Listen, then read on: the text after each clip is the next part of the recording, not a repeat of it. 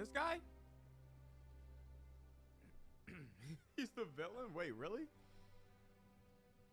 People anymore in movies. And Steven says, I think it's just bad that we keep putting this violence into the world. This resulted in a $14 million lawsuit claiming that Seagal not only regularly showed up late and left early, but also made regular unauthorized changes to the script and dialogue, which could result in the loss of millions of dollars because parts of the film's plot that were promised now cannot be delivered to the film buyers.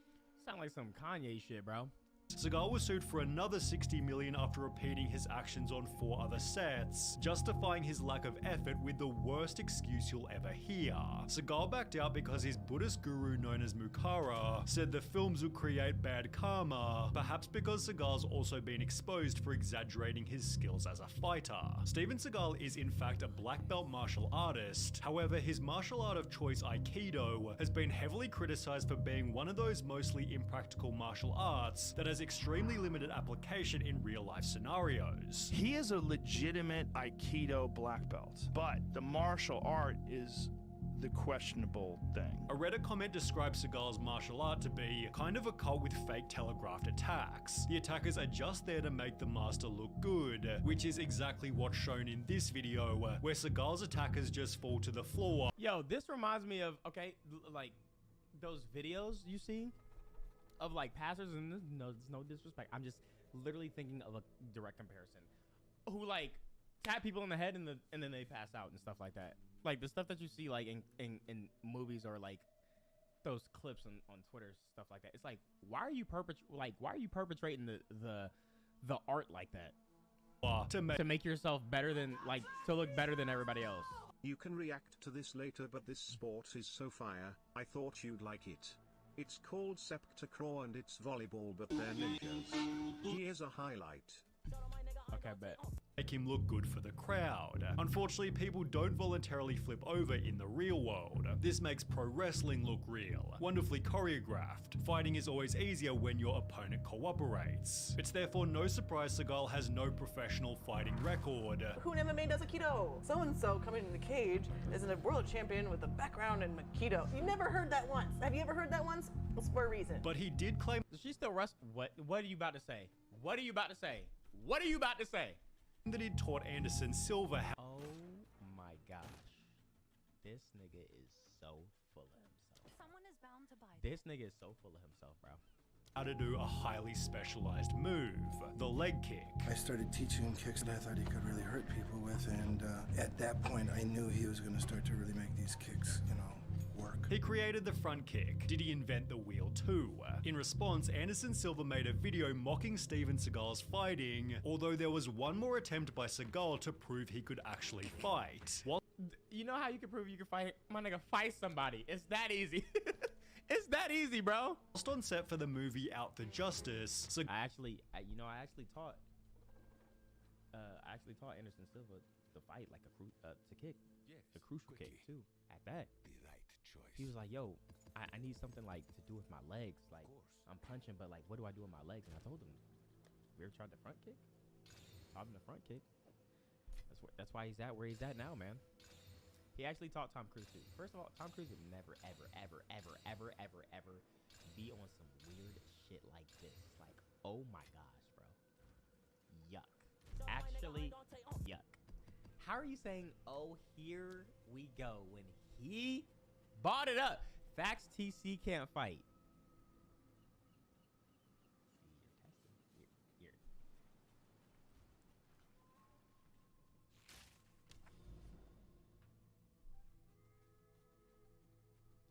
What? What? All right. Seagal claimed that due to his Aikido training, he couldn't possibly be choked unconscious. The challenge was taken up by martial artist Gene LaBelle, who not only choked Seagal out instantly, but also caused Seagal to soil himself in the moments he was blacking No. I need facts of this, and it better not be from fucking Reddit or a YouTube comment. out. When asked about the incident, LaBelle stated, "Sometimes Steven has a tendency to cheese off the wrong people, and you can get hurt by doing that. So if a guy soils himself, you can't criticize him, because if they just had a nice big dinner an hour before, you might have a tendency to do that." Seagal responded by claiming that he and LaBelle had never even fought. I don't believe you, bro. I'm sorry. Like, everything I've heard about you, I think you did. I think you soiled yourself, dog. Never in any confrontation with him, ever. And if Gene is saying shit like that, he should be ashamed of himself. And so if he said that, he is a pathological scumbag.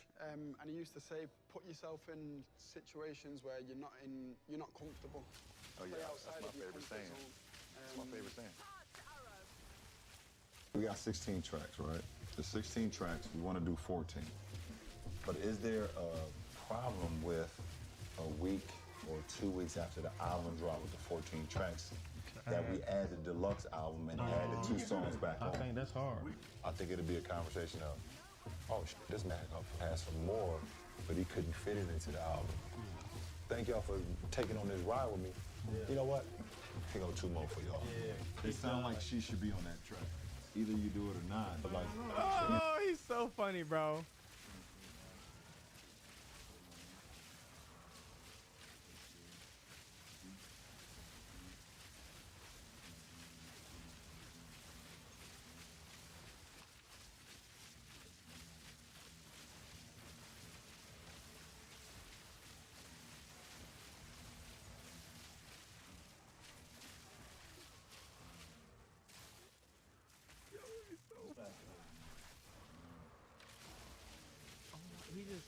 He's just so like confidently just like says shit. It's like this isn't even on a sneak sly recording, like just between friends. This is a whole interview. This is a whole like global interview thing.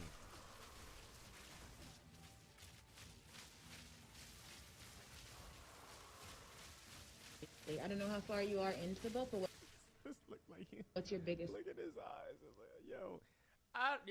I love LeBron, man. Holy shit, man. Takeaway so far. I kind of just started a couple days ago, but I've read and a lot of notes over the years. This is my first time actually reading it from start to finish. But he's a very smart man. I can't watch this anymore. Liar. Although nobody believes Seagal's side of the story, as he has his own list of well-documented lies. Damn! For example, Seagal made the insane claim that he was honored as the first private citizen to destroy a nuclear device, whilst also claiming he was recruited by the CIA to help carry out undercover missions. It explained, "You could say that I became an advisor to several CIA agents in the field, and through my..." I think he really thinks he's the character that he plays in his movies. Friends in the CIA met many powerful people and did special works and special favors, although an investigation by a magazine found these claims were completely bogus. It also dispelled the myth that Seagal once fought the Yakuza in his dojo, as the magazine interviewed Seagal's ex-wife who stated it's a lie. He once chased a few drunks away from the dojo, but never was involved with the Yakuza. Oh my god. He's Soulja Boying it right now, bro. Where he drags the story. Seagal made the claim that he was a tough kid who was feared by others. This my He did not say that. Steven Seagal clip lol. He did not say that. He did not say he was a tough kid who was feared by others. He did not say that out of his mouth.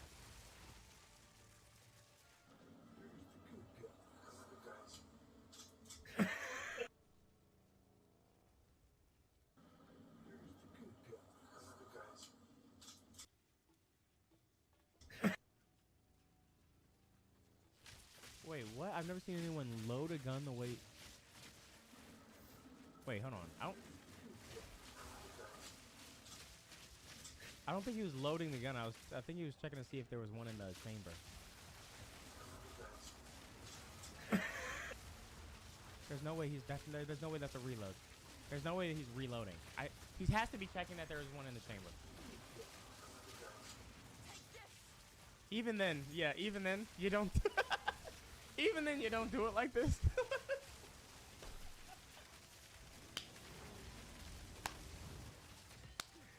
Even then, you don't don't do it like this, but holy shit, what the fuck? Oh my gosh, bro. What a character, bro.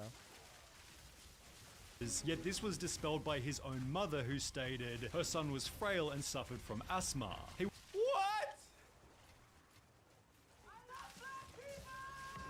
Even then it's pointed at the side of his partner's head, lol. Yo, mom. Your ex-wife and your mother exposed you? It's like, what reason does your mom have to like lie about you for? There's no way she used the words frail. He was a puny kid back then, although Seagal Puny is insane. Is a insane choice of words. had a plan to clarify exactly what was fact and fiction.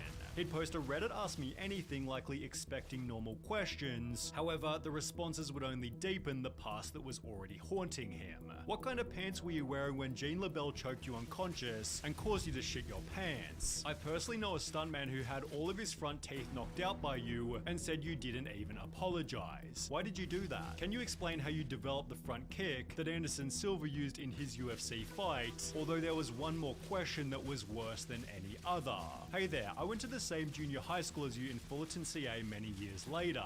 Heard some stories. The one I would like to ask you about is when your social studies teacher caught you stealing lunch money from a kid in a wheelchair. True, I didn't make this up. Seagal understandably avoided the damning questions. However, by answering some of the easy ones, he'd introduce another flaw: his massive ego.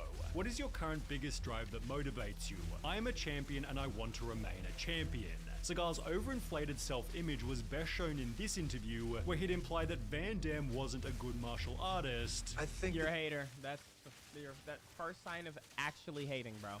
that's a matter of opinion, that he was champion anyway. Which was then proven at a party when the two came head to head. The party was hosted by Sylvester Stallone, who stated, Van Damme was tired of Seagal saying he could kick his ass and went right up to him and offered him the chance to step outside so he could wipe the floor with him. Seagal made some excuse and left. Van Damme, who was completely berserk, tracked him down and again offered him a fight, and again Seagal pulled a Houdini, yet Seagal unsurprisingly stated it was Van Damme who ran from him. Is that true he got in a fight with you? No, it'd be like me squashing an ant. If he sees me, he runs. It's therefore no surprise that Steven Seagal knows Kung Fu, Taekwondo, Karate, Jiu-Jitsu, and 7 other cool words. Seagal despises Van Damme. Thoughts on Jean-Claude Van Damme?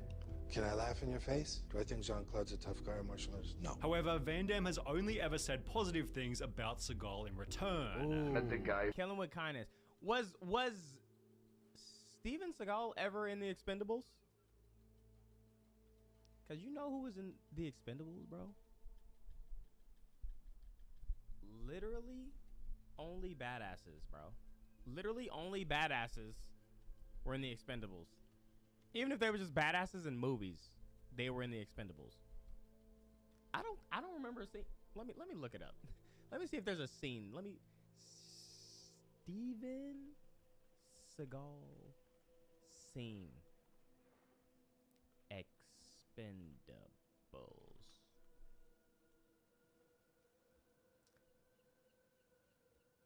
Crazy. Jason Statham pops up. Hilarious Steven Seagal fight scene. TC wasn't, because he actually has stuff that he was actually doing. Do you know when that movie came out? Do you know when the movie came out? I'll wait. Do you know when it came out? No, you don't. I love black people! So you're dick riding. You could watch this next. Tom Segura did a bit on Steven Seagal that had me crying.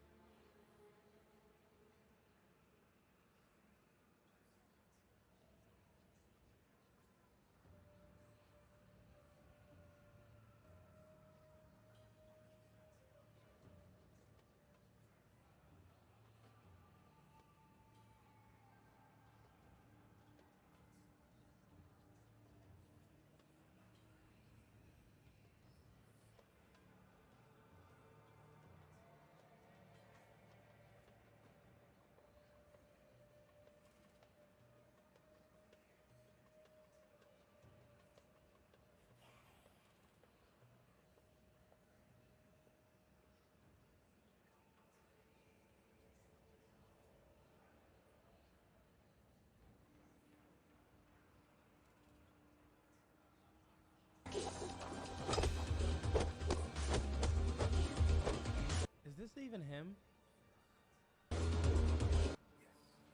Is that even him? TC could never.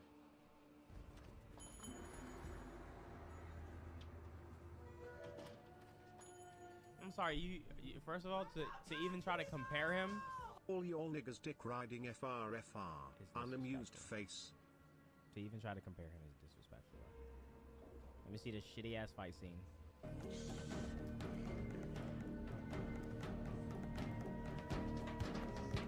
Why they got him moving around like a chimpanzee?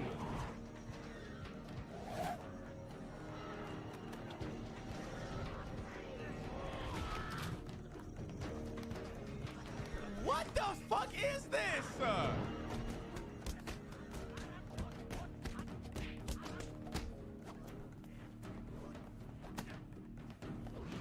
He's not even doing his own fights, bro.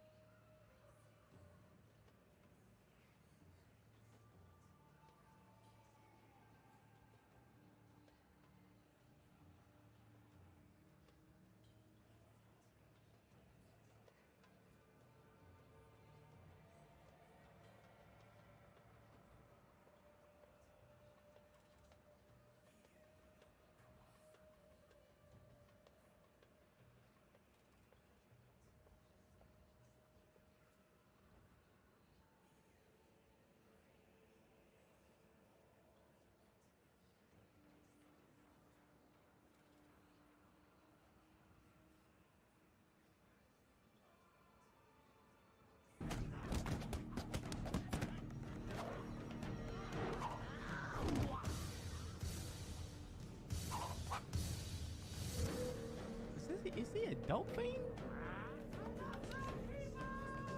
He fights like my cat when she's playing with a random shoestring. I can't watch this. What the fuck?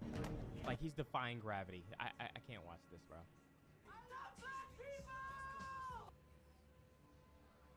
A few times. He's a nice guy. Doesn't like me much. I like him a lot. Good guy. Good charisma. He's got something special on the screen. Another example of Steven Seagal's ego came from a story told by Rob Schneider. Finally, Steven Seagal emerges, and he comes out and he said, "I just read the greatest script I've ever read in my life." He goes, "Really? Who wrote it?" "I did."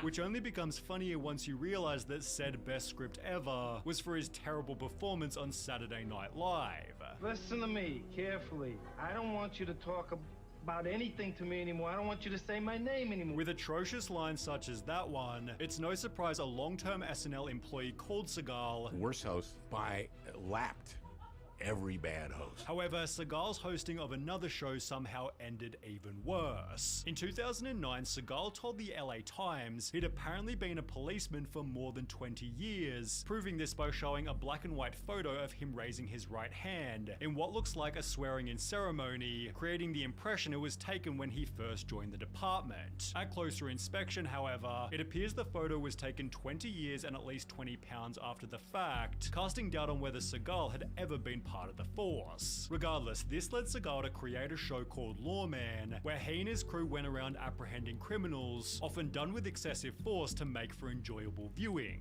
Well, in one episode, Seagal attempts to break up an illegal cockfighting operation by raiding a house with a tank with the goal of freeing the animals. Animal cruelty is one of my pet peeves. However, after doing so, the property's owner Jesus Sanchez Uvira quickly filed a $100,000 lawsuit which claims that more than 100 prize chickens being bred for show were killed by Seagal and his colleagues. Oh my An 11-month-old puppy was also shot and killed during the early morning raid. Seagal responded by stating, "I've been called a lot of things in my career, some of them not so kind. But to be labeled an animal abuser is beyond the pale and that is simply a role I will not accept." While another policeman stated if my deputies, or Posseman Seagal for that matter, had done something so awful like shooting a family dog, then where are the photos to I was gonna say, I don't know if I could believe the word of a cockfighter. prove it? It seemed for the first time ever Seagal wasn't actually lying. However, there was one more lawsuit that would end the show completely. Yeah, because it also doesn't help when you've been lying about everything else, bro. This nigga used to be the man in the 90s, then he went off the deep end and is now living in Russia as a citizen there. Really? But not too much on Big Dog Seagal. He might pop up and force us to listen to how he knows Taekwondo, Aikido, and whatever other useless shit. I feel like that's what happens when you, like, you know, when there's like, wait, bro, I actually don't know. I don't know what's wrong with this nigga. He's a compulsive liar. He's a compulsive liar, bro. I have no explanation. In mid-2010, Steven Seagal was sued for sex trafficking, which became one of so many different allegations, it's genuinely difficult to count them all. On the set of 1991 Out for Justice, 4 different women quit during filming due to Seagal's continued piggery, while one of the stuntmen from earlier told an equally creepy story. There's this girl sitting in a tub, she's wearing a bikini, and they had to convince her that she has to come out of the tub naked. The only thing that might rival his terrible track record with women is his track record with low-rated movies, none of which receiving more than 50% on Rotten Tomatoes, or more than 5 out of 10 on IMDb. Okay, to be fair though, like, there's a lot of ratings on movies on Rotten Tomato that sometimes they be low, but I be loving the movies. Like, the movies be hitting, bro. With no new movie, but I'm not vouching.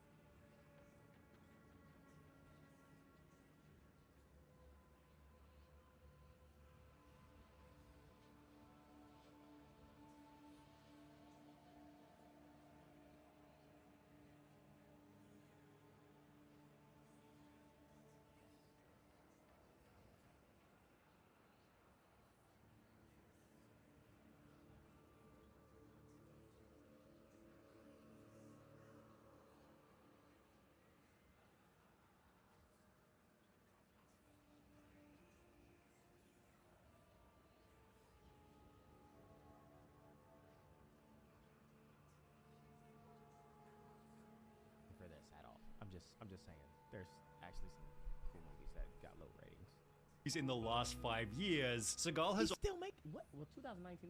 That is recent though. Like, how old is this dude? opted for a modern method of generating extra income: crypto scams. That's right, ladies and We gentlemen. haven't even touched his music yet. I'm not joking. This is real. I'm wondering if Sunny V will bring it up. He's done music. Pay attention. You paying attention? Oliver, you Yep. sure? Yes, sir. Watch this.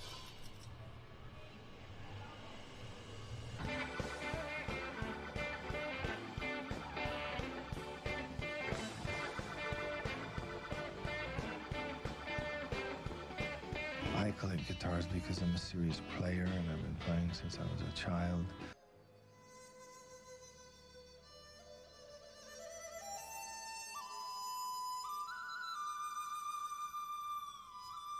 Premier Guitar asks, what's a riff that sounds easy but is actually hard to play? Doesn't sound that difficult, and then you watch him play it, it's just got his... Lamana Dontai, he not a liar, he a truth bender. Avatar Seagal got the slaps, Drake who? Thumb stretched all the way up here.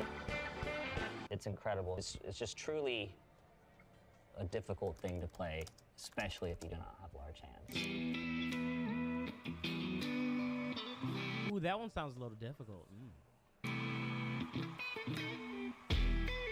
Hey, hold on, hey,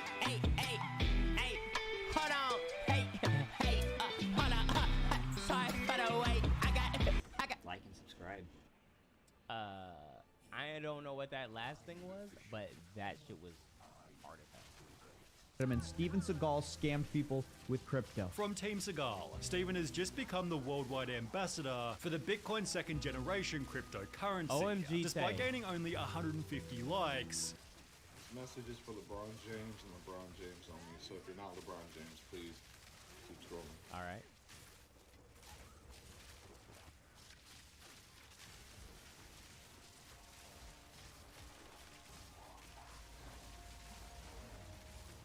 Hey, Brian. I'm so nervous saying this.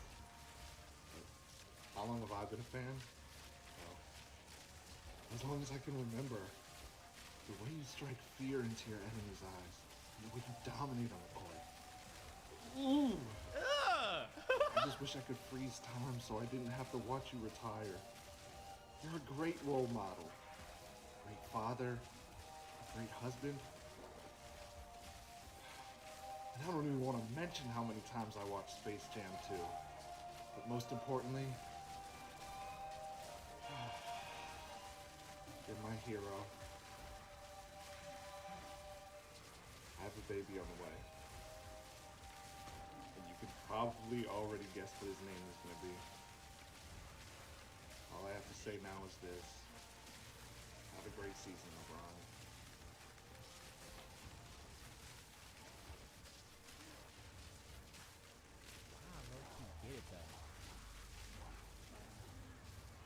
Wow, low-key get it though.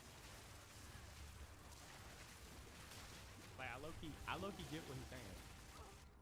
Steven was promised Cause like, $250,000 in cash and $750,000 worth of B2G tokens in exchange for his promotions, which he failed to disclose to the public, resulting in a $330,000 fine. Seagal paid only $75,000 toward his debt before refusing to appear in court, then moving to Russia where he still lives now. oh my God, he actually moved to Russia. He got the fuck out of here. Damn.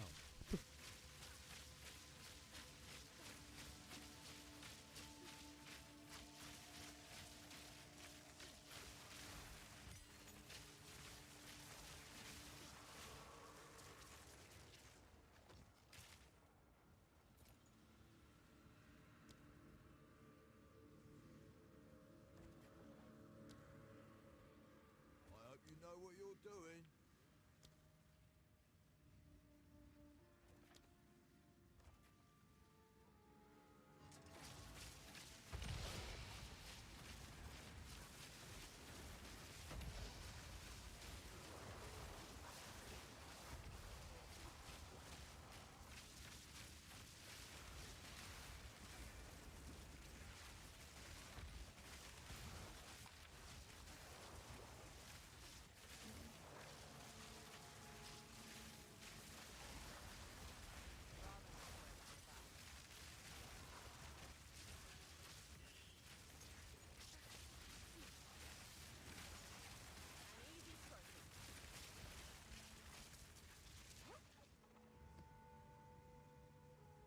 Yo, Patrick CC with a banger.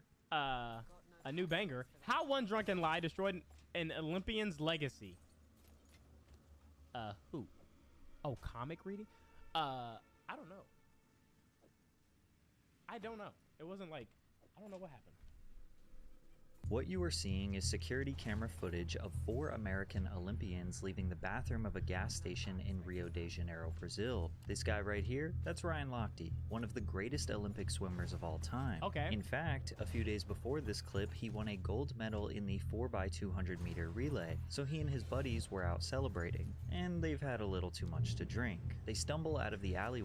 It was cozy. You should try to get... I just don't know, like, the legal things around that, like reading a comic book that is supposed to be like purchased. It's like I feel like that's like reacting to a show, like a TV show. So I don't know the like the legal parameters. You know? Way and try to.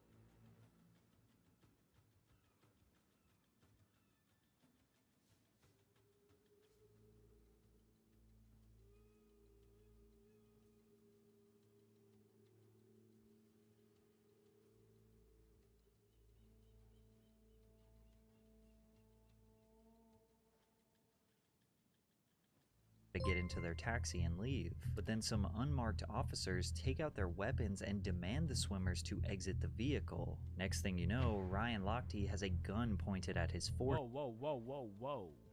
Wait, hold on. Do you know about the YouTube channel SSJ9K? Bro. Back in the day, that was my guy, bro. That was my guy. I used to react to his shit. Like, when I'm talking about, like, in the garage, bro. That was my guy. Gun pointed at his forehead, and they rob him of all his money. Well, that's what Ryan told news reporters the next day, but it turns out he was lying. But not by much. The truth of the story is just a little bit different than what Ryan reported, but that discrepancy was enough to fundamentally destroy Ryan's reputation and swimming career forever. What? In order to fully analyze why this lie was such a massive issue, you have to first understand that Ryan Lochte was a living legend. Oh my god, he pulled the, what's the guy's name that lied about being jumped? Who worked his whole life for his legacy to crumble at the blink of an eye. Ryan earned a swimming scholarship at the University of Florida. Yeah, Juicy Smoothly? During his college days, he became the SEC champion 7 times, the NCAA champion 7 times, as well as earning the NCAA swim. Last pause, that's a lie. But where is he at now? Where's the guy at now? Of the Year twice while being a 24-time All-American athlete. In his senior year, he set the record for the 200-yard backstroke and the 200-yard individual medley at the 2006 NCAA Men's Swimming and Diving Championships, where he also won national titles in all 3 of his individual events. Okay. But his dominance wouldn't stop in college. At the 2004 Olympics in Athens, he won a gold and silver medal for the 4x200-meter freestyle relay and 200-meter individual medley. Over the next decade, he'd go on to Who is that? Is that Michael Phelps? relay and 200-meter individual. Who's that? Is that Michael Phelps? I never seen him smile like that. Medley. Over the next decade, he'd go on to win a total of 12 Olympic medals and 7 individually, making him the second most decorated American male swimmer behind Michael Phelps. Okay. He broke multiple world record times for different races, including the record for the 200-meter medley that he still holds to this day. Oh, no, a multi-time swimmer of the year, $1 million sponsorship deals with the likes of Speedo, Gillette, and Ralph Lauren, a Playboy model girlfriend. Lochte was becoming a global icon alongside Michael Phelps. Ryan himself said it was a Magic Johnson and Larry Bird type rivalry, but it was at the peak of Lochte's popularity, immediately after he won the gold medal for the 4x200 relay at the 2016 Rio Olympic Games. I never heard of him either. But then again, I don't really watch the Olympics like that. His sport-defining waves in competitive swimming would all come crashing down. Now, you all know that using steroids will get you disqualified from the Olympics. Only if you get caught. But what if you actually had to be on them to qualify? I read this article on Peter Thiel's Olympics on Steroids with athletes wearing Apple's Vision Pro. This headline piqued my interest and I wanted to learn more. So using today's sponsor, I read through the ground news. You motherfucker. I'm like really like, oh shit, wait, what? You got me. You got me again, man. I don't know how you do it, bro. I don't know how you do it, man. Good job, bro. I ain't gonna lie, you got the best ad transitions I done seen in a minute, man. You got me, man. News breakdown of nearly 90 articles covering this new doped-up version of the notoriously drug-free competition. 25% of these articles come from right-leaning sources. You could have missed this if you consume mostly conservative. Oh yeah. I remember this. This is where you can see what people like, what their beliefs are, stand where they stand in this left-right shit, which I don't even know. Why is left green or blue and right red? Chat, is left or what's bad, left or right? Why it matter? I guess so. Like if you read an article, you can know if it's a biased article, you know. Right is right, neither. I just wish, bro, I wish we just lived in a world where we didn't have these labels.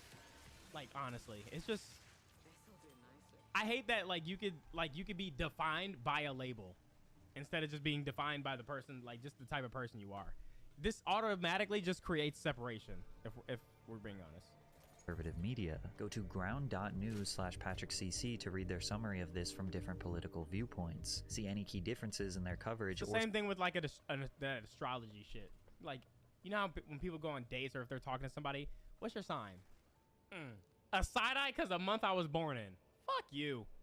Scroll down to read the actual articles. Many focused on how risky this competition could be, while others reported Olympic athletes having mixed feelings. An ex-drug cheat slams the enhanced games, while a 9-time Olympic champion sees the benefits. By gathering related news articles from across the world and adding context like a source's political lean, how reliable they are, and even who owns them, Ground News makes it really easy to explore your curiosity and learn all sides of a story that could never fit in one single article, which is why I like to follow my favorite. I'm just saying labels create separation. That's all I'm saying. I hate it, man. Wait. It's a Cole's new leak. I thought he officially dropped it. It's a leak? Shout out to Kyle Blackwood, bro. It's not happening. It's not happening. Shout out to Kyle Blackwood, man. We are not checking out that video. We are not checking. You guys tried to get me out of here. You tried to give me a strike on Twitch and my YouTube channel deleted. Topics like music on Ground News to really dive deep on stories that might have missed my radar. Blue for And with demo crips and red for rebluticans, you fat pink clipped baboon, tar donkey, mud possum. What? It's on his Instagram? Oh. a monthly plan costing less than my daily coffee, I really think they're unlike any other news platform. So check them out at ground.news/PatrickCC and get 40% off the same plan that I use, their unlimited access Vantage plan. On August 14th, 2016, Here we go. This tweet that reported Ryan Lochte being held at gunpoint sparked one of the biggest scandals in Olympic Games history. Ben Way, an Australian Fox News reporter, was at the Hotel Grand Mercure conducting interviews with athletes. The hotel was located not far from where the Rio athletes were staying, so this was a hub for interviewers to linger around and try to talk with the athletes. After conducting a few interviews, Ben and his team got on a shuttle that had stops at various hotels around the area. At one of the stops, a woman came out who had injured her foot. Ben and his team quickly helped her and got her on the bus. Once the lady was seated, Ben and her started chatting. Unfortunately, he soon found out that the woman's stay in Brazil was a nightmare. She had broken her foot and her son had been held at gunpoint. Ben could not believe this and asked if her son was okay. She said, "Yes, he's back at the village." Ben responded, "Is he an athlete?" To which she replied, "Yes, and he is prone to big nights and that sort of stuff. He has bleached white hair or gray hair or blue hair. I don't really know what it is." Ben's cameraman asked, "Is your son Ryan Lochte?" To which she said, "Yes, he is." She then elaborated, saying how he had gone to a party late last night with a couple of friends, and he had called her and told her he had been held up at gunpoint, and they stole his wallet and put a gun to his forehead. But luckily, he's back in the athletes' village and he's okay. Ben and his team couldn't believe that this shocking story just fell into their lap. Oh my so when they God. arrived at their next location, which was the Adidas headquarters, She they literally gave their just- notes to Fox Sports Australia, who ran the story just She just spilled all the tea. For what? 2 hours later. Shortly after the news broke, the International Olympic Committee put out a statement saying, "I can tell you the story is absolutely not true," and the United States Olympic Committee is saying it's a false story. So within 2 hours, you had one major news outlet reporting the story as true, and the Olympics saying it was false. People were confused and didn't know who to believe, but then Lochte himself doubled down on his story. A few hours later, Billy Bush, former host of The Today Show, and his friend Kit Hoover were returning from a hike. Upon their return back to town, they just so happened to run into Ryan Lochte, who they had seen from a distance inside a building. Billy Bush swiftly approached Ryan for an interview, while Kit filmed it all on an iPhone because they couldn't get a crew out in time. During this impromptu interview, Ryan Lochte gave his first official statement. We got pulled over in our taxi.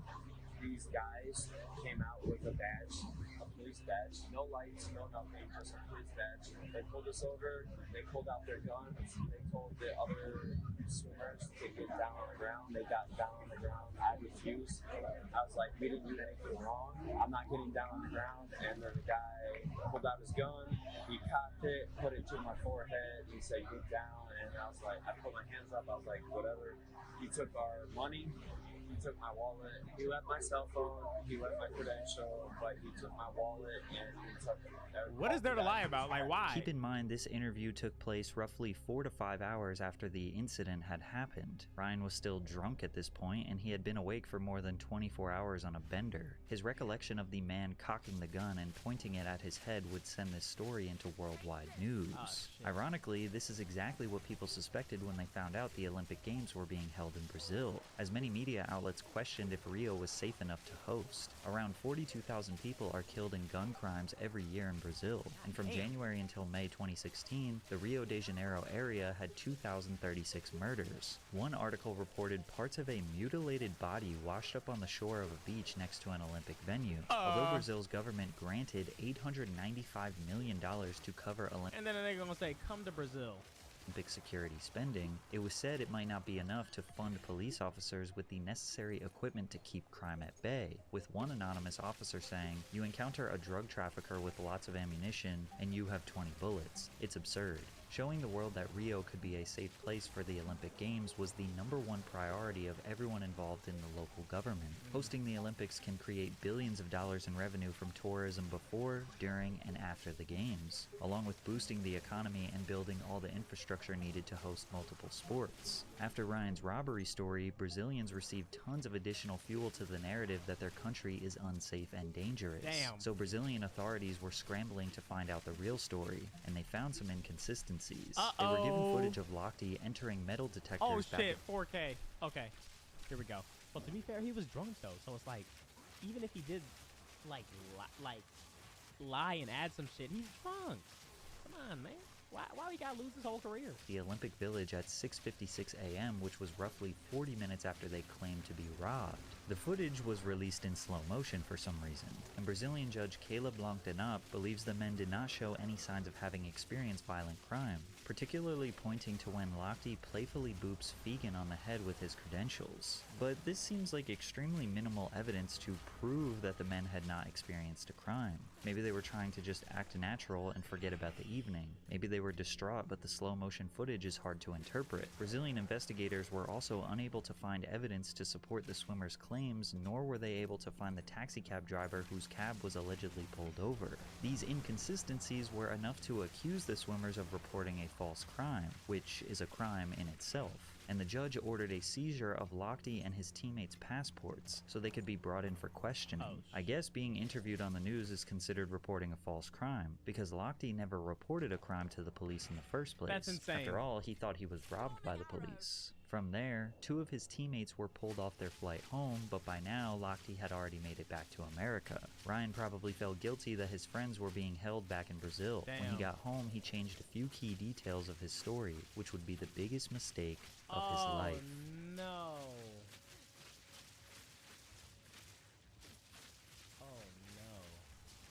As you can imagine, every news outlet tried to get another statement from Ryan, and he would give one to Matt Lauer on a private phone call on Wednesday, August 17th.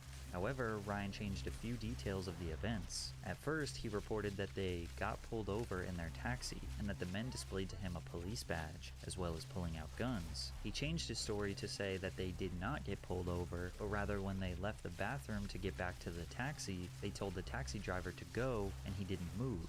He said, "Let's go," again, "We've got to get out of here," and again the taxi driver didn't move. That's when he says 2 men approached the car with guns and badges, told them to get out and to get on the ground. But the big difference that Ryan changed in his story was how he described the gun situation.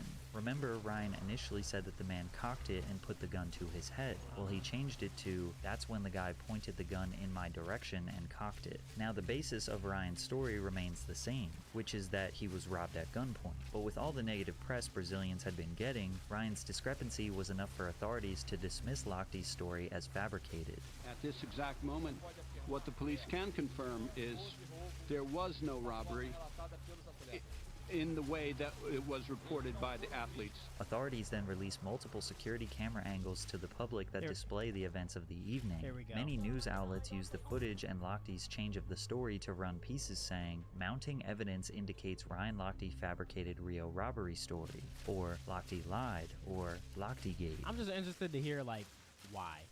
I can't stress enough how much worldwide news coverage there was about this story. It was literally everywhere. Every major and minor news outlet in the world ran a piece on Lochte, which took all of the spotlight away from all other Olympic athletes. That's crazy, because this is my first time hearing this dude's name, bro.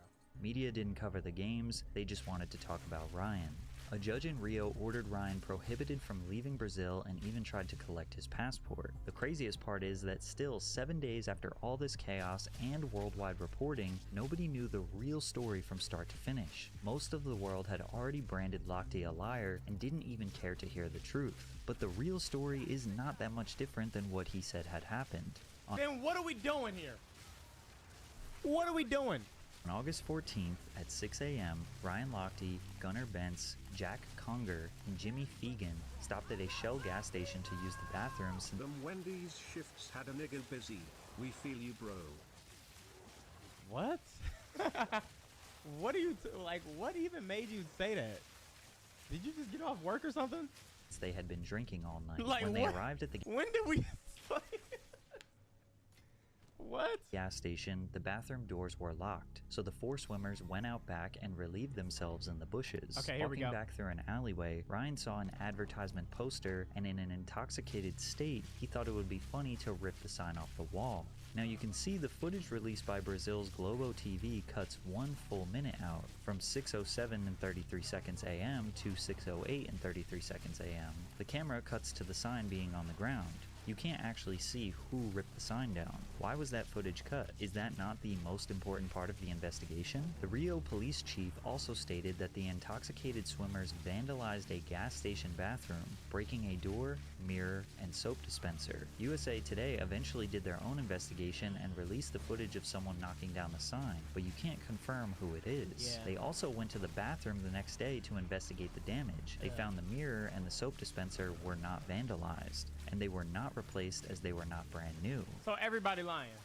Everybody just lying. And at the back are the restrooms that reports say were badly damaged, but we can see no sign of that now. This Oh, he got to blow his nose. The reports are saying that the sound of sound. That's terribly sorry. Hold on. Badly damaged, but we can see no sign of that now. This Terribly confirms sorry. I that the don't Rio say sorry. police are actually the ones who lied about him vandalizing the bathroom. That's why you ain't remember all of this happening in 2016. Wendy's had you whipping the yay to survive. Whipping the yay to survive. Okay, yeah. 2016.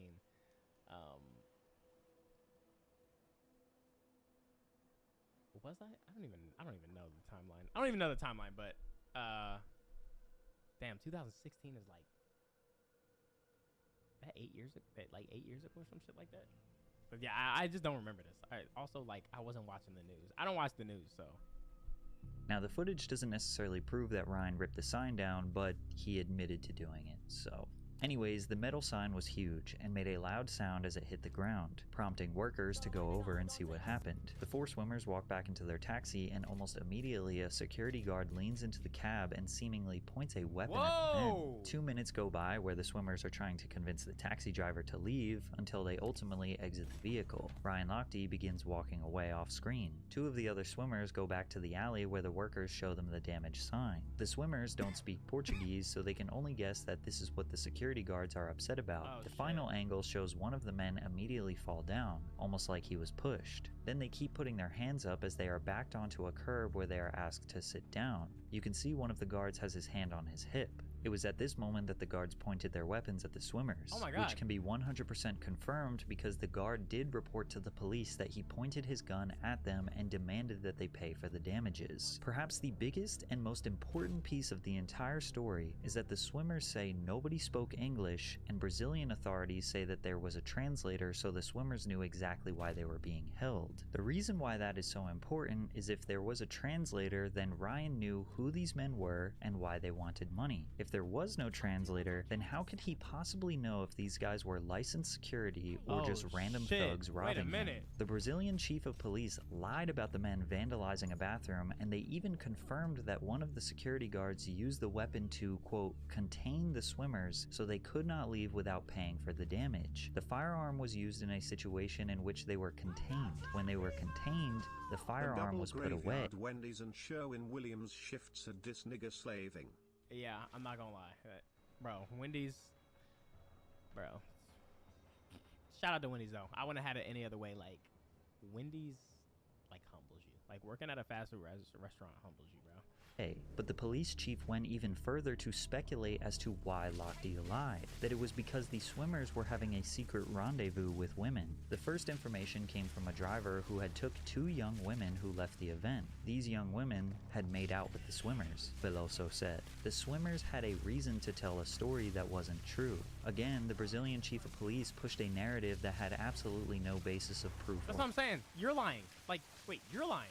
Facts. Perhaps they were trying to get revenge on him for making their country look bad. Now with the full story broken down, it becomes more clear that both Lochte and the Brazilian police lied. You just have to ask yourself which is worse. Most people think Lochte is a vandal, nothing but a scummy tourist who doesn't care about being a guest. Well, I feel like if you're a police, I feel like a police officer, like lying obviously is bad, but if you are a police officer, lying, that's worse. You're the fucking police. Like if you lie about this in national headline news, what have you lied about in smaller cases, or like in a traffic stop, or like when no one's looking? In a country and thought he could do whatever he wanted without consequences. Others think he was incapable of thinking clearly due to the alcohol, and that the security guards, if that's actually who they are, holding the swimmers at gunpoint was an extremely over-the-top way Yeah, to... also you can't react like that either as a security guard. It's well, like what? I'm pretty sure they say in stores, like retail stores, if somebody's stealing something or like there's a robbery, you let them just do it and it'll be dealt with later. You probably shouldn't try to be the hero and get all the stuff back. I don't know about y'all, but I for sure, if somebody was coming in to rob Wendy's, I'm not finna die for Wendy's. Like, I'm not finna die for the money in a Wendy's register at all, bro. If I'm working at Target, I'm not finna die for a goddamn Spider-Man t-shirt and some jeans that somebody wanted to steal. Bro, you got it, bro. Like, it is what it is. I don't care if you kicking shit. I don't care if you pissing on the walls, bro. I'm not getting into that shit, bro. Get him to pay for a cheap sign. All of the major facts of the case were not only true... Like, I feel like unless I'm getting assaulted or something... Would you ever do a Wendy's ad? But you gotta dress up, Wendy's uniform and all, spatula, hairnet, and a beautiful attitude ready to serve a nigga some fries and burgers? I'd actually do that. I feel like it'll like take me back to like a nostalgic era. I would do that, man. True by Lochte's statements, but also confirmed by the Brazilian authorities. The lie that Lochte was vilified for was his drunken account on the beach where he said a gun was pointed to his head, when in reality the men were standing a few feet in front of him pointing the gun at his chest. Everything else he reported was true. They were drunk, ripped down a sign, approached by unmarked... That's like a minute little detail, and plus I think he was drunk while he was telling the story. And yeah, if there's a gun anywhere, like even if the gun like this, like you holding it like all the way over there, or like you holding it like this, I'ma still feel like, yo, he pointed a gun at me. Like, you have a gun. I know what a gun is used for, bro. You not just showing it off. Like, you trying to tell me something. Like, you gonna use it. So it's basically, yeah, you not pointed at me, but technically, like, it's pointed at me, bro. Your eyes is looking at me with the gun in your hand. You pointed at me. Unnamed. I'm just saying that to say, like, I don't think it's crazy that this is destroying his legacy. This is what's about to destroy his legacy. His story was true except for where the gun was aimed. Random men with guns that they did not understand, who coerced them out of a cab and pointed guns at them until they paid money to be released. Nobody wanted to clarify the story, the damage had been done, and it was better for Ryan to just accept defeat. He hired a crisis PR team to save his image, which led to him apologizing for everything. No! That's why I'm taking full responsibility for it, is because I over-exaggerated that story. What? Nah, you gotta fire them niggas, man. And if I never done that, we wouldn't be in this mess. Although his story was almost entirely true, this apology stamped him as guilty. Not only was his character completely smeared all over the worldwide media, but the Brazilian authorities also tried to file charges against him that were rightfully dropped. Even though he wasn't going to be held criminally responsible, Ryan's main source of income had completely dropped out from under him. 4 of his major sponsors, Ralph Lauren, Speedo, Cineron, and Airweave, all decided to terminate their contracts with him, which were all worth an estimated $1 million. million. This caused a huge hit to his finances. From living in a 4,200 square foot home, he had to move into an 1,800 square foot apartment with his family. It's estimated he only had $20,000 left in savings, and obviously no new sponsors wanted to associate with only had $20,000 left in savings. And obviously no new sponsors wanted to associate with him. On top of this, the United States Olympic Committee announced he would be suspended for 10 months, making him ineligible to compete in the 2017 World Championship as part of his punishment. Scrambling to make any sort of cash, he auditioned to be on the popular USA television competition Dancing with the Stars, where a few viewers staged a protest during one of his performances. Excuse me. Excuse me. Wow. As security detained the stage crasher, a few women in the crowd wearing t-shirts with Lochte written on them covered by a no symbol can be heard chanting, "Liar."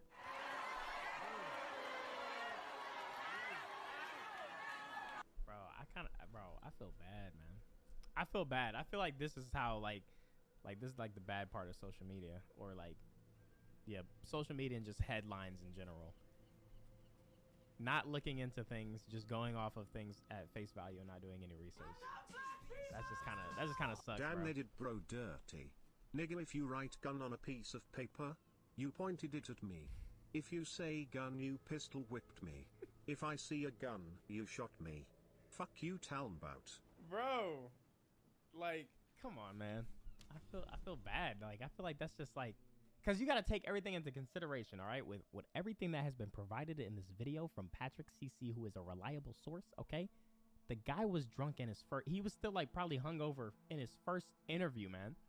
He was still like hungover, or probably still like a little tipsy in that first initial interview. And maybe he got a little carried away when because I mean, yo, we saw the guy with the shotgun reach into the car and tell them to get out.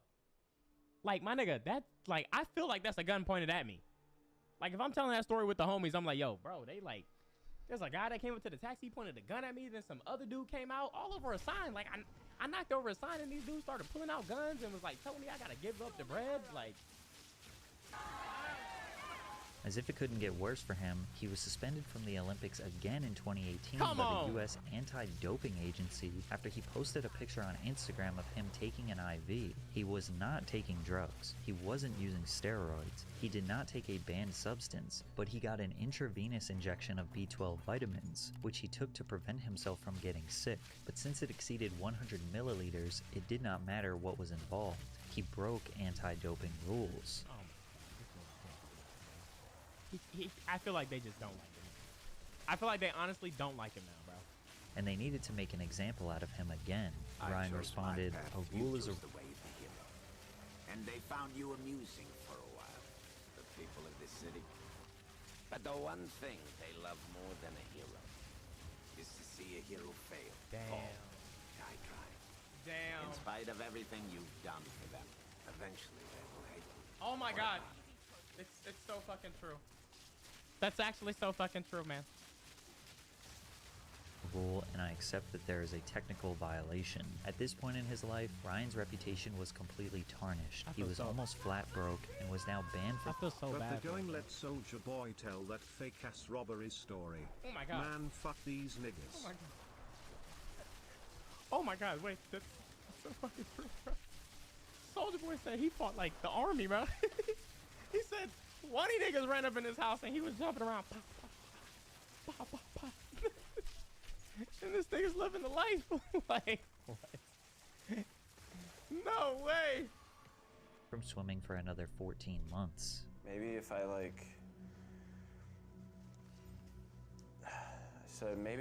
go to sleep and not wake up, it'll be fine for everyone. Come on, bro. Come on, bro. Come on. Because I just didn't want anyone to be sad or hurt by me. Ryan spent his days drinking his pain away, until a few months later reports came out that he was going to rehab for alcohol addiction.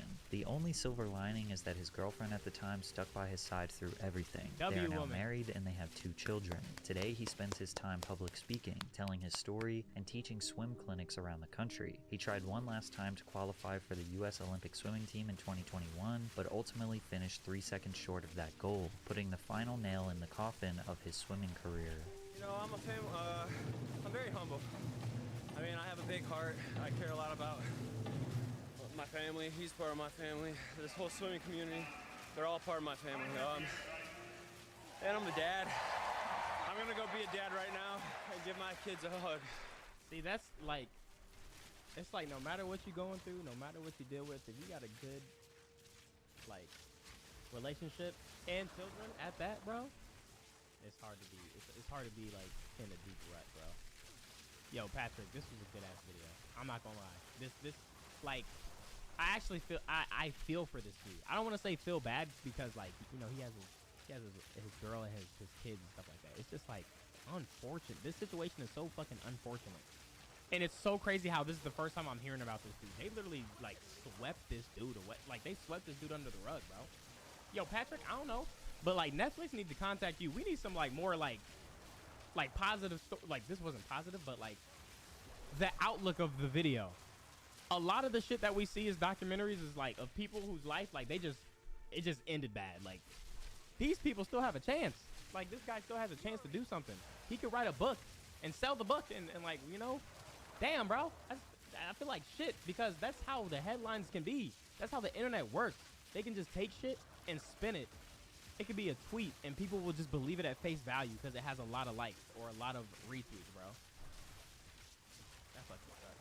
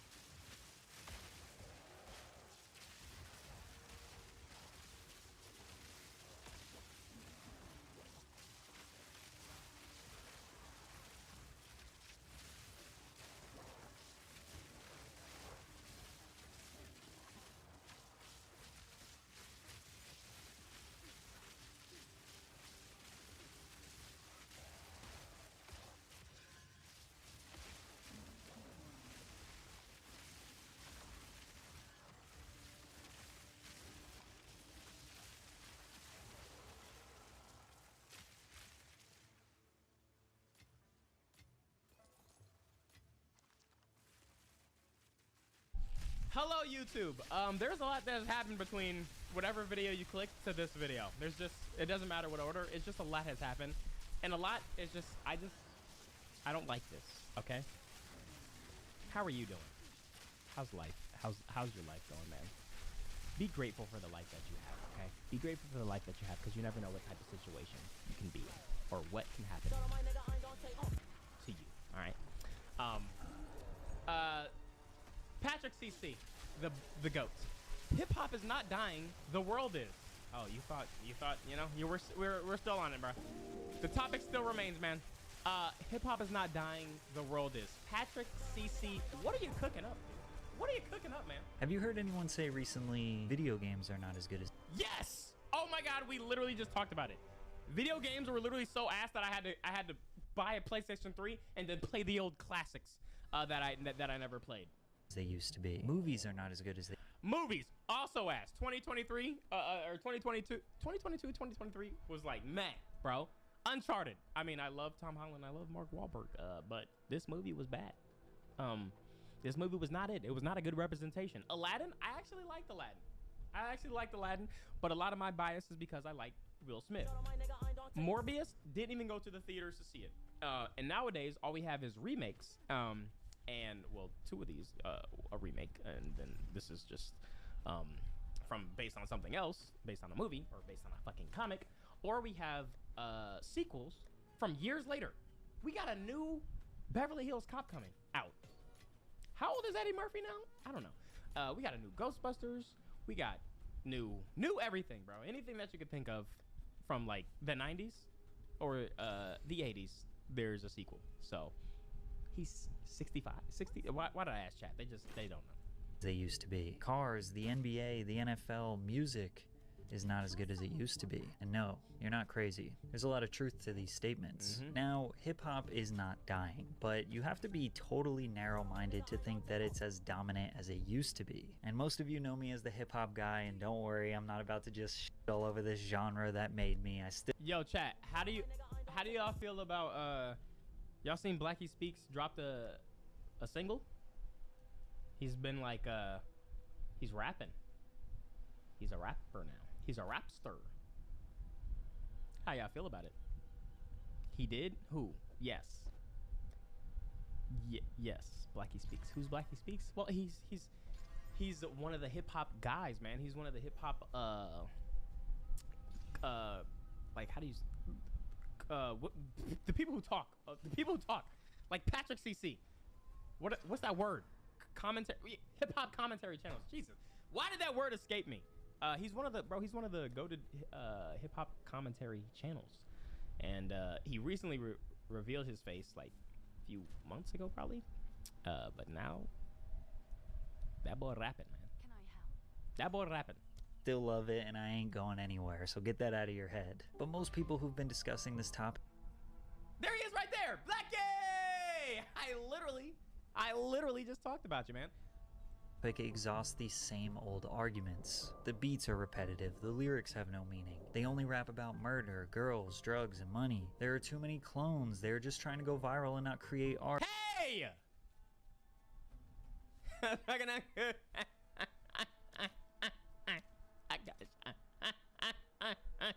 They're clout chasing, violence, blah blah blah. Now, those are some good points, and they ain't wrong. But the problem is so much deeper than that. The truth is— how about you go find— if you don't want to hear it, like, if you don't have to listen to this shit, bro. If it's not your thing, go search for another fucking artist, man. There's so many artists out there. Just find them. So, our world, our species, human civilization is advancing into something far more complex than what we used to be, and I know I'm coming off extremely pretentious. No. Talk about it, bro. These are the conversations that we need to have. It leads to some deep discussions. Trust me. Had a conversation so deep I can't even post it on YouTube. Make sure you guys are following the Twitch so you can be a part of those discussions. Ding! And annoying and trying to be too smart. Just let me cook for a second. I'm gonna let you cook. Anyway, Breezy with the 50 gifted subs. 50 gifted subs. Appreciate you, bro. Chill, bro. Anyway, Breezy, chill, bro. I really think I got something here. Now, I'll start by saying something positive about hip-hop. Okay. There have never been as many artists— he's about to shit. He's about to shit on it. Go. making high-quality hip-hop records as there is right now. Let me rephrase that. Hip-hop is still really fucking good. But most people are just too busy or lazy to go and look for it. And listen, I'm included in that. If you want the good stuff, you gotta dig for it. But most of you won't. Which brings me to my first point. Just like information, bro. Just the same as information, man. You're being overexposed to media, which leads you to being paralyzed by choice and therefore never feeling fulfilled. 100,000 songs are being uploaded to Spotify every day. 3.7 million YouTube videos are uploaded every day. There are dozens of high-quality movie streaming services uploaded— oh my god, no wait, chat. I feel this way, but with like movies. Because how is there so many movies but like nothing to watch? You guys ever thought about that? How is there so many movies at our disposal but nothing to watch at the same time? Me and Dale were like, yo, let's watch a Christmas movie. We couldn't find one. There's literally hundreds of movies to choose from. Oh my god, I'm part of the problem. uploading millions of hours of content every day, and having too many options has been proven to be a bad thing. Okay, so it's not me. So it's just the options. There's too many options, man. I remember when you had to go to Redbox and there was like 6 movies or some shit like that. In 2000, psychologists from Columbia and Stanford University published a study about jams. On a regular day at a local food market, people would find a display table with 24 different kinds of jams. Then on another day, at that same food market, people were given only 6 different types of jam choices. The store sold more jars of jam when they only offered 6 different choices. It's easy to feel confident and fulfilled that— just Josh with the 10 get the subs. I appreciate you. Chat, this is why like Subway scares me. I literally don't know what to get. Danielle gets my order every time. I don't even remember the order, bro. Shout out to her, bro.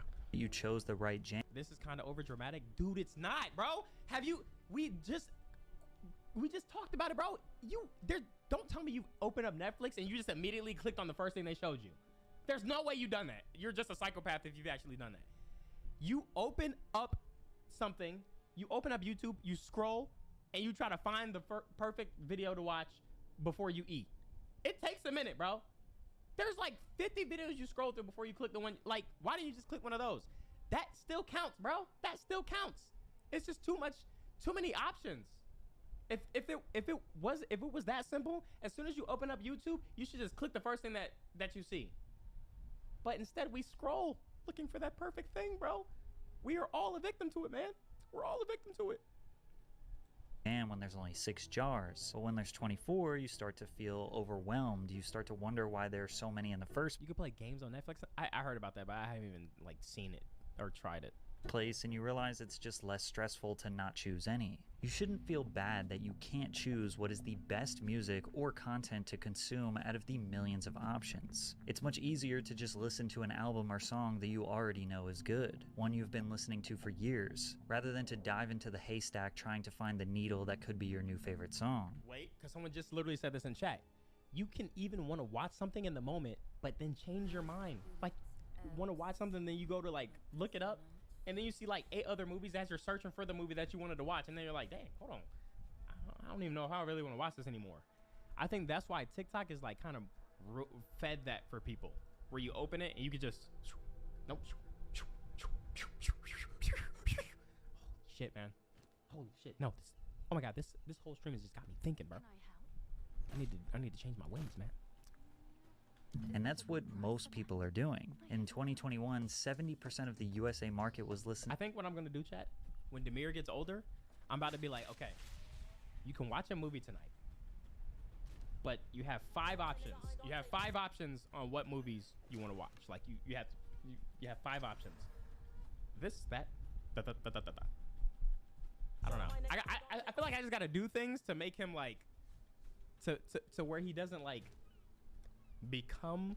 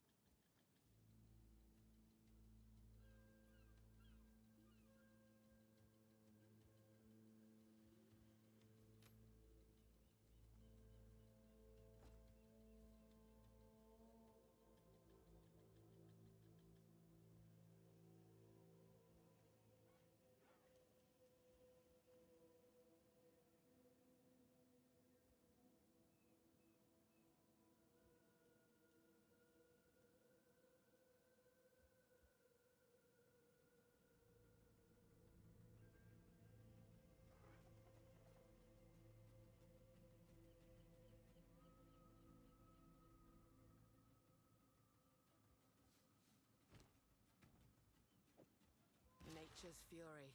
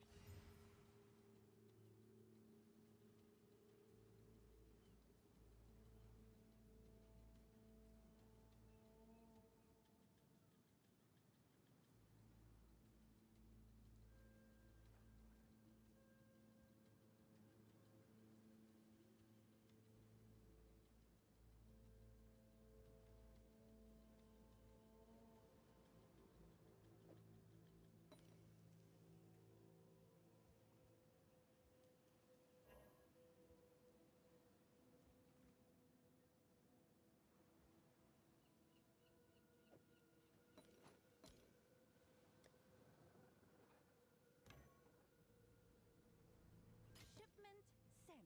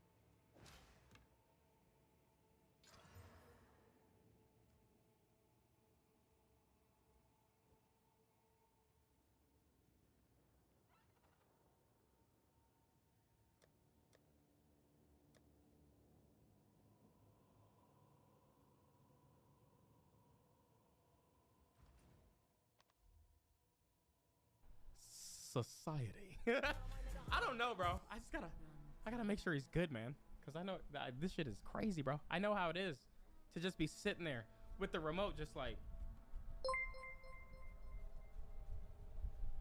You are my favorite thing to watch on YouTube. Yo, I appreciate you, bro. Marley Yoda, thank you for the 500 bits. I appreciate you. Listening to old music over new music. But let's say you wanted to navigate the millions of songs uploaded every month. This is what that arduous process would look like. First, you'd have to stay up to date with hundreds of art. How are you gonna pick those options? I'm gonna go action adventure, thriller, comedy, horror, or fantasy. Artists and when they are dropped. Now pick one. dropping, which means you'd have to follow some sort of social media page that promotes new music. But those pages generally only post what's considered popular. No romance? He's a boy, not a girl. Yuck. Since they need likes and engagement on their Obviously, that was a sexist joke. Relax. Holy shit, man. posts so they can grow and sell promotion to labels and smaller artists. Oh my god, that's the rock post I was talking about. Likes and engagement on their posts so they can grow and sell promotion to labels and smaller Yo, Dwayne Johnson, why aren't you talking about it, man? artists. It was a joke from another video that you'll never see.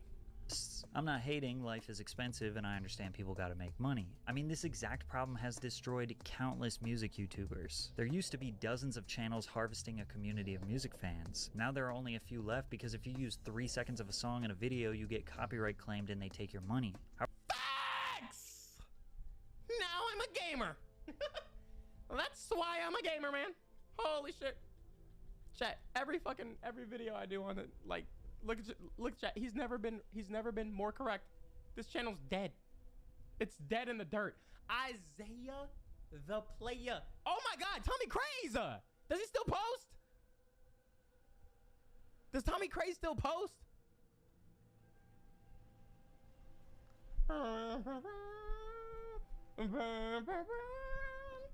Yeah, Leo said fuck that shit too, bro. Bro, Tommy Craze is literally the GOAT, bro. Yeah, bro, this channel, when you search on Dante, this channel doesn't even pop up, bro. This channel doesn't even pop up. It's my backup channel. 3 seconds of a song in a video, you get copyright claimed and they take your money. How are you supposed to make videos about music if you can't play the music? Oh my God. Hello? Hello? Zinger! Zinger! That's why that channel's collecting fucking dust. It's useless. And if you can't make money off the video, it's too expensive and time-consuming to put the care necessary to build a following. Every Ox Battle video I've uploaded since April has been demonetized. Oh my... Bro, I mean, I'm definitely not surprised. You're using music. Like, you're done. Anything that's more than fucking 5 seconds, you're done. Your video's done. But bro, those videos are so good. That's why it's like, it pissed me off to the max when I would be reacting to these songs, and it's like I'm taking the time to edit and make sure shit is like whatever the fucking word they love to use, transformative, just for that shit to still get UMG was fuck UMG, bro.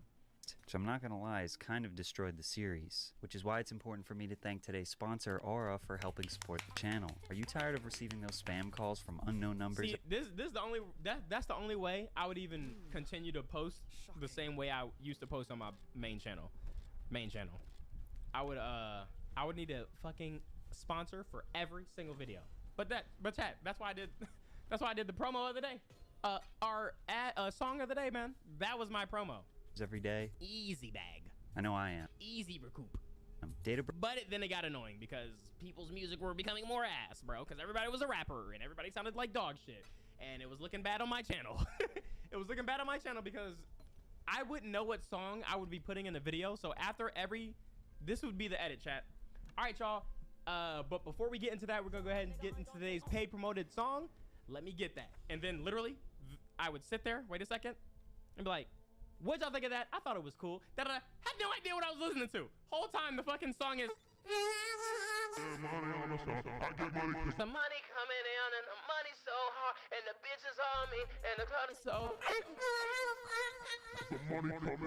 the money so hard cause the money coming in. It's like, yo, these niggas are ass, bruh. But thanks for the $150. 3 videos a day. I'm cooking. Brokers are making a fortune selling your information to those spammers that are annoying you all day. These brokers are legally required to remove your information if you ask them to, but they make it super hard to do so. So let Aura handle it for you. Aura identifies the data brokers giving Aura dies. Giving out your information and submit. Bro caps for years. No, yeah, bro. You thought I was actually sitting out there and be like, okay, so I think I'll just tell. I think I'll say it's cool. Hell no. I was getting thousands of songs just sent to me. Thousands of songs just sent to me, bro. I was not listening to every song, but I would like. I'm not even gonna lie. I wouldn't even skim, bro. I would just be like, yo, did the payment go through? All right, bet I got you. All right, bet I got you, bro.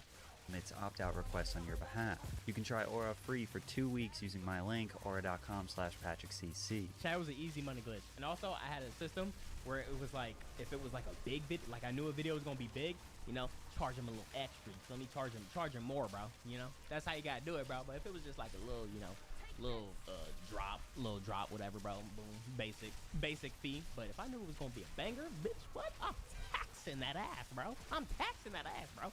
Some people was even trying to like pre-get the placement. I'd be like, bro, you know you gotta pay more for that, right? They'd be like, yo, I know that that new oh my god, what was his name? What's that white dude's name with the tattoos all over his face? Lil Xan, bro. I remember Lil Xan was dropping something, and somebody was like, yo, can you put me in a placement for the Lil Xan reaction? I'm taxing that ass, bro. Back then, Lil Xan was like that, bro. Niggas was on his dick, bro. Aura has many other features to protect you and your family from online threats you can't see. 6ix9ine? Oh yeah, you're done, bro.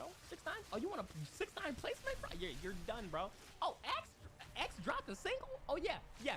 You're fucking done, buddy. Your wallet belongs to me. Yo, 808 Breezy. 808 Breezy, thank you for the 50. Thank you for the 50. Gifted subs, bro. Holy shit. I ain't gonna lie. The subs are the people who are getting gifted right now. I know they are joyful, bro. They are joyful, bro. I cannot wait. I literally can't wait. I cannot wait tonight. It's really easy to set up too. Instead of having multiple different apps to get things like antivirus. Sorry, I'm talking too much, so I'm just gonna hit this button here. Cause what does this one do? Oh, here we go. Well, link is also in the description. Thanks, Aura. So if fans can't rely on tastemakers, then they have to follow the artist directly. But whenever an artist posts on their social media, new song dropped or out now, the algorithm actively hides the post because Instagram and TikTok do not want them posting anything that is going to take the user off their app and onto another. So even the artists that you follow and want to be notified when they drop won't show up on your feed. The only way an artist can get around this is paying for exposure through ads. Therefore, the artists with the most money, whether that be independent or signed to a major label, are the ones that end up on your feed. We all know that money doesn't buy talent, and 99.9% of the time, the talented that is fucked up. Artists don't have the money to rise to the top of the algorithm. So then the artists become desperate. And can you really blame them? No, but I was wondering why I would see niggas on like meme pages, bro. Like doing music promo. At first I thought it was an actual meme there, but no, these niggas are paying for that shit. They'll be like, nah, he didn't just snap like this. Am I tweaking or what? Like, wait, is this the guy actually saying this on the page, or is he paid to say this? They begin performing gimmicks and antics on TikTok to get a crumb of organic exposure, like making some stupid song that only people like as a soundbite in the background of other TikToks. And when the artist gets rewarded songs and antics on TikTok to get a crumb of organic. I hate things like this with the stupid caption, like when the rapper don't sound like he looks, or yo, his reaction at 1 minute, because they be doing that shit and then they'll have my reaction. Bro, oh my god, I hate shit like this, bro. It's just cringe, bro. I bet y'all weren't expecting that beat change. It's like, yo, what? There was like, this isn't even good. Organic exposure, like making some stupid song that only people like as a soundbite in the background of other TikToks. And when the artist gets rewarded for this strategy, they do one of two things. They get resentful that people liked this stupid thing that they created for attention. Just Josh, thank you for the pocket subs. And then they go back to making the actual music that they wanted to create, only for that music to fall on deaf ears because the listeners were never really fans of them. Or they continue to make gimmicks hoping to go viral again, leading to the repetitive cycle of nonsense that nobody actually likes. So then why are record labels signing these gimmicks knowing that they don't really have that much to offer? Won't a label make more money off the next Tyler the Creator, J. Cole, or Kendrick Lamar? Well, yes, but that's way too risky. For around 100 years, an artist had like one way to make a music career possible. They would record a demo, perform shows in the closest city to their home, and hopefully gain a reputation for being a promising talent. Maybe they would get the attention of a radio or club DJ and get their music broadcasted to a larger but still generally localized market. Now you can just skip all that and just post to TikTok. Then music labels hired A&Rs to scout talent like a football coach, going city to city visiting small clubs, bars, and listening to local radio stations to see who has potential for a record deal. If the artist was lucky enough to get a record deal, they would have a team dedicated to helping develop the artist, fine-tune their music, image, and creative direction, then push their music out to a national market and see what cities take a liking to their new talent. And as you can imagine, this was a massive time and financial investment, and record labels would continuously try and market these artists even if... Like, looking at it like that, it's like, holy shit. Who the fuck is that? Oh, man. So the people that are saying rip, bro, you're old too. You're old too, bro. You're old too. You know who that is? You're old. You are now old too. If the fans weren't immediately impressed. Why? Because they believed in their talent and spent so much effort. But it's like, I feel like there's just some things you should just know, bro. But that's just like literally old talk. That's literally old talk. It's like, how do you not know who this is? But that's literally old talk. To discover and develop them. Labels would also scout and sign a wide variety of different talents because if one artist didn't work, well, it didn't make sense to push the exact same sound. These A&Rs were trained professionals. They were humans, using their human experience to invest and promote what they think other humans would like. And it worked like that, almost flawlessly. I'm 19 and know of Doom, no way. Yeah, there's just some people who just don't know. Like, there's literally people who just know LL Cool J as an actor. For like 80 years. Okay, flawlessly might be a little bit of a stretch. The old way made it basically impossible for a new artist or an upcoming artist to break through. Like, we were way too reliant on record labels. There were probably so many great artists that never got discovered because an A&R for a music label just never happened to be where they were when they were performing in some bar or bowling alley. For the average person, the only music that existed was stuff that was on the radio or in movies or on MTV or just... Oh my god. He is just an actor. He is an actor. Bro! No, y'all, I know. Y'all are trolling now, bro.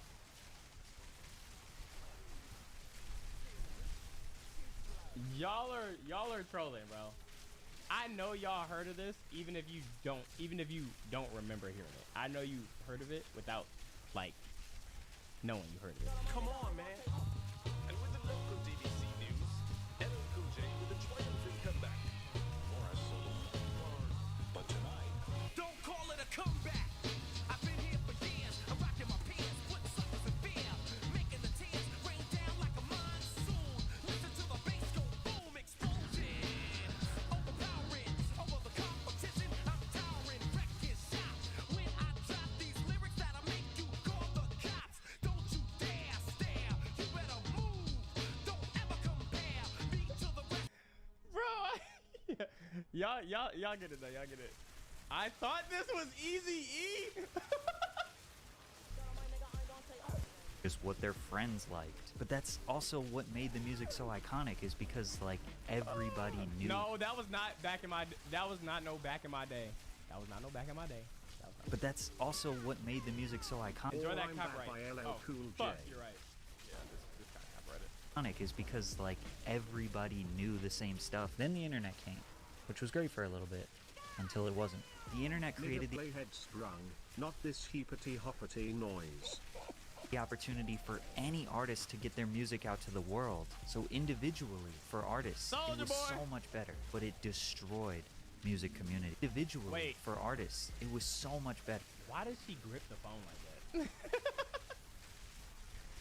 Why does she grip the phone like that? But it destroyed music communities. Music that once unified us is now dividing us. Before everyone had smartphones, the internet was a fringe hobby that introverted people and children This was my era, bro. used. Chameleonaire, Soulja Boy, and the entire... Oh my gosh. Gonna catch me riding. Casey rolling. They hating, but rolling. They gonna get me riding dirty. Our SoundCloud rap era used the internet to create a wave so dominant that it changed the music industry. From 2012 to roughly 2018, SoundCloud was a place for innovative... Oh my god, yeah, Chad, this is like, oh my gosh, bro. This is like the early channel days. This is when I was taxing niggas, bro. New Dex drop, new pump drop. Like what? Hold on, bro. New smoke perp drop. Yeah, taxing that ass. Interesting and counterculture rap music. Being a SoundCloud rapper was perceived as someone who had a failing music career, which made the community stronger and more cult-like, rooting for these rappers to win. But then the internet rapper became a normalized, formulaic career path that labels. Oh my gosh, chat. Remember Icy Narco? No, you guys remember the dude with the that said he was a clone? Oh my god, Blue Kid Boo. Or Boo or something. Oh my gosh, bro. These niggas, bro. These niggas, man. Figured out how to dominate, and the community aspect around internet rap disappeared. He faked having cancer? What? Oh, Skinny from the 9 just unlocked a memory, bro. Oh my god. Yo, never mind. Oh my god, I was about never mind. I don't even need to put people's business out there, but like, yo, it's like crazy, bruh. The algorithm made the process of discovering talent less about taste and more about, oh, Kid Trunks. No, okay, so there was a Kid Trunks, and there was a Kid Boo dude who acted like he was a clone. Kid Trunks, I know who Kid Trunks you're talking about, but there was another dude who claimed he was a clone, but I don't know what happened to him, bro.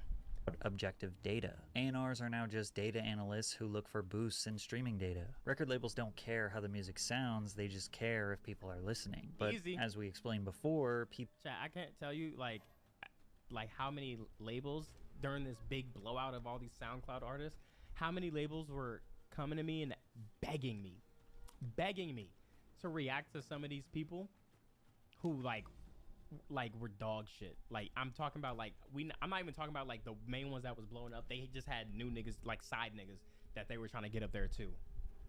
Terrible. Bag, definitely a bag. But some things you can't fake, bro. Some things you cannot fake.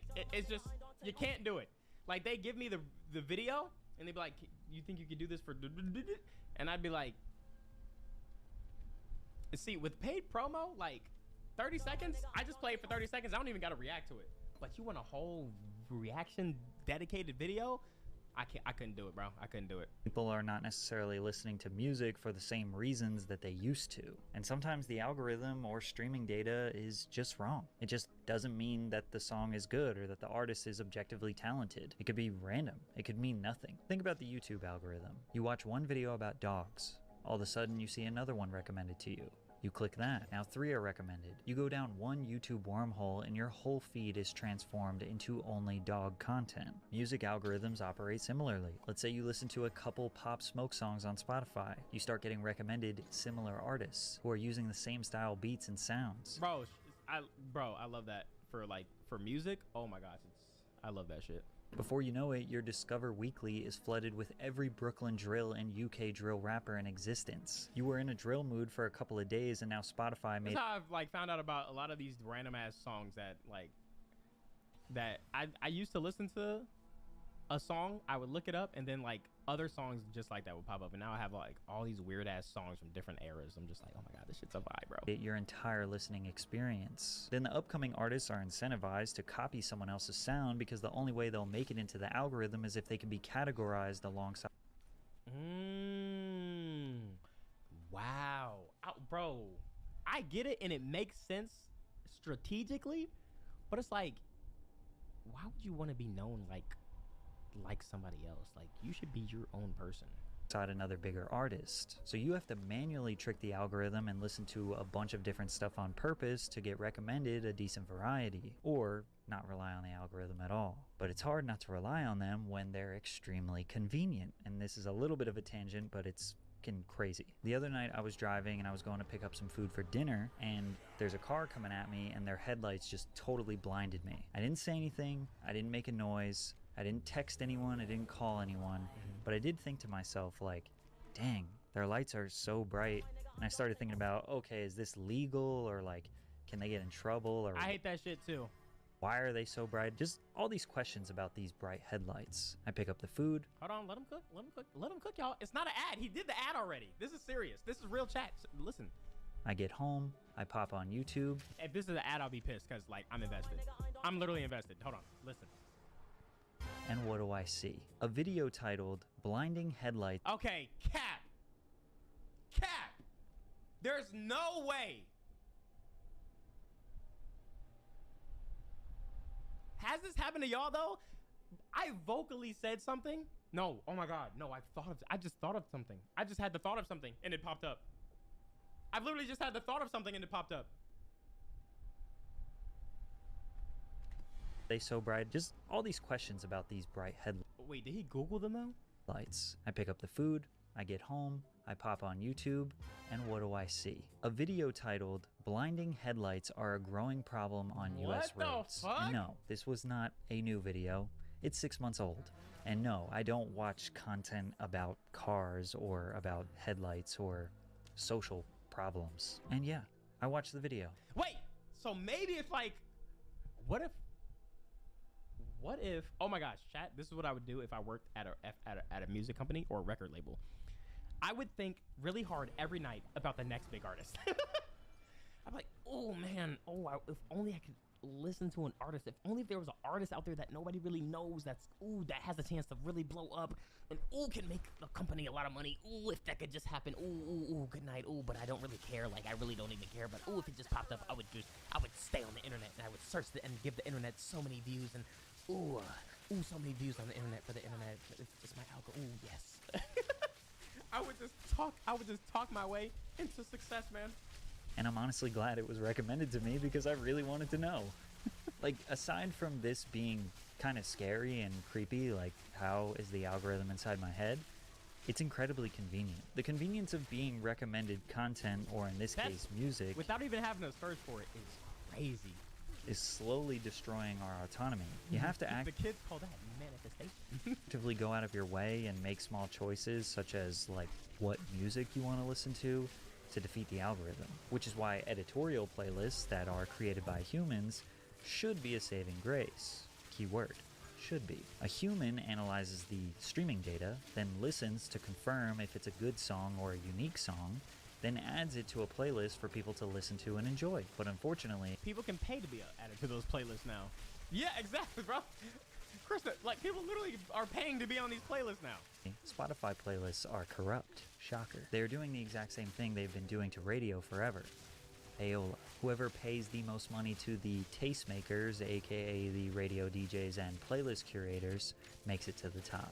Upcoming artists realize social media is not a fair market and they get desperate for exposure by sacrificing their art. And the fans who are too busy to become full-time A&Rs get screwed because they think that what is being recommended to them or what's on the radio or what's on Rap Caviar is all that music has to offer right now. But the truth is, right now there are so many objectively great artists making great music. Like probably more than ever. Just take the YouTube channel Colors as one example. Every few days they upload a video of a talented artist who likely has a full catalog of great music you can go and enjoy. So why do you feel deprived of great music when it's obviously not that hard to find? Well, that's because it's not necessarily the music that you're craving. It's community. It's a sense of belonging.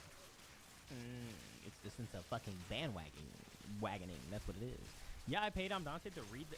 Wow. Okay, I fucking read it. Well, you literally just spammed, bro. Wait, so... That's true, though, because I feel like people... If an artist isn't big... Well, even with smaller artists, but it's like if an artist has buzz, though. If they're small, but they have, like, a little bit of buzz, people feel like they doing something different because there's another group of people, and then try to shame other people for not knowing the shit that they're literally gatekeeping. Like, not knowing the artist that they're literally gatekeeping, bro. Like, bro, you don't know about that? You sleep. I've been on him. It's like, why didn't you tell nobody, bro? It's like, well, none of your business, bro. You have been lied to. You have been told that you should be more ambitious. You should be a boss. A hard-working Sigma grindset demon chasing a life filled with experiences, material things, and forget all that having a family, simple life nonsense. Young people feel this pressure. We feel like no matter what we're doing in life, it's not as good or as fulfilling as what it could be. I mean, just open any social media app and you'll be overloaded with all the amazing things you could be doing. In fact, you probably got this grindset mentality not from people in your neighborhood or the people who've been stuck in your town for generations, but rather other people online. Over half of... Remember, though, a lot of these people, especially because people look at relationships online and be like, need this, I want this, relationship goals. These niggas are miserable, bro. A lot of these celebrities or big people, known people that you watch, I think AI are has depressed. grown so much that it knows what your next move or your next thought is gonna be. I'm not even lying when I crazy. just opened up YouTube while thinking about one of your old YouTube vids and it popped up. Bro, see, that's okay. I'm gonna open up my YouTube and I'm gonna see what pops up. I'm gonna see what pops up right now. So what am I thinking about? What if, like, if you are thinking about something and you can just see what another person's thinking about by just checking their phone? There's gonna be like an app like that. Okay, so I open up YouTube and yeah, this is. He's right, don't I could be playing Baldur's Gate. I don't know what any of this stuff is, man. It's like I have so much random shit on my YouTube, bro.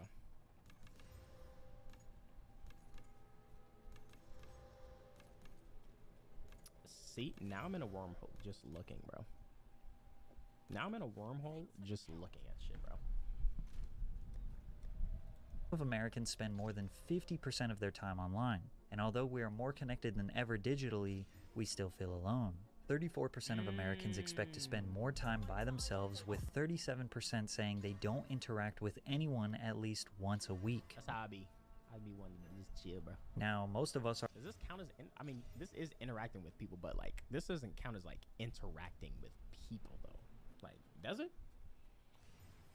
Like, I feel like that's, like, face-to-face outside stuff. Are alone because most of us don't really have a third place. Think of your home as your first place, where you spend, you know, most of your time, and then work or school as your second place. Where is your third place? Online. A home away from home, where people feel comfortable and at ease. A place where you can pop in and out with little or no money. My place was the movies. I stay going to the movies. Coffee shops, barbershops, pubs, plazas, recreational spaces, YMCAs, parks, record shops, skate parks, hangout spots where we would bump into acquaintances, interact with strangers and build a sense of community. A place where maybe you could listen to music or discuss music or argue about music with people. Now, there is one glaringly obvious third place for music people: concerts. But in hip-hop, concerts are a mess. They suck. Hip-hop concerts are by far the worst live music experiences that there is. They are typically bad performers with a crowd full of people too cool to participate. And on top of... Bro, what happened to her? It's like people don't even like her no more. What even happened, man? It's like people be here one day and they've been blowing up, and the next day they're like, oh my god, she sucks actually. We don't like her. We don't stand her anymore. Of that, the shows are insanely expensive. I spent $1,000 on a Drake concert ticket and saw people filming themselves to show their social media followers that they were at a Drake concert. Rappers lip sync the words while the DJ just plays the MP3 file. Oh my god, wait, I literally, this is what I get this so much, bro. I don't get the, like, I don't, that's why I don't really like understand or go to concerts, because I could just listen to that shit in my car. Same thing, all right? Like, I'm not knocking people that go to concerts. I get it. But it's the same thing for clubs. Like, I'm knocking niggas that go to clubs. I'm sorry. You literally go to a club to just stand there with a whole bunch of musty, stank people just for them to play songs that they play on the radio on repeat all night until your feet hurt and then you go home. Like, what? You're corny as fuck. I'm sorry. That's just corny. But I get why people... I can get why people go to concerts, but I just can't... Bro, I can't do it. It's just like... I get it. It's them live. Some of them, and it depends on the performer too, because some people really be performing, bro, jumping out in the crowd and shit like that. I remember I went to one Uzi concert. This nigga jumped in the crowd and shit like that, and he made that shit lit. And I'm pretty sure a Travis Scott concert is probably crazy. Tyler the Creator, you know, with his sets and shit like that, is probably fire too. But you can hear online. They might ad-lib a few times and jump around. So little by little, people are not going to as many rap concerts because it's just a big waste of time and money. It's really these gangsta niggas. It's really these gangsta but you niggas. went to a concert with Danielle? Yeah, with Danielle, my wife, bro. I didn't like just go by myself. Like, yo, I'm gonna go see a Drake concert. I'm going to a musical concert. Like, no, bro. I went with my wife. But no, it really be these hood niggas, these gangsters who just be on stage like, da da da. Bro, I can imagine going to a Young Boy concert. Like, you're wasting your money, bro. To no surprise, rappers who are great live performers have more longevity in the genre. I feel like you get more. I don't think you'll understand the next 36 months in terms of AI tools. You will have available to you an AI assistant trained on your data that will quite literally optimize your life based on the objectives you give it. It's daunting to think about. Yeah. But does it make life easier though? Like, won't it make things more easier? It's like, bro, dude had a question about like, why do these fucking high beams, like these lights so bright, bro? And then he gets on his phone and the answer's right there. Kinda cool. Kinda cool. Very scary, but cool. But y'all hear about the robot? I don't know how much of it was true because I just seen the headline. But it was a robot that attacked some man. Obviously, it wasn't probably like an attack. It was probably like doing something, and then the nigga got in the way or some shit like that. I don't know what happened, but yeah, I don't know. This shit's weird. Because that in-person real experience will last so much longer and mean so much more than any digital experience. We are using our phones as our third place. Some of you, Kai Cenat's bedroom on your screen is literally your third place. We can immerse ourselves into any subgenre, niche, forum, and interact with other digital versions of people. But as I stated before, oversaturation and money has made it impossible to figure out where on the internet is actually worth spending your time. Playboi Carti and his Opium label artists, as well as Yeet, are dominating right now because they built a community. The fans have basically a dress code of Rick Owens, dog chains, and trench coats to look like... Look at this. Like, what the fuck is this, bro? This looks like a Kingdom Hearts villain, bro. Holy shit.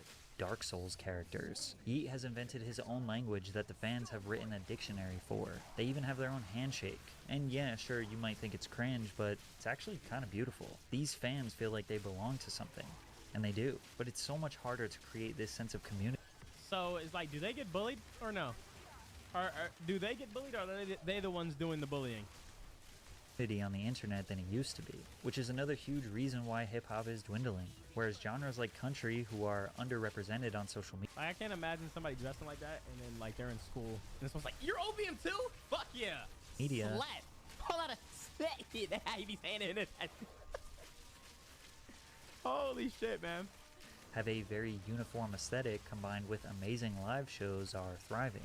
Now I can almost guarantee there will be a top comment on this video that looks something like this. People have been saying rap is dying since the birth of rap. Mainstream rap has never been where the quality resides, and you know that.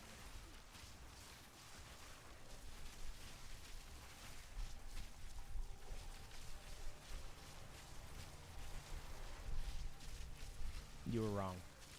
This guy swears he knows what he's talking about. That's why I like slowly had to just stop watching Patrick, bro. He just kind of be chatting, bro. Now this argument is right, but it's entirely missing the point. Yes, you could make an argument that the current state of hip-hop... That was a joke, by the way, for some people who thought it was like deadass. Hip-hop is better than it's ever been for individuals. If you want to do the hard work, you can discover hours and hours, thousands of high-quality songs to indulge in, and you don't really have to spend a fortune to do it, but you'll probably be alone, because your friends and community are too busy to be full-time music enthusiasts, so they're just gonna keep listening to what's popular on Rap Caviar, on the radio. They won't know any of the songs that you like, and you'll either have to listen to oversaturated, repetitive, and mind-numbing mainstream rap music, or be alone with your great music. And what good is music if you can't enjoy it, discuss it, or even argue about it with others? We want... That's true, but like, I listen to stuff on my own, and I like it, because I like it, bro. There'll be stuff that I play for you, I'll be like, yo, this is my shit. Y'all be like, yo, what the fuck is this, bro? Here's the positive part. In the limit, scarcity will be a thing of the past. The combination of robotics, the body, and artificial intelligence, the brain, will lead to unprecedented abundance. The bad part, how do humans find meaning/purpose? That's true. How will humans find meaning/purpose when literally everything can just be done for you or just be told to you? What do we do? What do you do then? Want everyone to like what we like, or maybe we genuinely want to like something to fit. On this clip. Thoughts on this clip. Yeet.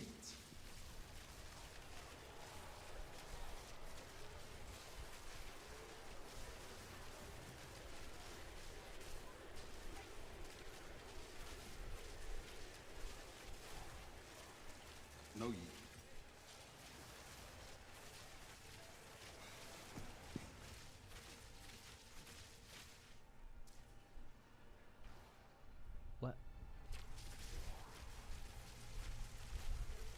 fit in because we want to belong. But our society doesn't want us to all sing together and be unified. They want us divided and alone. Hip-hop. Oh my god, it's like everything just, the videos like we watch, it just came to a beautiful conclusion. Like, Hip-hop is not dying. Community, belonging, friendship, togetherness, and humanity is. oh my gosh, that was a full course meal. This man cooked up a full course meal and tied in literally everything that we were talking about since the earlier video. Since the earlier video, bro. Beautiful.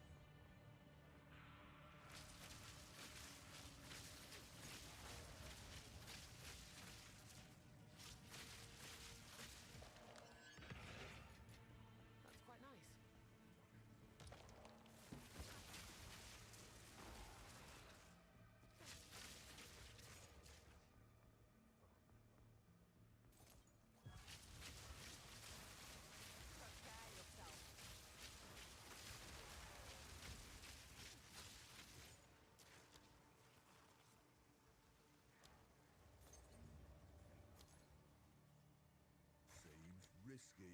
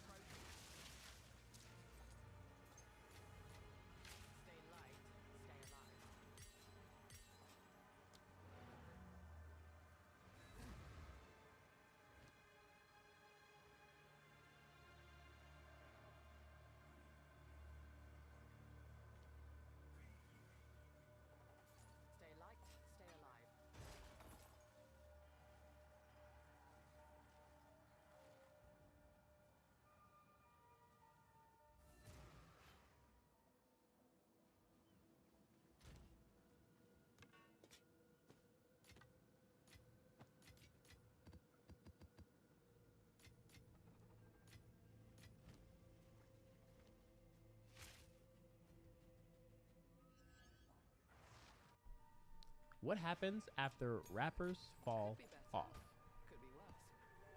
I seen this pop up on my feed. This is by a YouTuber named 1111. Oh my god, he spells out the name 11. And then he writes the number 11. Just wanted to let you know, you've helped me through a lot. Oh, I appreciate you, D-Money. I appreciate you, man. A rapper's career is about as unpredictable as the music industry itself. Facts. Thanks to platforms like Facts. He's spitting, listen. SoundCloud and TikTok, these past few years we've seen thousands of new artists blow up seemingly overnight. However, with the rap scene so saturated now and more music being released today than ever before, just as fast as these artists rise is a lot of times just as fast as they fall. While for some the fall from grace is rather quiet, disappearing off the grid or back. Who is this? Wait, who is this? Y'all gotta put it in sub only, man. It's alright. I know how they gonna be, man. Milkshake. Wait, milkshake.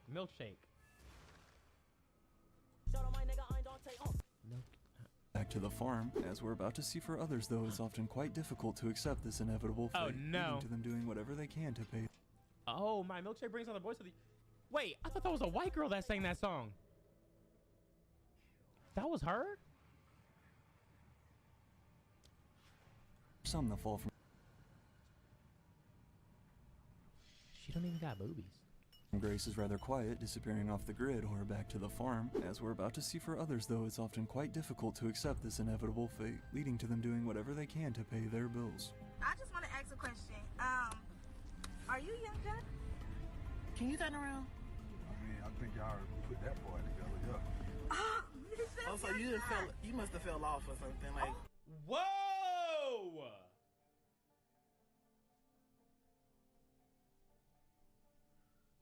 What the fuck? 1111, shout out to you. I wish you many monies for many moons. Today you... Oh my god, he just got a cameo shout out for the... Oh my gosh. Oh my god. Yo, 1111. Hold on.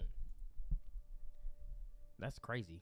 1111, shout out to you. I wish you many monies for many moons. Today you always hear discussion about if a rapper fell off or... Wait, low-key, Dex... That Uber ride about to turn into a kidnap. Dex, low-key, like, making a little comeback, though, with that song, with that one song, right? I don't know if he gonna follow up on it, but he low-key making it look like a comeback. Or why a rapper fell off. However, nobody ever Nah, he fell off. Oh, okay. Oh my god, Lil Xan. Talks about what happens after a rapper's career declines and the spotlight fades. Making a living as a successful musician here in 2024 is honestly extremely hard, and I applaud anybody Hey! The fuck? Who's able to pull it off. With that being said, the point of this video is not to... Oh my god, I don't know. Dog, we're only a minute in, man. We're only a minute in, man. He kind of going crazy, bro. To expose or necessarily call out any of these artists. All good things have to come to an end, and there's really What? This is cap. So I was visiting a family in Colorado and decided to hit Walmart for a bit, and look who I ran into. Ha ha ha. First of all, why are you laughing? Oh my god, it's under a Playboy Cardi Reddit, bro. I'm not surprised, man. This is cap though, right? This is not real. This is Photoshop. This is Photoshop. Like, that's just not real. Really nothing wrong with working a, quote, normal 9 to 5 and making money legally to pay your bills. So while it is easy to clown and laugh at these no longer popular rappers such as Young Jock, who is out here driving for rideshare apps, along with also appearing on the VH1 show Love and Hip Hop, usually another sign you fell off, I actually respect that way more though than some of these guys like Smoke Burp or YB and Namir, who, as we'll see in a second, have resorted to scamming what little fans they have left. Scammed by YB and Namir for $2,000.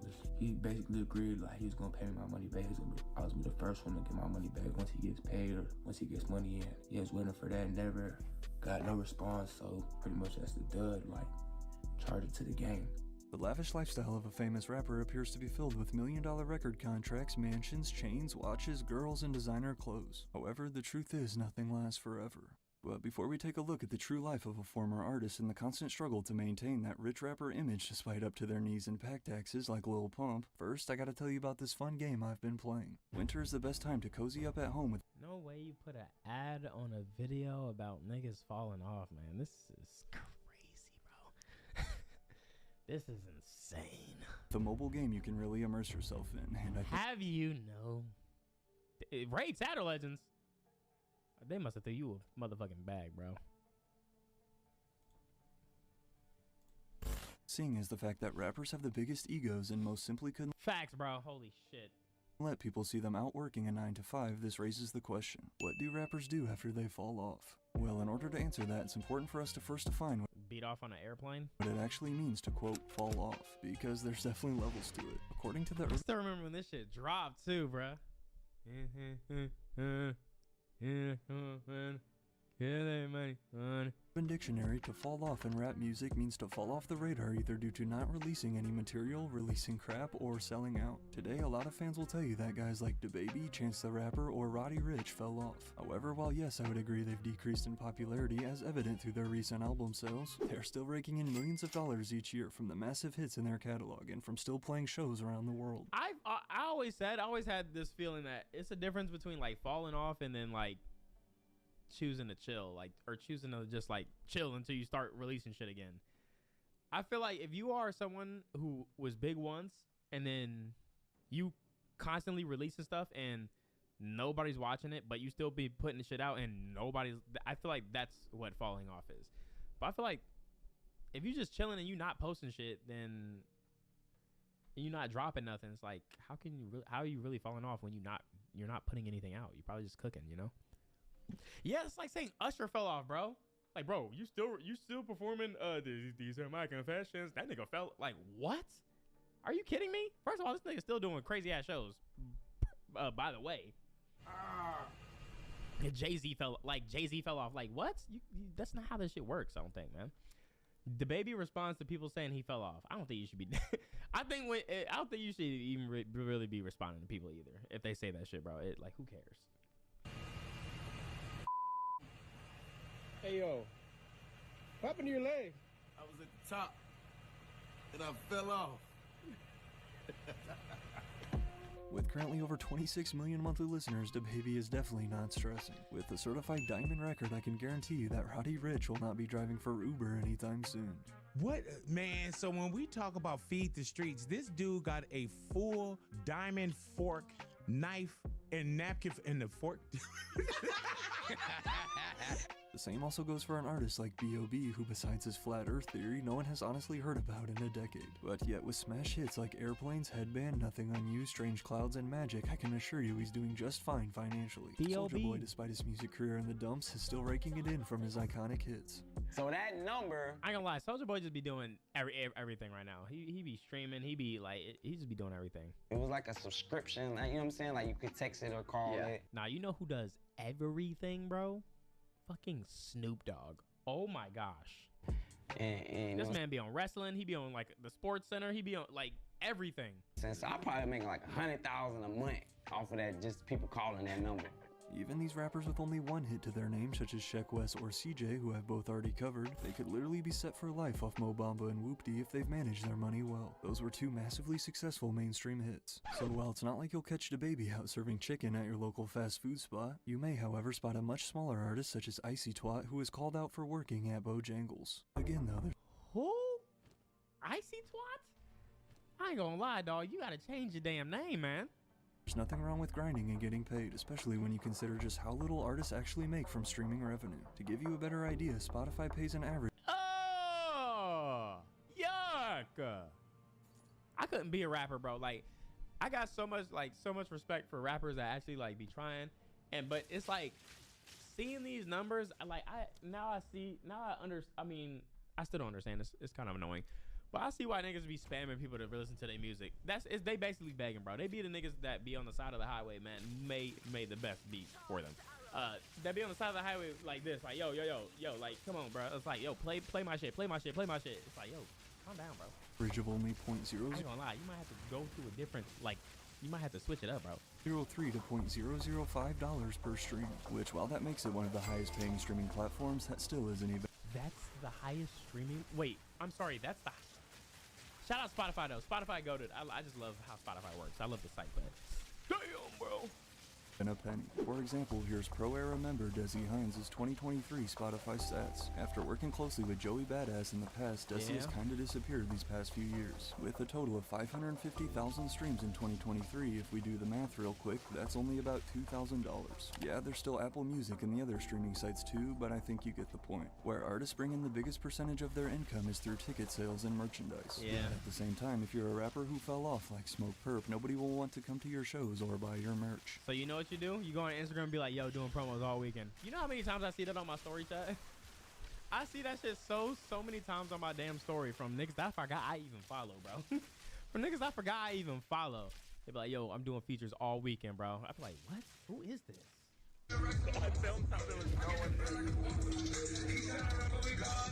Bro, I still gotta say I have respect for Smoke Perp for still continuing his set, even though like the turnout wasn't like crazy. Which then leads to clips like this that go viral for the wrong reasons, only fueling that fallen off narrative even more. The moment you sign to a record label, you no longer own your music, and they are now taking huge cuts out of your profit. Despite these multi-million-dollar advances we see from labels that are extremely tempting to young rappers, the music industry is a very easy trap to get sucked into.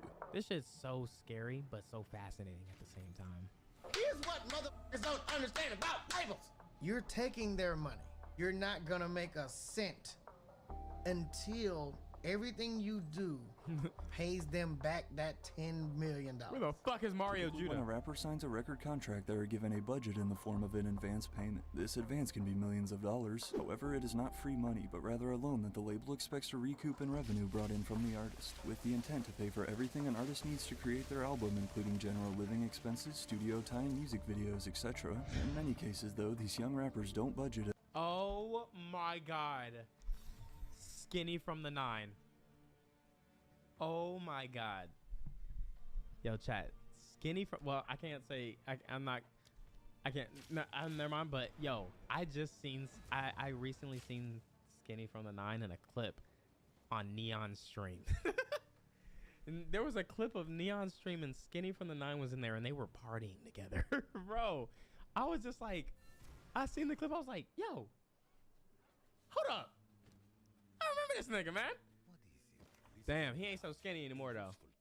At all, and instead get carried away blowing their money on cars and jewelry, basically living like rock stars. But then the problem comes when they finally do finish their album and hand it over to the label for release, only to watch the sales come back much lower than expected. Thus, they refuse to spend more money on your promotion. When this happens, management will also likely pull back on the number of releases you can drop if your new songs are consistently flopping. And as we've seen on... Oh my gosh, this shit, bro.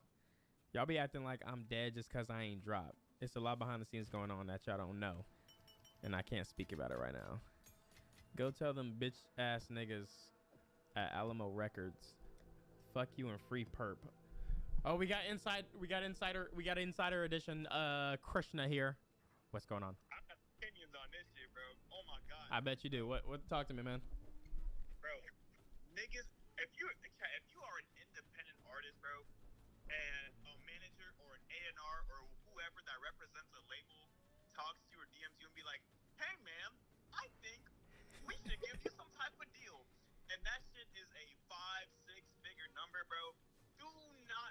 that shit, bro. Literally what this video said, bro. You're literally signing a loan, bro. If you sign for $10 million, nigga, and the album that you put out makes $500,000, you are in $9,500,000 debt for the rest of your life. That is so fucking bad. That shit is scary, bro. Bro, even being a producer or whatever, producers, they sign like publishing deals and admin deals and shit, bro. Just because that fucking number looks crazy, bro. And you're like, oh man, I have $2 to my name. This sure would fucking help. Oh shit, I didn't even think of that. Like producers get signed too. Yeah, producers sign admin deals and publishing deals as well, bro. And also like, oh my god, when you're a producer and like say like your catalog is crazy like mine, bro, you could deadass one day like one of my friends has a Beyonce song and he sold his masters to that shit for like fucking $8 million, bro. Like as a producer, that's fucking crazy, right? Shit. So yeah, bro. Just hey man, if you see a crazy ass deal, bro, you think about signing that shit, bro, just take second thoughts, bro. Or just negotiate it and be like, hey man, I want to take like $100,000 or whatever, bro. Because bro, just think of the long run. Yeah. Just move to another country and retire with the money. I'm pretty sure it can't work like that. Yeah, you can't do that, bro. That's crazy. Also, yeah, Dante. But it's like, what would stop them? Bro, me and you, we finna lock in this music shit, nigga. I'm tired. I'm tired of you holding out. I'm a cook up something, man. All right, bro. All right. Yo, chat. Wait, honestly thinking, what is to stop? Like, what if they give you the money, right, for the loan, and you just leave? Like, yeah, you'll be known. Wait, you'll literally be known because literally everybody would know who you are if you were at least a poppin' rapper. That's the only reason you would get signed. But you would get fined. They fine you. There's literally, actually, that plan sucks. That plan actually sucks. Like, they're not just gonna sign to nobody. I mean, you literally have to have something going on. But think about it as a producer standpoint. I feel like it's one thing for a rapper, like that's hard and difficult to try to maintain an audience or get something good. But imagine you're a producer and your shit is just ass, bro. Like, what if you just had one good beat, like the dude that made the Bad Baby beat, that Catch Me Outside beat, and then like nothing else is hidden. Oh my god, bro. I can imagine. On countless occasions, this leads to even more tension from artists who've been shelved by their labels. When everybody said, "Oh, my record labels," I see why niggas sample so much shit now. Like as a producer, just sample shit. It's just like a cheat code. Trolling me, and I can't get out of this deal, bro. The record label sitting back like, wait a minute, you didn't do anything. Your shit flopped. The $10 million we gave you was for you to make a dope project that wasn't gonna flop.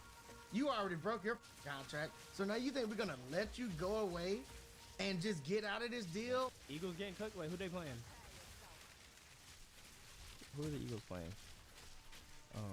Bro, we already lost, bro. I don't even care anymore, man.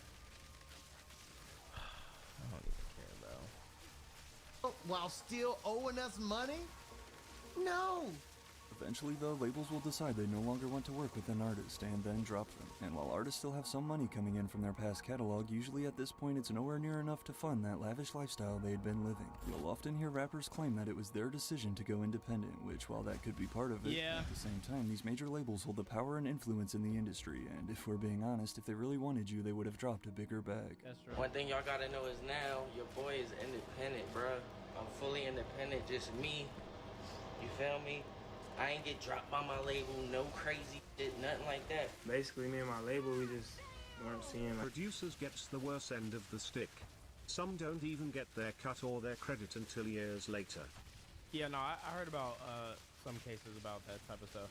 Like eye to eye and shit, so... And it's like, I'm not gonna lie, with certain artists, or like, I mean a lot of artists, a lot of these producers need to be like, they need to be like forefront in recognition. Because a lot of these niggas they are carrying, a lot of these producers are carrying a lot of these artists, bro. I'm dead ass. I can't tell you how many songs that I've heard that it's to the point where I'm remembering the beats now for certain artists. I remember the beats more than the damn lyrics that they're doing. I find myself humming the beat more than I am the lyrics, bro. So yeah, it definitely on producers' back for the underground, bro. they finally let me go after a long time. Meanwhile, this whole time, all the bills these rappers had been putting off have also been quickly adding up. The rent on their new condo is due, the lease payment for that new sports car, lawyer fees, accountant fees, and then of course we can't forget taxes. Oh my God, taxes, yuck. Ja ruined his over $3 billion in unpaid taxes. Yo, chat. It's like, bro, this is why, like, I never understood like why people go crazy. I mean, I get why people go crazy with stuff, why they buy all this crazy stuff and extravagant stuff. But it's sometimes they do it for the stupidest reasons, like to show the internet like what they got. Hey yo, check this out. I got this brand new house. Hey yo, I got like this many cars. Hey yo, check out this big ass chain that I just got. Do you like it? Give me likes on my Instagram. Okay, and then what, bro? Nigga, and then what? Today, given how easy it is to record yourself straight from your bedroom, we've seen thousands of new artists blow up off 1 or 2 songs on SoundCloud or TikTok. However, with the music industry now more saturated than ever, it's time to answer the question, what happens after their 15 minutes of fame is up? There are 2 different routes a rapper can go once they have truly fallen off. Route 1 is to deny the fact that they fell off and continue with their career as if nothing happened, or Route 2 is to accept that they had a good run and peacefully depart onto something new. Let's start with the first one. While there's nothing wrong with continuing to make music because you simply love making it, and for the fans who still listen, whether that be a million or a few hundred. Yo, chat.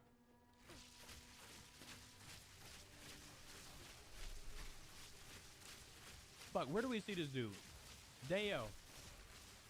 I remember. Oh my God, I don't remember. I seen this dude at the hotel lobby, but I'm trying to think of where we were. And I was with Berlin and them. Oh wait, this was during DreamCon.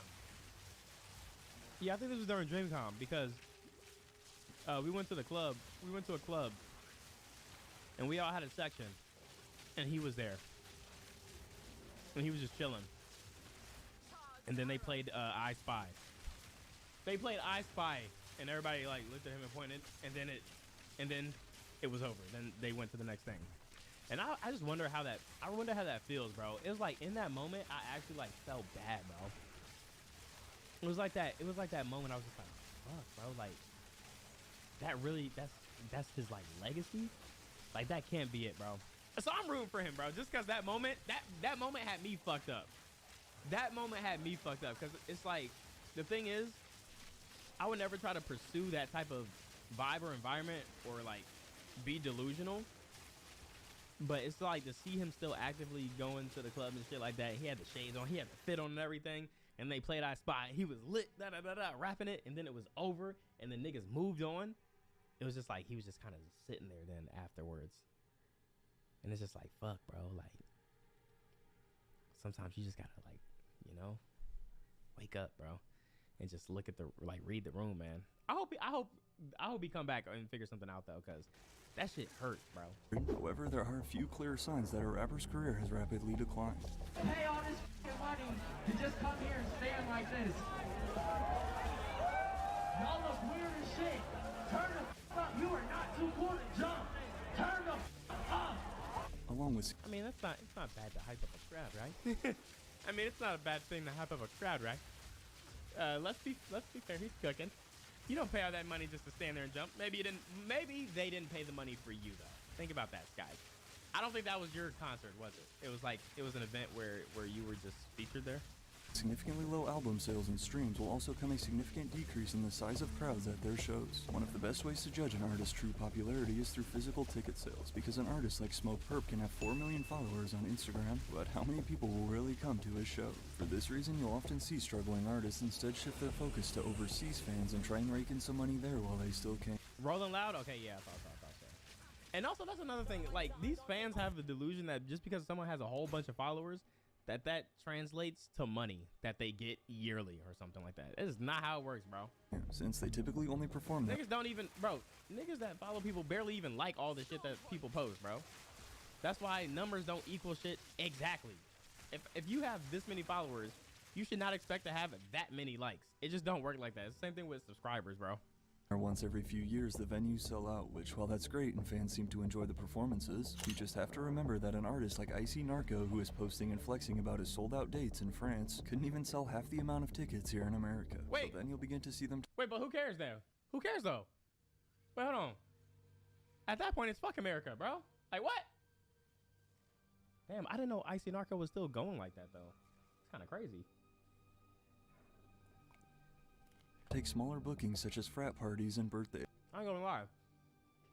6ix9ine left the U.S. Started speaking Spanish and went crazy, bro. I would do the same thing, bro. Fuck y'all. Events. In an effort to stay relevant, another tactic these falling rappers try is to hop on whatever wave and sound is currently trending at the moment, such as. Oh no. Oh no. Oh no. Oh no. Oh no. Chat, remember when I showed y'all this? Remember I showed y'all this? Bro think he Cardi. Copying the wave is crazy, bro. Not gonna lie. Oh my god.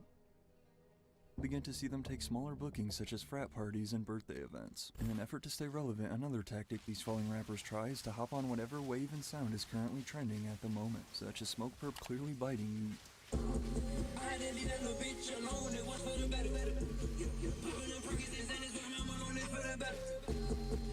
But while some are to stay and milk whatever last dollar they can out of their music career, others instead choose to leave on a more peaceful note.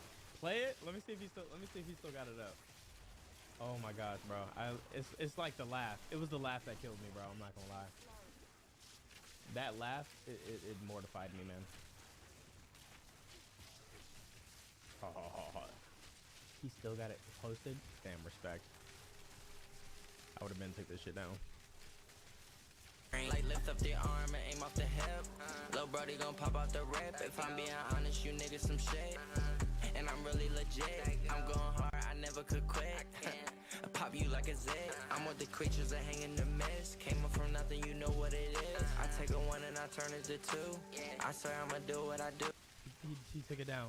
There was another one, bro. He took it down. There was another one. It's another part of the song where he laughs.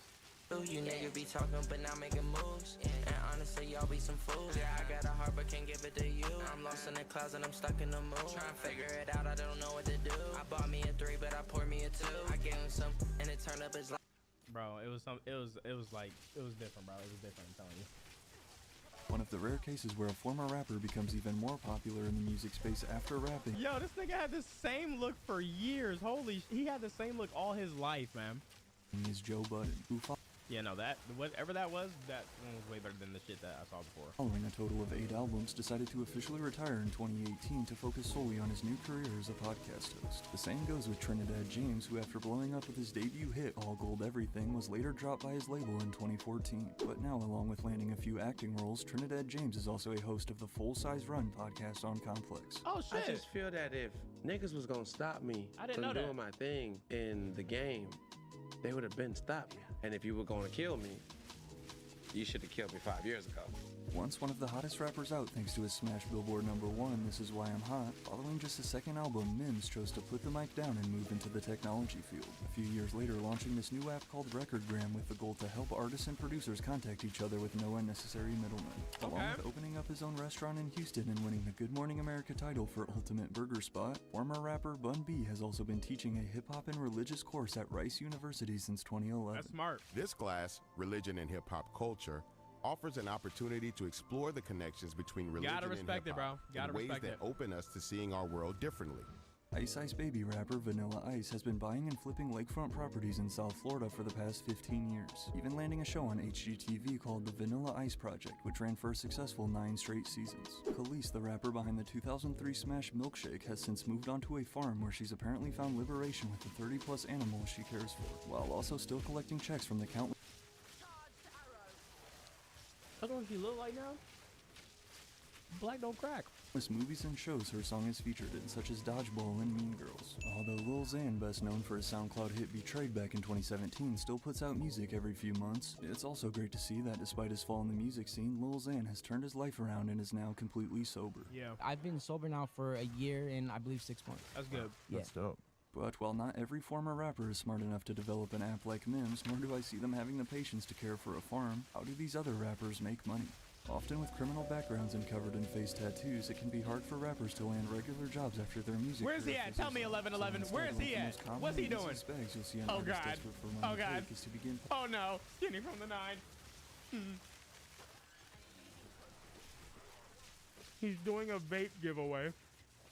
Posting promo all over social media, from posting and tagging clothing brands such as Fashion Nova, for example, to Does Young M.A. even drop anymore? What the fuck? This was literally December 31st. Spamming reposts and hundreds of advertisements on their stories every single hour. She just did recently? Oh, she just dropped? Okay. I was about to say, bro, I haven't seen nothing from her. Then you get artists like Smoke Perp, who after I was curious about how much he's charging for a feature these days, basically... Oh my God. Niggas that don't got set prices be trying to finesse. They just be trying to finesse you, bro. No clear answer is crazy. And a triple text back. No, that's a quadruple text back. That's crazy, bro. Started begging me to buy one in my DMs. Now, to be honest, I actually like a lot of Smoke Perp's music and probably would have really tried to work with him for a verse. That is, if I hadn't seen the numerous posts and videos about the nightmare that ensues securing a Perp feature. Anyways, we go back and forth. We agreed on him sending me just the vocals separately. He never sends them.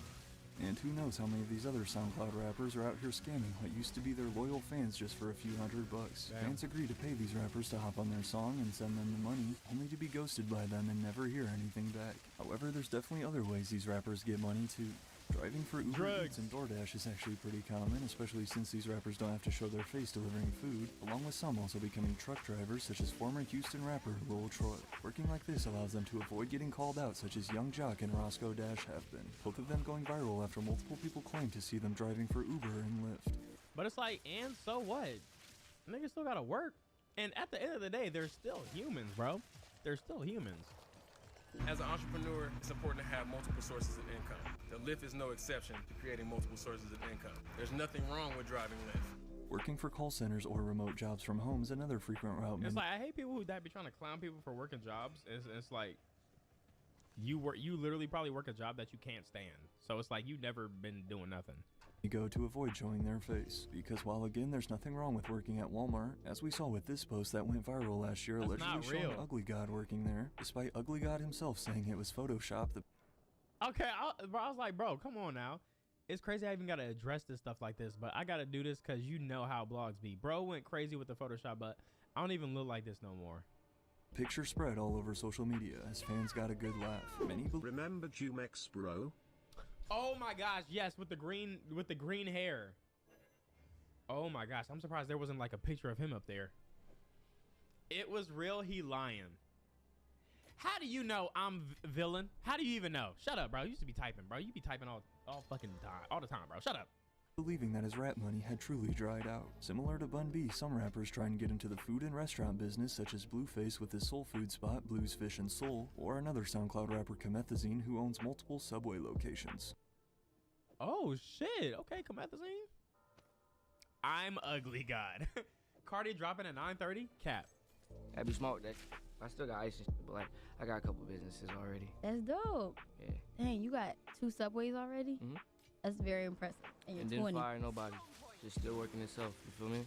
You'll also see some artists go back to college or finish getting their degree online. Some, like Designer, rent different properties. Yo, chat, if at 9:30 he doesn't drop, I think at 9:30 we should probably... Oh, wait, whoa, I'm going to check out the Tizo album.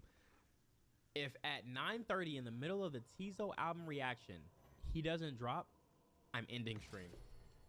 Do you have that much confidence in Cardi? Do you have that much confidence in Cardi? I'm joking. No, see, look how everybody switched up. Because this nigga's not reliable, bro. He's not reliable, bro. That they own. Some like Blueface, Lil Pump, or the Island Boys go the OF route. Some like Fetty Wap go back to making money in the streets. Or some continue to work behind the scenes. Bro, that's so fucking sad what happened to Fetty, bro. Because he didn't want people to think that he fell off. Like, don't let the internet ever make you do crazy shit like that, bro. Because it don't matter what you do, niggas gonna find a reason to hate, man. Chat, I logged on to Twitter. I logged into Twitter for the first time, and so many Batman though. We're gonna do Batman after the Tizo album. It's all good, man. We for sure on it, man.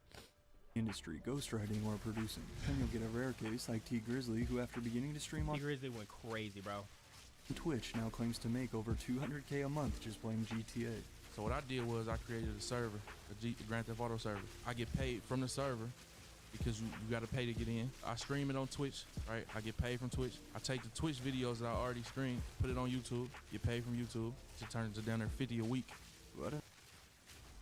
Say it again. Because you got to pay to get in. I stream it on Twitch, right? I get paid from Twitch. I take the Twitch videos that I already streamed, put it on YouTube, get paid from YouTube. Come on, bro. It turns to down there $50 a week. Come on, man. Another very common and easy bag a lot of these guys take is signing up for Cameo, the website where you can pay celebrities to send you custom videos. The Island Boys are on Cameo. The Island Boys. Who is getting a cameo from the Island Boys? So, for example, you could pay Riff Raff $100 to send you a personalized video for any occasion, which I actually went ahead and did, and it's about exactly what I expected. 1111, shout out to you. I wish you many monies for many moons. Dan Tony on the wings. From me and Holly, you know it's all about how you feeling. Because how you feeling... I have no trust in Carti, but I do have the trust and the white British bald man. He has spoke but nothing but truth. He said 9:30, so I believe in him. What? Oh my God. Right, Mama? How you feeling determines how your day's gonna go and how you're gonna be treating others. If you're sleepy, you're gonna be sleepy. Dan Tony, wangs. Money well spent, if you ask me. The journey of a rapper who has fallen off is about. Did he say cap or was that the wangs? Money well spent, if you ask me. The journey of a rapper who has fallen off is about so much more than just reclaiming their lost fame. While some are lucky enough to sit back and enjoy their passive income, for others it's about rediscovering themselves and embracing change for a new life outside of music. Because one thing's for sure, although the music stops, the story keeps going. And Chat, again, don't forget to check out my... This nigga here. Chat, do y'all think, by the way, W video, Mr. 1111, love what you're doing, man. If y'all like that too, y'all go ahead and check. It's like, nigga, what the fuck? Fuck you, bro. Fuck your channel, bitch. No, I'm sorry. Went on a tangent there. Do y'all think if TK was free that he would still be like relevant, or somebody that would probably be on Instagram like, yo, doing features for the low? No. I don't know, man. I think he probably still be like, I feel like he'd probably be like a now calm down, okay? Don't crucify me for this, okay? Guess who just dissed our favorite Don Funkius? Yes, they actually did a whole ass video just for you. Are they right or just hopping on your dick for no reason? Wait, really? Oh my gosh, I haven't had like drama in a minute. Okay.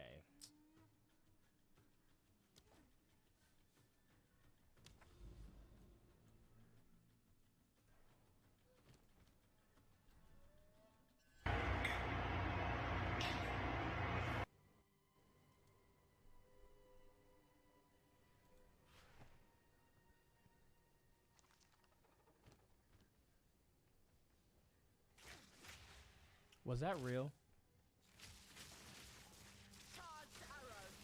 Was that real, or was that like, I don't even know. They're brothers. Aren't they brothers? Well,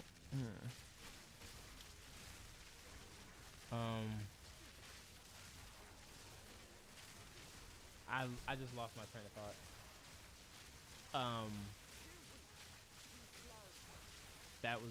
That was like tongue too.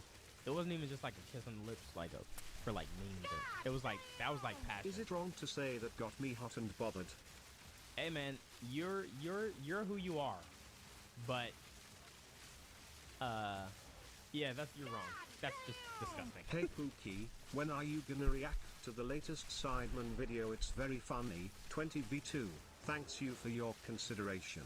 My dog says hi, you changed my life. Love bro 4x. Love before X. Tizo. We're gonna do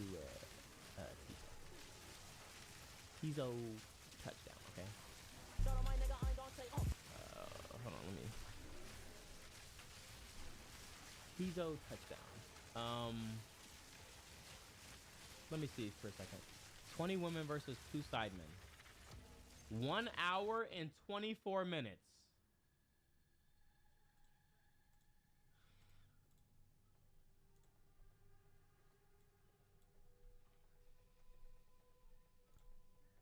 Yeah, we're gonna have to do like we're gonna have to wait for that.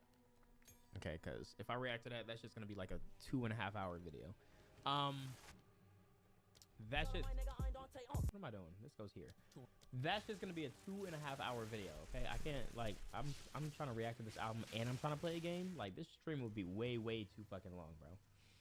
God damn! Yes. Long Beach, happy MLK, 3 minutes. Long Beach? Shout out to Long. Davy Jones has been revealed to be a member of the D-Clan, and Rox D. Zebek is actually an actual location. Rox D. Zebek is actually Davy D. Zebek and his descendants. The entire God Valley incident is just because of Shaki, and pretty much every player in the world was there, we now know. Shanks, Dragon, Zebek, Roger, Garling. The place is an absolute nightmare, but we also now know that Emo hated Davy Jones, and Garling wanted to use God Valley as the site of their hunting game to eradicate the Davy clan once and for all. And I guess also the Buccaneers with Kuma. But why? How? And what does this mean for characters like Teach, Shanks, even Luffy? Well, let's really get into it because the secret seems to lie with Davy D. Jones, the greatest pirate in history. I personally am at the point where I feel like Davy D. Zebek is arguably one of the single most compelling characters Oda has written ever. I am absolutely locked in on what actually is about to go down at God Valley because many of the thoughts that I've had, and I'm pretty sure you've had too, for years are being overturned with every single page that this guy is doing stuff. Zebek turns out isn't a member of the Rox clan, and we just don't even know if there even is something like the Rox clan to begin with. But who knows, they might very well be real as well, and the biggest reveal is that his real important heritage is the Davy clan. In other words, descendants of Davy D. Jones from a very long gone era. Now, I feel like this opens up a ton of questions and a bunch of new answers, luckily too. And I think this might even warrant a straight up re-look into the entire D-Clan mystery as a whole. Because the true secrets of God Valley aren't who's gonna save Shaki, how Roger was so ignorant to everything going on. Seriously, he almost feels like the bad guy, or even what's going on with these crazy devil fruits here and what the others are. The most important thing is what is going on with the Davy clan. In fact, some questions popped right off the bat when I delved into the last chapter, 1158, one of which was, what the heck did Garling actually find on God Valley? He seemed beyond excited to show Emu something important, and well, we may have just gotten the main answer here. Because it feels very likely now that the biggest prize, at least according to Hunting Festival MC here, was the Davy clan itself.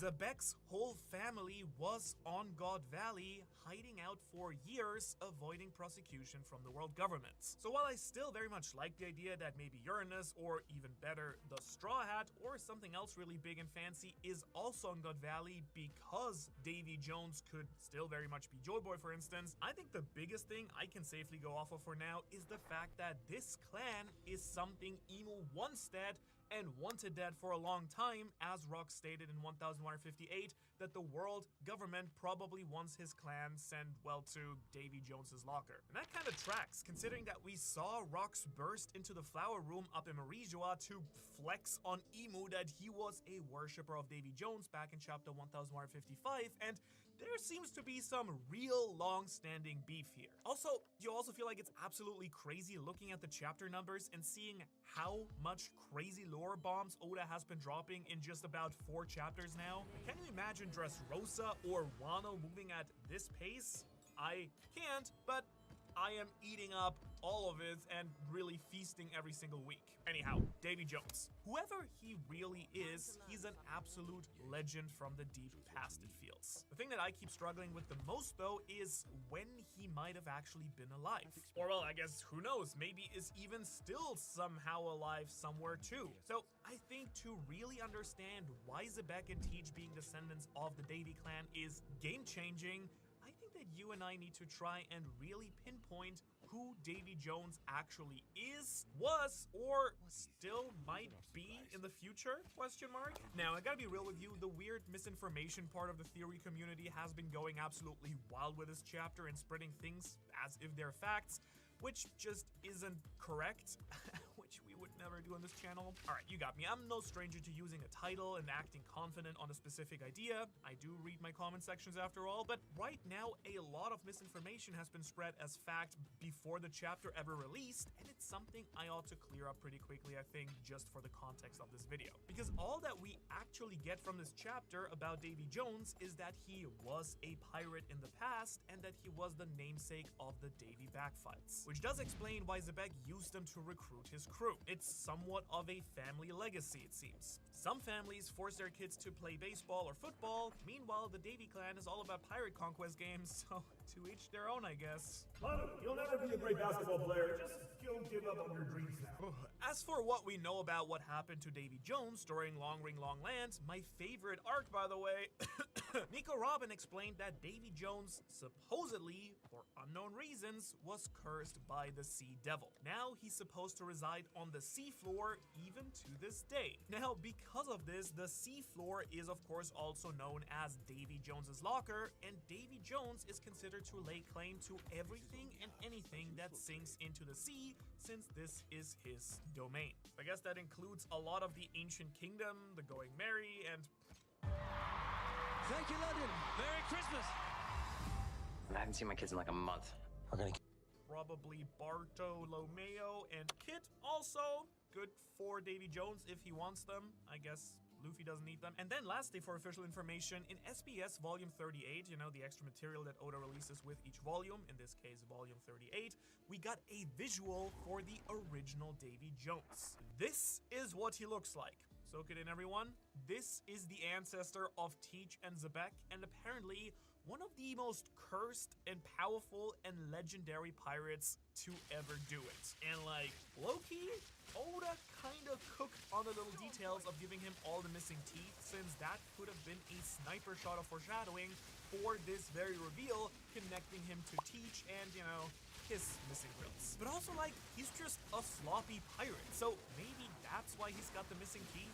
You know, scurvy will do that to you, I guess. But I do like to think that Oda wanted to subtly hint at his family lineage here, and this actually makes me want to go, like, through all the other SBS we have gotten so far again, because there's just so much hidden information that Oda just tosses out in those, or characters like Tritoma and Davy have straight up designs revealed in them, and then suddenly, poof, they're now appearing and insanely relevant in the story. So yeah, that's what we actually know about Davy Jones. Now, nothing in this chapter confirms that Teach, Zebek, and Davy are all in the same body. That's an idea that still is on the table very much. But I think some people tried to make it seem like this chapter straight up confirmed it. Nope, not yet at the very least, I think. I love that theory and definitely believe that Teach has some weird triple personality thing potentially going on, but it's very much yet to be locked down. Now, with that said, what can we actually infer about Davy Jones, and how do all of these reveals give us a picture of when he lived and why Imu hates him so much? In fact,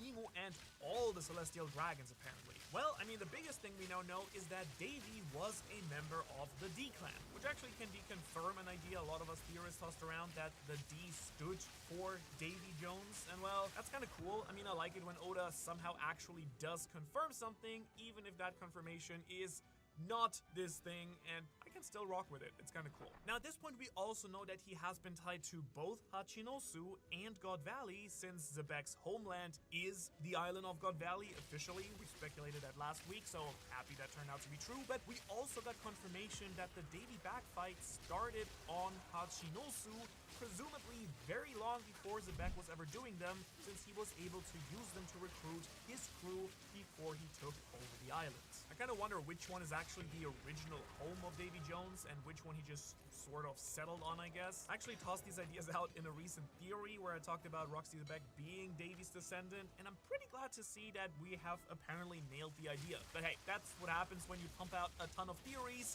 One of them at some point is bound to actually ring true. Now, based on this, the logical conclusion I've come to is that in some way, Davy D. Jones was revered as a godlike figure. The island being called God Valley, the way that Zebek describes himself as a worshipper of Davy Jones to Imu as if it's a cult, And now Zebek saying that the only way that their clan managed to live was by hiding in the underworld. I don't know, makes a lot of sense to me, which by the way raises a whole different question too. What did Zebek mean by the underworld? Because in case you didn't realize, in One Piece there are at this point different underworlds that get talked about.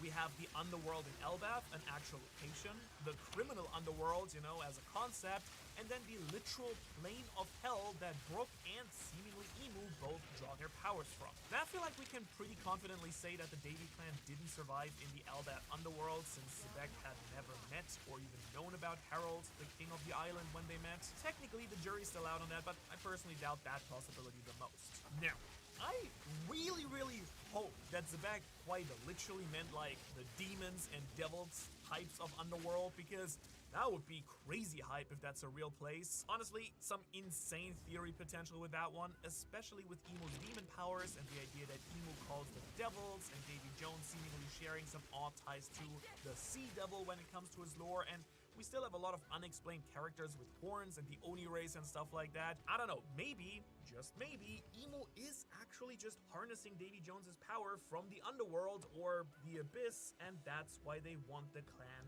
dead. You know, so that no one gets the very bad idea to try and free their dark devilish god from Emu's shackle. Could be really fun, could work, and I personally really hope that in a very crazy weird twist this is the actual direction Oda goes with this, but there's also a lot of stuff in chapter 1159 that kind of makes me think that Zebek is just straight up talking about the One Piece criminal underworld instead. In this chapter, we see that Don Marlon has died, a member of the underworld, and then Big News Morgans is revealed to have been president of the newspaper, another organization affiliated with the underworld too. By the way, Morgans himself is actually a super interesting part of this chapter, specifically all by himself, because he was relaying information to Hachinosu, you know, on purpose. This kind of makes me think that in a crazy turn of events, Zebek and Morgans might have actually been good buddies, and if that's the underworld that Zebek was talking about, that would make sense. It could explain why Morgans was leaking information to Hachinosu specifically, since Morgans straight up might have known the Davy clan was there and that Zebek was actually, you know, part of them. And I'd actually love this to be the case, because I've always wanted Morgans to be tied to a major pirate crew in some way, shape, or form. A theory I put out I think 3 or 4 years ago at this point was that Big News Big Bird here was part of Roger's crew, but I kind of feel like that theory is dead with 1159. But instead, I think it paved the way for this new Rocksteady Zebek connection, and I really thank you for that, Oda. However, I will also admit it's just as likely that Morgans was revealing this information to screw the world government over and chose to leak it to Hachinosu because of Shaki being the one kidnapped, since she was an important part of the pirate island at this point. But honestly, regardless of which underworld Davy D. Jones is actually tied to, it feels really likely to me that he's some type of god-like figure. For example, we've talked about the idea of him maybe being the sea god from the Second World, Joy Boy's era, and I do still really kind of like that idea, and it feels even more likely now that this chapter confirms Emu wanted his descendants wiped off the map. If that is the case though, the D-Clan has some even more serious explaining to do, because if Davy D. Jones is the sea god, well then he can't be Joy Boy and the Sun God. And considering the lore and name drops that Robin made back in Long Ring Longland, my god, I don't like this arc anyways. And like all this new information that we've now gotten from Rocks, I kind of, or Davy I guess, or Zebek, I feel like it's growing less and less likely that Davy and Joy Boy are actually the same person at this point. Again, even though I think this would be cool. But to me, it kind of seems like Davy's lore is so heavily tied to the ocean, claiming the souls and items lost to its waves, which doesn't particularly sound like Joy Boy at all. And then there's also the entire he's said to still be alive thing, which could definitely be a legend, but we've got to give Robin some credit too, because she normally doesn't drop fake news. And so I really have to give some credence to the idea that Davy might still be alive. And in that case, he definitely couldn't be Joy Boy, since Joy Boy used the Nika fruit, and well, Luffy currently has that one, so that doesn't really pan out at all. And so in this scenario, I actually think there are 2 ways this could work the best. If Davy D. Jones is the sea god, he may have been the rival or contemporary of Joy Boy, who then ended up fighting alongside him against Emu during their own cataclysmic final war of the Second Worlds. And Emu may have then sealed him away and is now using his mighty sea god powers against everyone else right now. I want to remind you that Davy Jones's locker is a real-world pirate phrase used to actively describe the abyss of the ocean. Abyss as in Emu's powers? A little bit suspicious at least. Makes me kind of think that Zebek's great-grandpappy Davy might be imprisoned by Emu after all, again something we speculated on this channel about before. The other option though is that Davy D. Jones is cursed to roam the seas, kind of similar to Zunisha. Could he be protecting a rote poneglyph as the man marked by flames maybe? But I do want to start with the first idea that Davy, my boy here, is the sea god. And this idea really stems from the real lore of Davy Jones that Oda has woven into the entire show, that being the stuff that Robin talked about here in chapter 306, and I think it's actually quite funny to be honest, like the idea that a sea god could have been cursed by the devil to roam the sea floor, a little bit ironic. It also kind of makes you wonder how he managed to breathe and survive, unless he's like a fisherman or something like that. Or there is some actual, you know, Davy Jones Pirates of the Caribbean stuff going on. Who knows, Oda could have very much used that as inspiration too, but it is good to be home. Now that the boys have powers, you're not the only wizard I'm teaching anymore. Unlike you, I know how to use my wand. I know how to use my wand too. Ow! Dad! This is so exciting. Woo! I have to get you all ready to compete in the Family Wizard competition. Only one of us can be the family wizard and keep our powers. Everyone knows it's gonna be me. I think I got this competition locked up. Watch your back, Billy. I learned a new sad trombone spell. Roman's gonna catch up to me. I gotta do something. You could study harder. When to quit playing. You know I'm a gas spell up. You miss. You never miss. It's like she lost her powers. Can't shake the feeling that something bigger's going on. I will use all of Billy's power to fulfill the prophecy. The rift will open and evil will reign. I don't want to be the one to destroy the world. You're not alone anymore. And you never will be. Open your...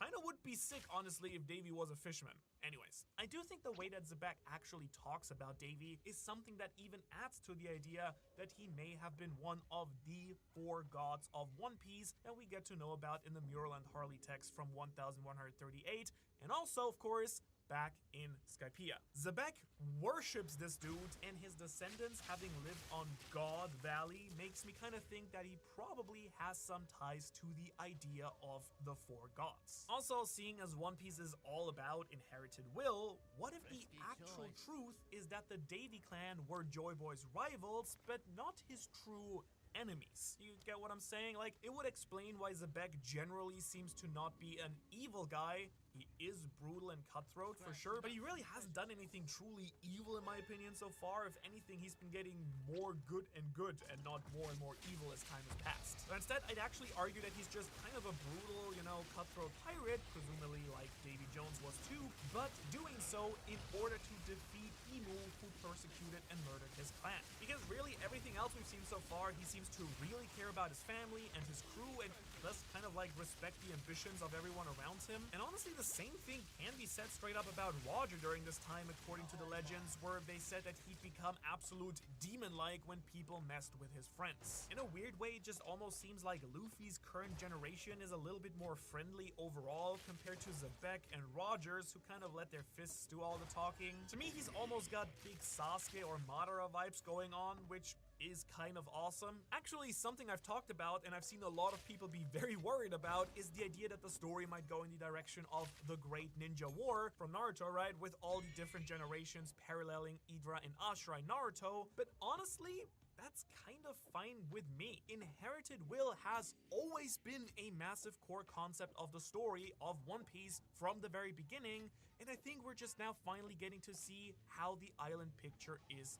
painted. Davy could have rivaled Joy Boy the way that Zebek then rivaled Roger, and that Blackbeard now rivals Luffy. Or maybe Davy and Joy Boy didn't fully click and it caused some problems when they tried to work together to defeat Emu. I'd actually bet that the same thing is where God Valley is going, as in I think that Zebek and Roger's hatred of each other be what ended up causing Zebek to lose his family, his life, etc. at the hands of the world government, simply because he and Roger couldn't connect. So maybe Luffy's just gonna eventually have to man up and put aside his differences with Blackbeard in order for the two of them to defeat Emu, and then maybe, who knows, they fight afterwards. I've also seen some people speculate maybe like Davy being the rival of Nika, but I just don't really think that actually works out timeline-wise, only because specifically his full name is Davy D. Jones, and I personally think that the D-Clan may actually not be the descendants or people tied to Joy Boy, but they might actually be the people who followed in the footsteps of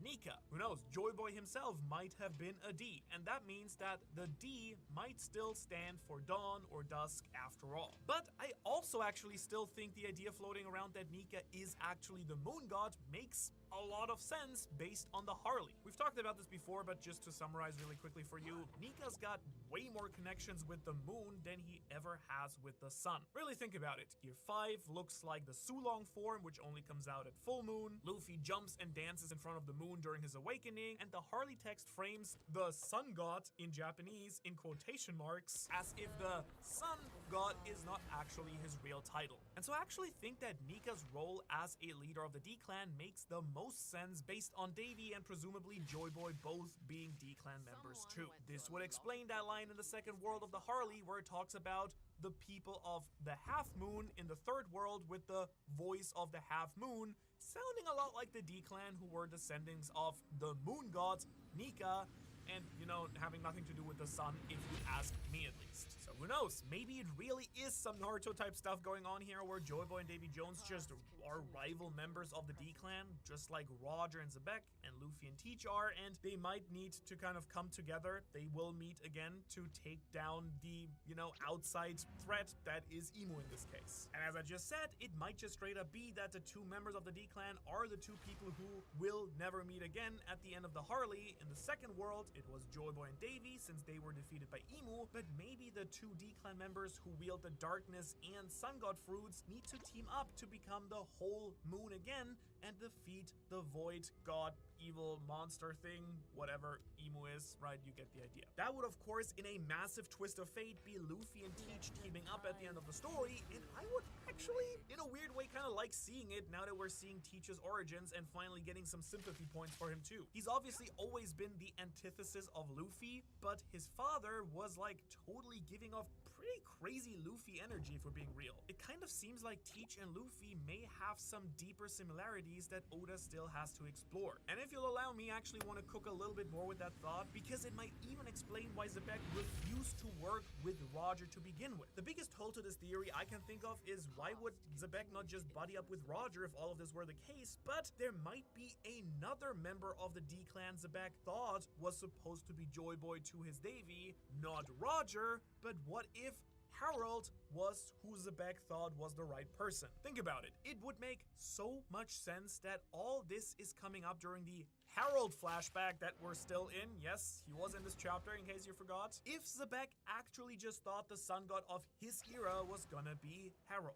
To me, it sounds like he wanted Harold to have the Nika fruit based on Zebek's speech in chapter 1156. Not to mention, it seems like the Nika fruit was probably the thing stolen from Aura's castle in chapter 1152.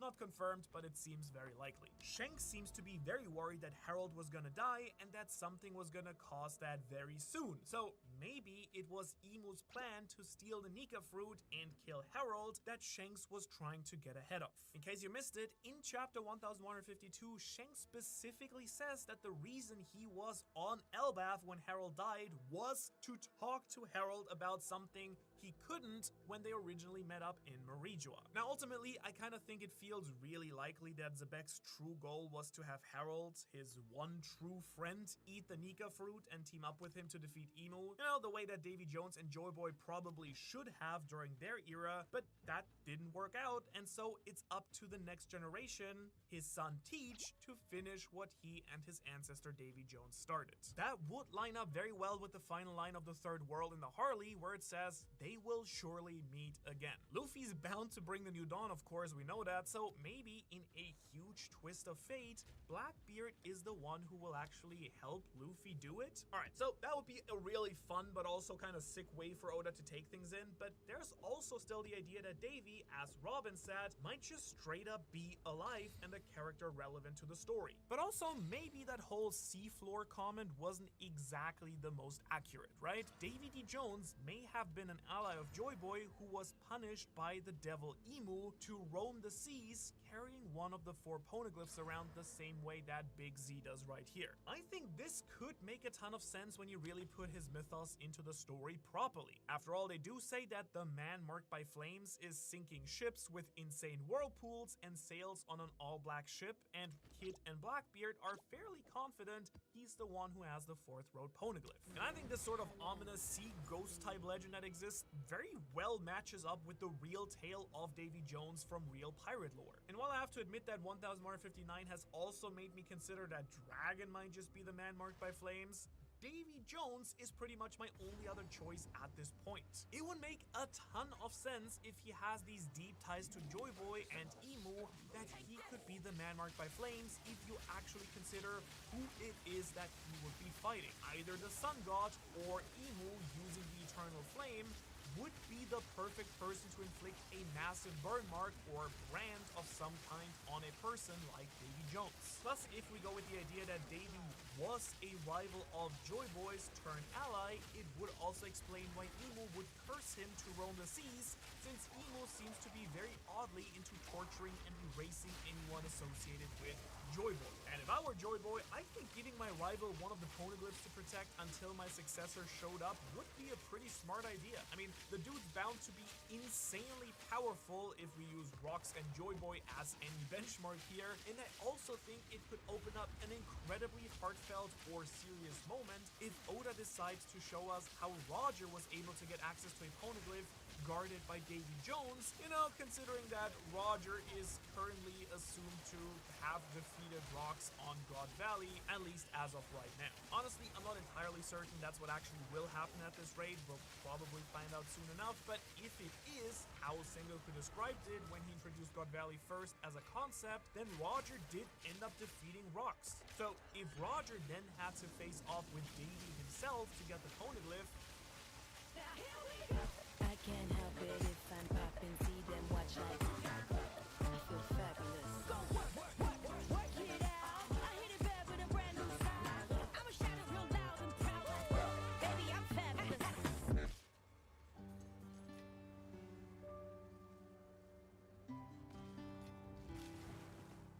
I used to have flare-ups where I would feel like an elephant was sitting on my chest, and that's the scare. well, damn. Wouldn't that be a very awkward conversation to have, right?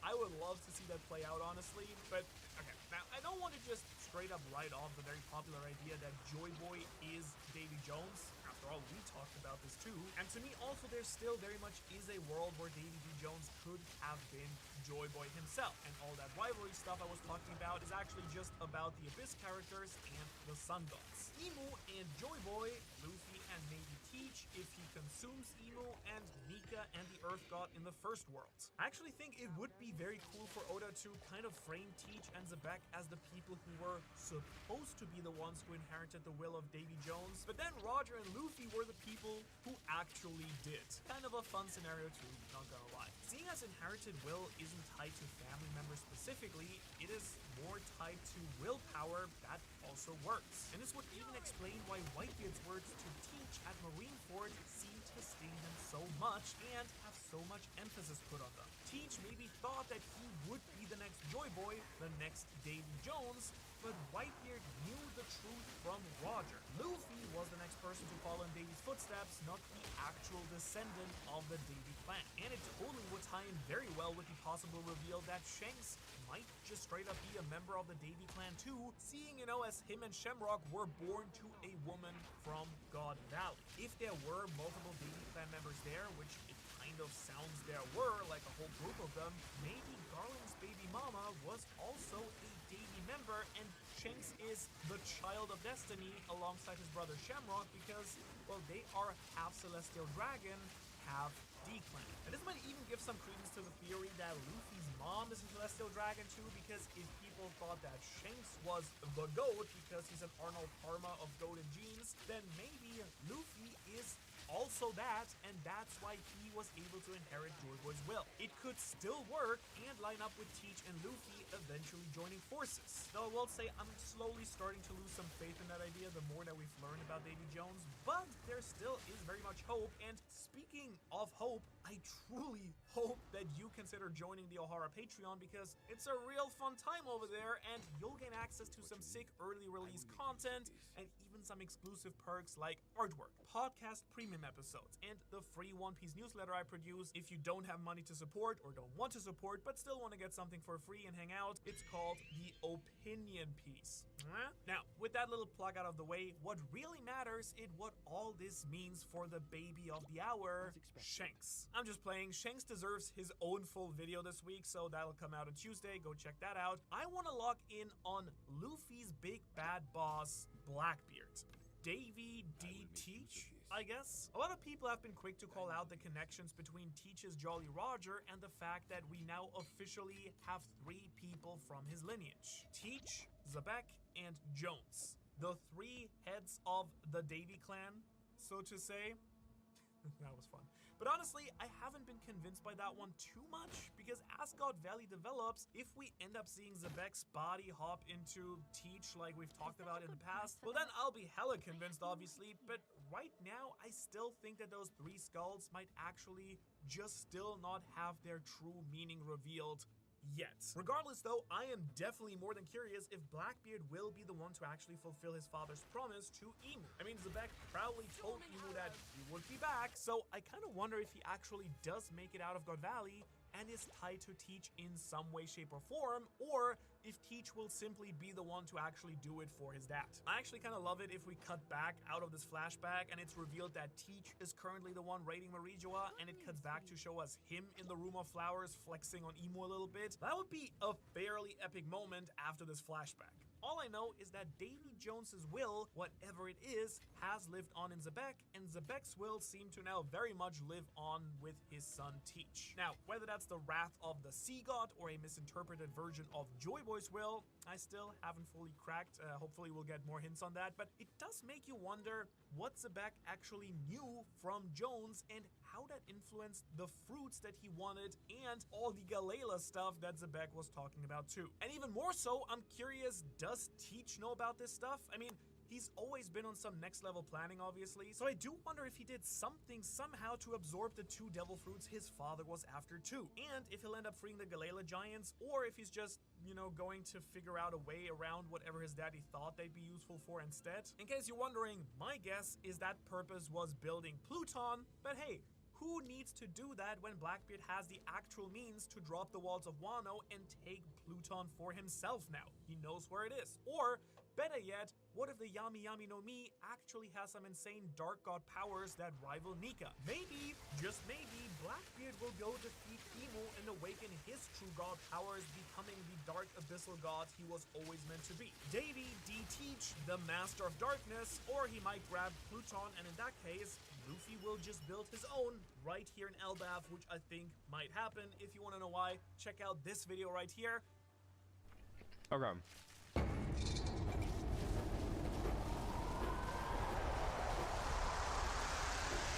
Leroy with the 500 subs. I appreciate you, my boy. You coming here to see that road? I have a pizza delivery here. You also asked the. I want to see your. You said squeeze.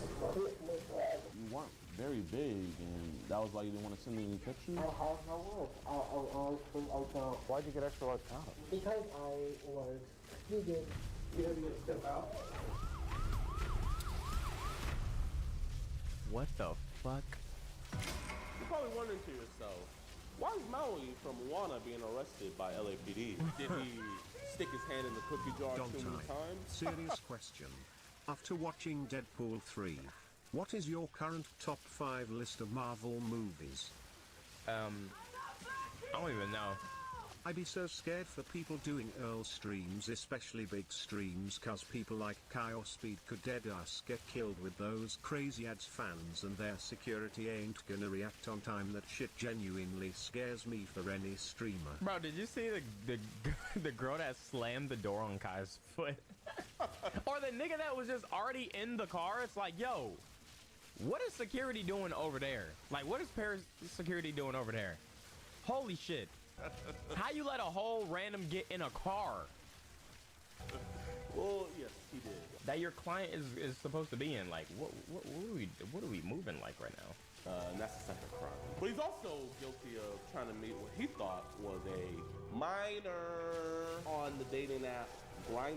You see, this monster here, Kay, was trying to groom, doom, and gloom what he perceived to be a young boy. But they still coordinated catch done alongside LAPD, OMA unit, and Skeet Hansen's predatory investigation. We were able to apprehend this monster before any diddling was to be done. I want you guys to sit back and relax while you watch today's explosive episode of EDP Watch. Because in today's episode, we made many, many shocking discoveries and also eavesdropped on a little bit too many conversations. I'm your new host, Ian Rappaport. And while Chris Handjob is out finding God, we're out catching EDPs on today's episode of EDP Watch. EDP Watch, bro. Damn. EDP can never get a minor. They not like us. Oh, guys, this was like that's a fire intro. Hold on. EDP Watch.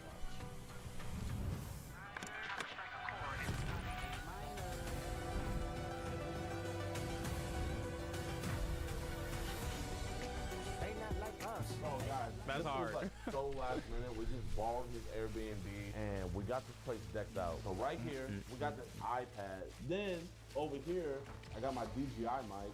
The great thing about this, it's magnetic. Magnetic. Oh. Are you sure you're okay with me being not very big down there? Oh yeah, we don't judge. All size matter. Yeah, here he is. His name is Kay. How old is he? 28 years old. Jesus, like what the fuck is it? What the fuck am I looking at? 28 years old. Thinks he's meeting a year-old boy. No wonder why this nigga trying to meet kids, bro. In here, we actually give two lovebirds some alone time. Yeah. So you'll order pizza, but instead of calling Domino's or Papa John's, you're gonna be calling the Hampton Bros, and you're gonna be ordering. Don't I observe you are of an impressive multiversus skill level. I have created a video to display my prowess. Alas, you appear to be a worthy competitor. Join me, and we shall test our talents and see who truly is the more valiant warrior. Bro, Head ace. I'm not trying to come at the dude. Okay, you maybe just wanted to fight, but like, bro, like, no, dude, no. A meat lovers. And it was just kind of weird how you said it. Yo, I made a video, bro. Wait, let's hear your gay voice. Hey, Kay. Honestly, I'm just really glad you could make it. I didn't think you were going to. Let's go take a seat. That's pretty good. What'd he send? Oh, what? Oh, ew. He sent a dick pic? Oh, he just flashed us. How long are we gonna give him? I don't know, what are you thinking, boys? I say we just wait until you call us. Wait till he's like on the verge of putting it in your mouth. And then, like, don't go all the way, just go like... He did say it's small, so we might not be able to catch it on camera. Yeah, what's the focal length on your lens? We need at least 200 mils for that. But we're here joking around. It's like he's gonna be here like 15 minutes. Oh shit, he really is. We gotta go. Let's go, boys. We weren't able to ask Kay what his favorite TV show was, but if I had to guess, I would presume it to be The Boys. He first messaged us on the Grindr app and let it be known that he was having a really bored time and that he was just looking for some fun. Hey, it's Ryan. Hi, Ryan. What are you up to? Bored. Wanna hang with someone? Oh yeah? Where are you from? Cali, North Hollywood. You? Around Beverly Hills. Oh, okay. Was hoping we Papa could maybe Stephen with the $5 that I appreciate you, Mob. I would be down. Boy, yo, Big How old Juicy, are thank you for you? the prime sub. 28. T is not 28, Cap. Currently at work, watching a stream. Boy, I'm on shift as EVS, glorified janitor, and song path be hitting talking about cleaning for doctors and she cuz that's what I be doing. I'm sharing this, I just felt like I should. Thanks for what you do. Hey, bruh, you know, you'll make it out the rut, man. You'll make it out the rut. You is not, this nigga not, there's no way he's 28. I refuse to believe it. Nice. You drive or anything? I do not. I'm trying to learn though. That's chill. The site only lets me do it 18, so I put that. Had my snap. Fix. Okay. Kay wanted things to get a little bit spicier. So he sent over his Snapchat. I can only presume that he's a big fan of Yo Gotti because he wanted it to go down in the DMs. And he also wanted our decoy to Snapchat him that, but this see if it's cool.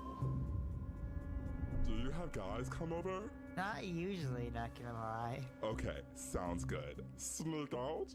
Wink face. Sneak out. I can try, but my mom is always gone during the weekends late at night. Maybe I should drink an energy drink so I can try and stay awake, LMAO. Okay, cutie, cause you might need it. Why is that? Do you like the top or bottom bunk bed? I don't know. Both? What about you? Mostly bottom, but I could maybe try top.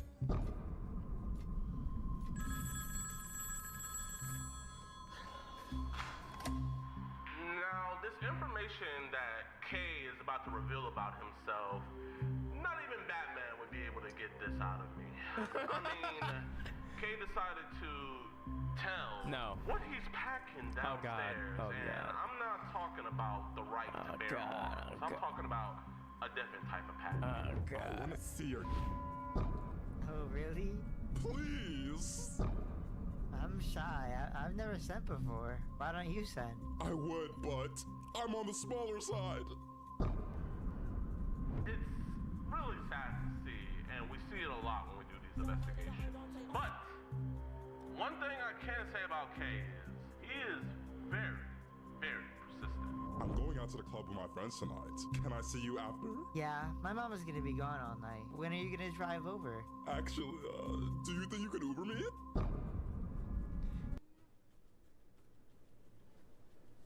Nigga, you are a grown man asking for a child to get you an Uber?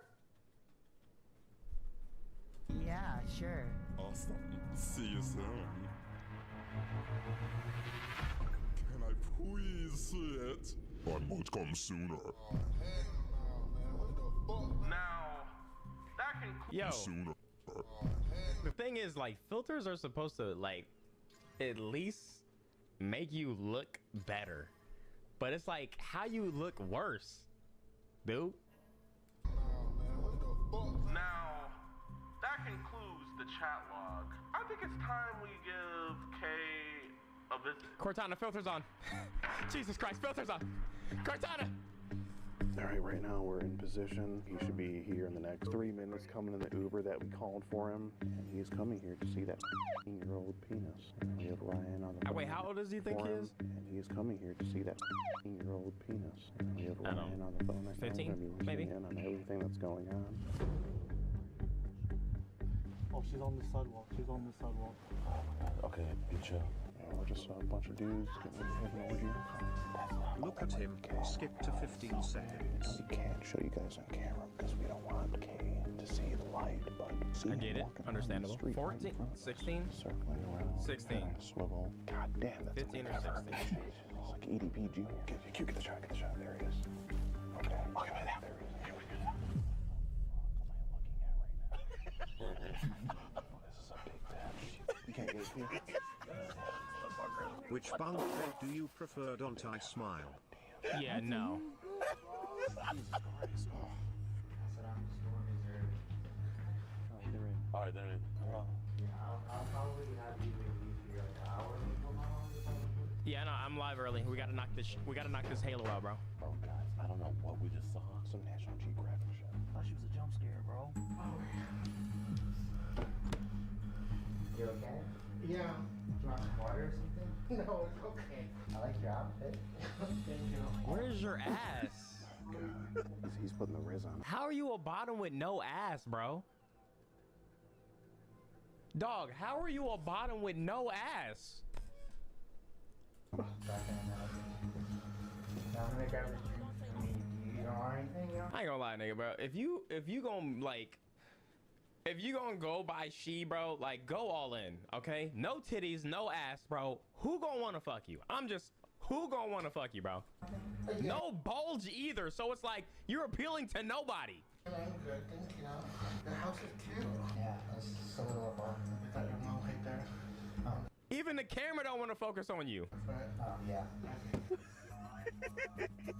7 minutes and a half. Set a timer for 7 minutes and we'll go. 7 minutes in hell. Yeah, 7 minutes and we pull you out. Get the job done. 7 minutes. Don't put your mouth all the way around it. Oh my god. You want to watch something or? Yeah. Yo, he need a bag for doing this. What do you like? I'm honestly not picky. You can put whatever you want. Little Rascals. I've never ever seen that. You never seen Little Rascals? Okay, well, I don't wanna. It's a good movie. It's like a movie you need to watch. It's not a movie I know where you can leave it in the background. Yeah, it's not a movie you can leave in the background. I'm not saying like.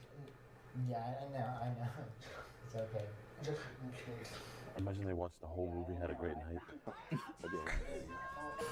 I appreciate their work, but they shouldn't put the predator in there with the decoy that could be crazy dangerous if he wanted to do damage. They should really do the trap faster instead of getting more content. I'm gonna be honest, bro. Look how big this bitch is, bro. This bitch was out of breath walking up 3 steps. He's not doing nothing, bro. He ain't doing shit, bro. But to be real, I wouldn't want to be in that fucking room either. I wouldn't want to be in that room by myself. I wouldn't even want to be in that room by myself, even if I knew security was on the other side of this door. That's just, I don't want that. No, thank you. Turn it off. Get movie experience. Cause like I don't want his hands touching me. Like I don't. Like look how he's probably looking at the dude's ass while he walks away. Yeah. This should be cute. Oh my god.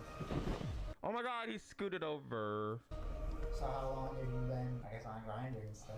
I don't really get action on there, so like, Pull a titty out. it's just Sorry, chat. check it every now and then. I get an okay amount, I guess, but people blocking me. Yeah, I can understand that. No. Look, chat. If it's me though, if it's me and I gotta do the setup, I'm stripping him down, bro. I'm like, yo, take off your top. Entice me a little. I get nervous. Take off your bottom. And then I'm like, yo, come in, bro. This nigga's dead butt naked, bro. He's butt naked, bro. Come in, bro. Chat. No. This nigga keeping about getting him some boy batussy. Nigga cheesing about getting some boy dong. Chat. This nigga really heavy breathing Think in about it. excitement about getting some boy ass. Did y'all- Streets is done. Did y'all- Don't I? What the fuck wrong with you? Listen, Pull a titty out. Did y'all see the episode of Death is How to too Catch a good for Predator? these type of people. Where they literally got the dude in the shower? Like she made him get in the shower, and then they confronted him while he was in the shower, bro. They were like, "What are you doing here?" He was like, I don't know." It's like, dog, there's no way out of this. You literally got naked in the shower, bro. Busted. No, bro, y'all wasn't really watching Chris Hansen like that, bro. Usually, people when they find out like you're not of age. Why are you there? You're not. I've hung out with someone who was. Wait, I know that what? entire house got a stink like What? ass, sweat, and dirty musk. People when they find out like you're not of age. Why are you there? You're not. I've hung out with someone who was. You're my youngest friend, I guess. Yeah, I think as long as, you know, you can be good. Why would you admit that? To make their next victim feel comfortable. I I got cool. I don't think it matters what the age is, as long as the vibe was cool. Yeah, that's exactly what I think. That's why I try to be good. But I am smart too, though. Oh, you're smart. You're smart asking a girl to send you DPs. I want to use the word safe, but I think safe is not the right word. You're like safe smart? Like, you know how like make sure that like nobody was home and like Why does he sound like there's something in his mouth while he talks? You know, like when you do something in this office, it doesn't matter. Like, oh my god. Big ass tongue. Obviously, it doesn't matter. I would have had you here if I was home. Yeah, I get that too. That's why I was like, I don't care. Or I actually just hung out with someone. Well, we did end up going around. We were watching something and obviously. You were watching something, yeah. That's how I got to the age when I was smart to know like what to do.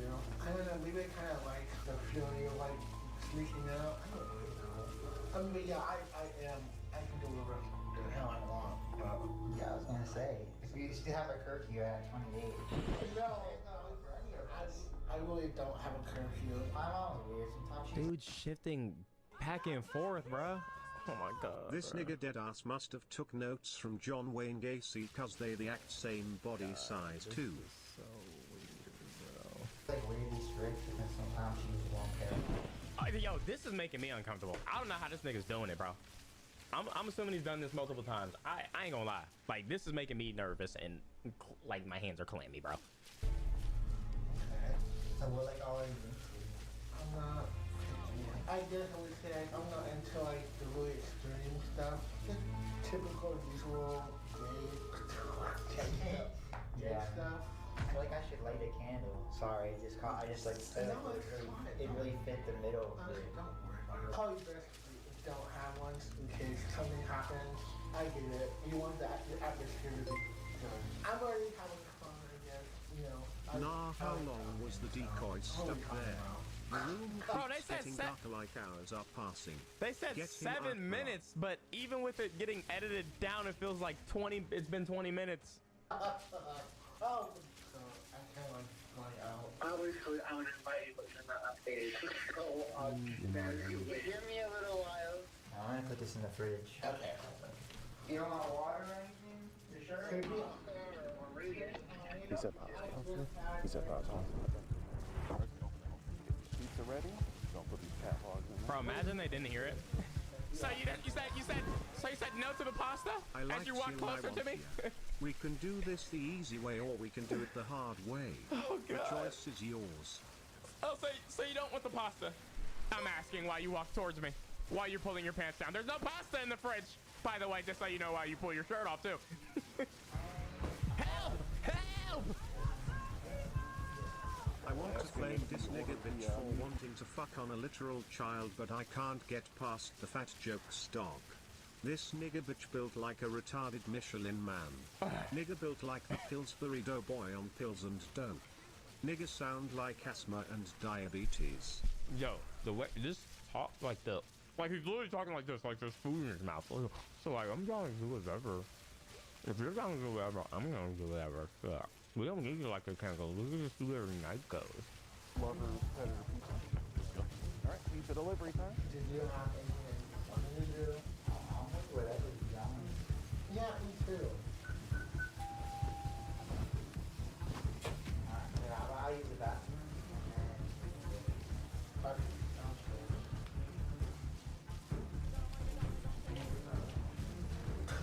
Okay. Ew, bro.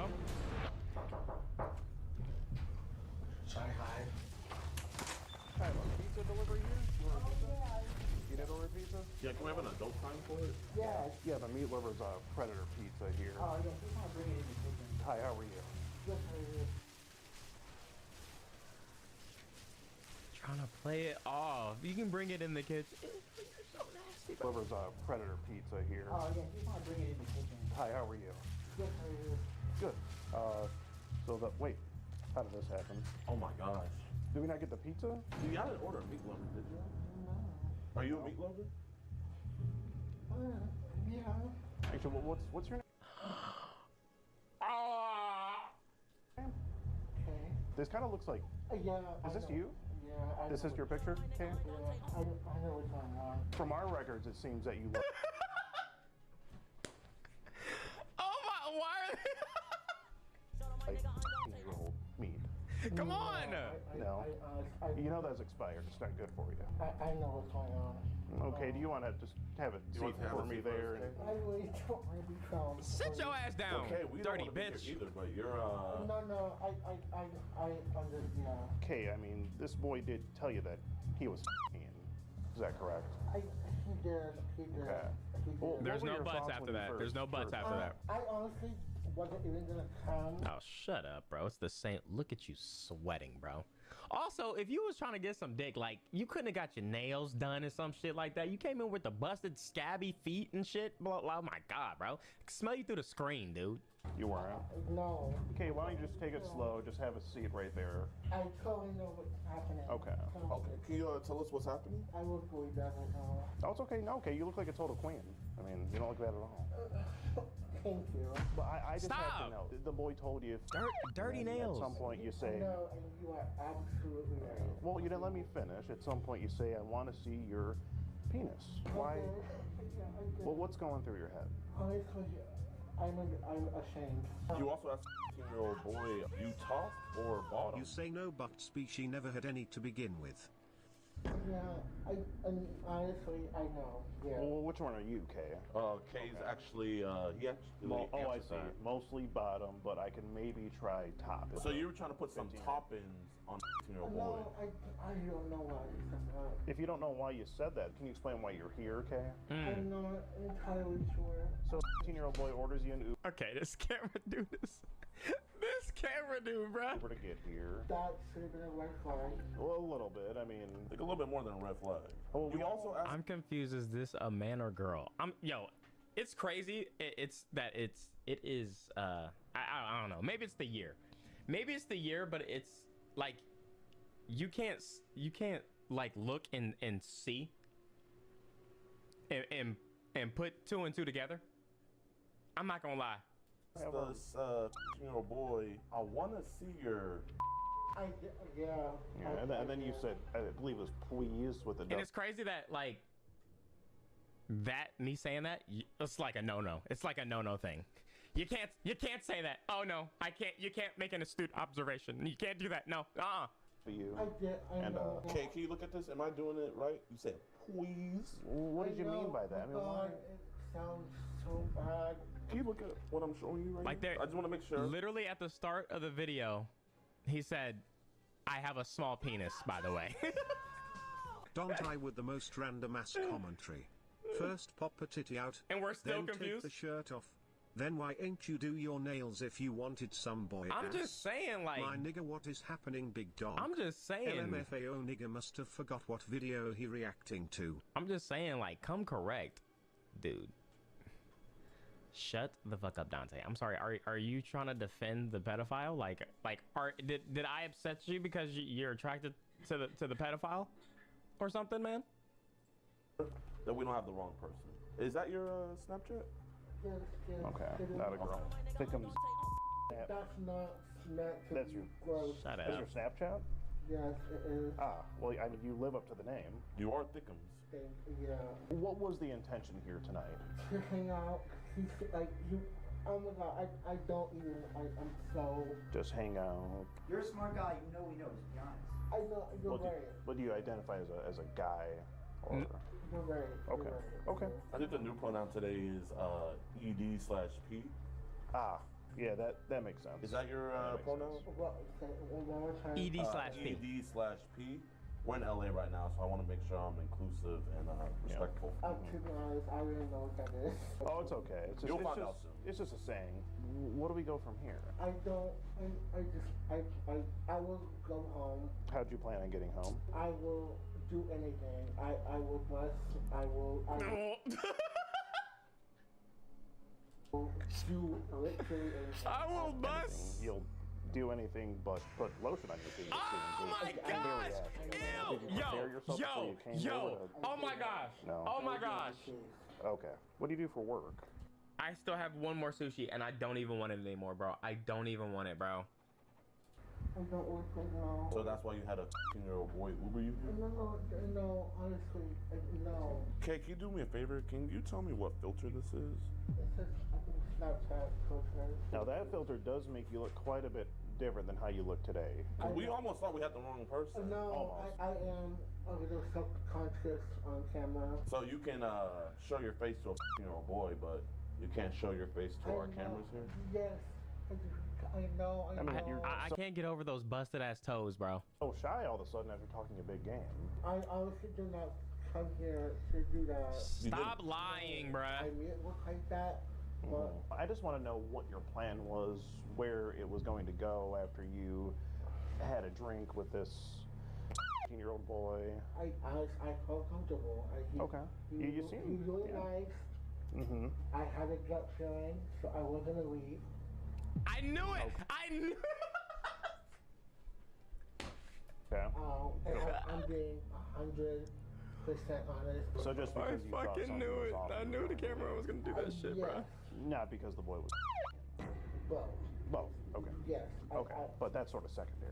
I hesitated. I did. Well, no, you didn't. I mean, right after he told you that he was 15, you dropped your Snapchat. I know how it looks. It's not how it looks, it's what it is. Like of your nipples? I'm feeling hard.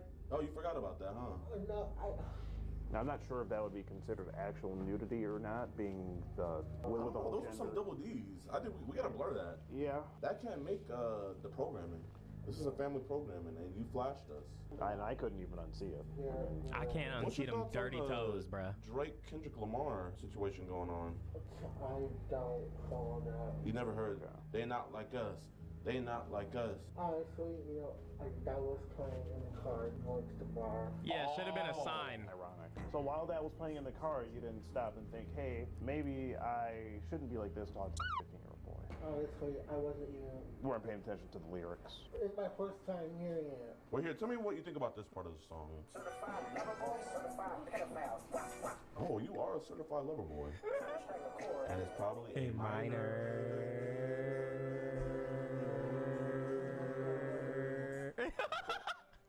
Nah, everybody, this has to be a right. Because you're attracted to the pedophile or something, man? That we don't have the wrong person. Is that your Snapchat? Yes. Okay, not a girl. Thickums. That's not Snapchat. That's your. Gross. Shut That's your Snapchat?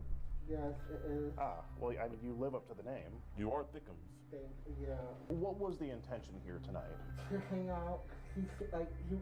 Oh my God, I don't even. I'm so. Just hang out. You're a smart guy. You know we know. Just be honest. I know you're right. What do you identify as a guy? Or You're right. okay. Okay. I think the new pronoun today is ED/P. Ah, yeah, that makes sense. Is that your pronoun? One more time. ED/P. ED/P. We're in LA right now, so I want to make sure I'm inclusive and respectful. To be honest, I really know what that is. Oh, it's okay. It's just, You'll find out soon. It's just a saying. Where do we go from here? I don't. I will go home. How'd you plan on getting home? I will do anything. I will bus. I will do literally anything. I will bust. You'll do anything but put lotion on your feet. Oh my gosh! Yo! Oh my gosh! No. Oh my gosh! Okay. What do you do for work? I still have one more sushi, and I don't even want it anymore, bro. I don't even want it, bro. I don't work right now. So that's why you had a 15-year-old boy Uber you here? No, honestly, no. Okay, can you do me a favor? Can you tell me what filter this is? It's a Snapchat filter. Now that filter does make you look quite a bit different than how you look today. We almost thought we had the wrong person. No, I am a little self-conscious on camera. So you can show your face to a 15-year-old boy, but you can't show your face to our cameras here? Yes. I know. I can't get over those busted ass toes, bro. So shy all of a sudden after talking a big game. I honestly do not come here to do that. Stop lying, bruh. I mean, it looks like that. But I just want to know what your plan was, where it was going to go after you had a drink with this 15-year-old boy. I felt comfortable. Okay. You seem. He's really nice. Mm-hmm. I had a gut feeling, so I was gonna leave. I knew it! I knew As expected. I knew it! I knew I had a gut feeling, so I was gonna leave. I knew it! I knew Okay. I'm being 100% honest. So just because you thought fucking something knew was it. off, I knew the camera was gonna do that shit, bro. Not because the boy was. Both. Both. Okay. Yes. Okay. But that's sort of secondary. I hesitated. I did. Well, no, you didn't. I mean, right after he told you that he was you dropped your Snapchat. I know how it looks. And before you It's got not it, how did it looks, you it's what send it is, pictures like- of your nipples? I did. God. Oh, you forgot about that, huh? No, Now, I'm not sure if that would be considered actual nudity or not, being the with the whole Those are some gender. double D's. I think we gotta blur that. Yeah. That can't make the programming. This is a family programming, and you flashed us. And I couldn't even unsee it. I can't What's unsee your them thoughts on dirty the toes, bruh. Drake Kendrick Lamar situation going on. I don't follow that. You never heard they not like us. They not like us. Honestly, that was playing in the car going to the bar. Yeah, it should have been a sign. Ironic. So while that was playing in the car, you didn't stop and think, hey, maybe I shouldn't be like this talking to a 15-year-old boy. Honestly, I wasn't even. You weren't paying attention to the lyrics. It's my first time hearing it. Well, here, tell me what you think about this part of the song. Certified lover boy, certified pedophile. Oh, you are a certified lover boy. And it's probably a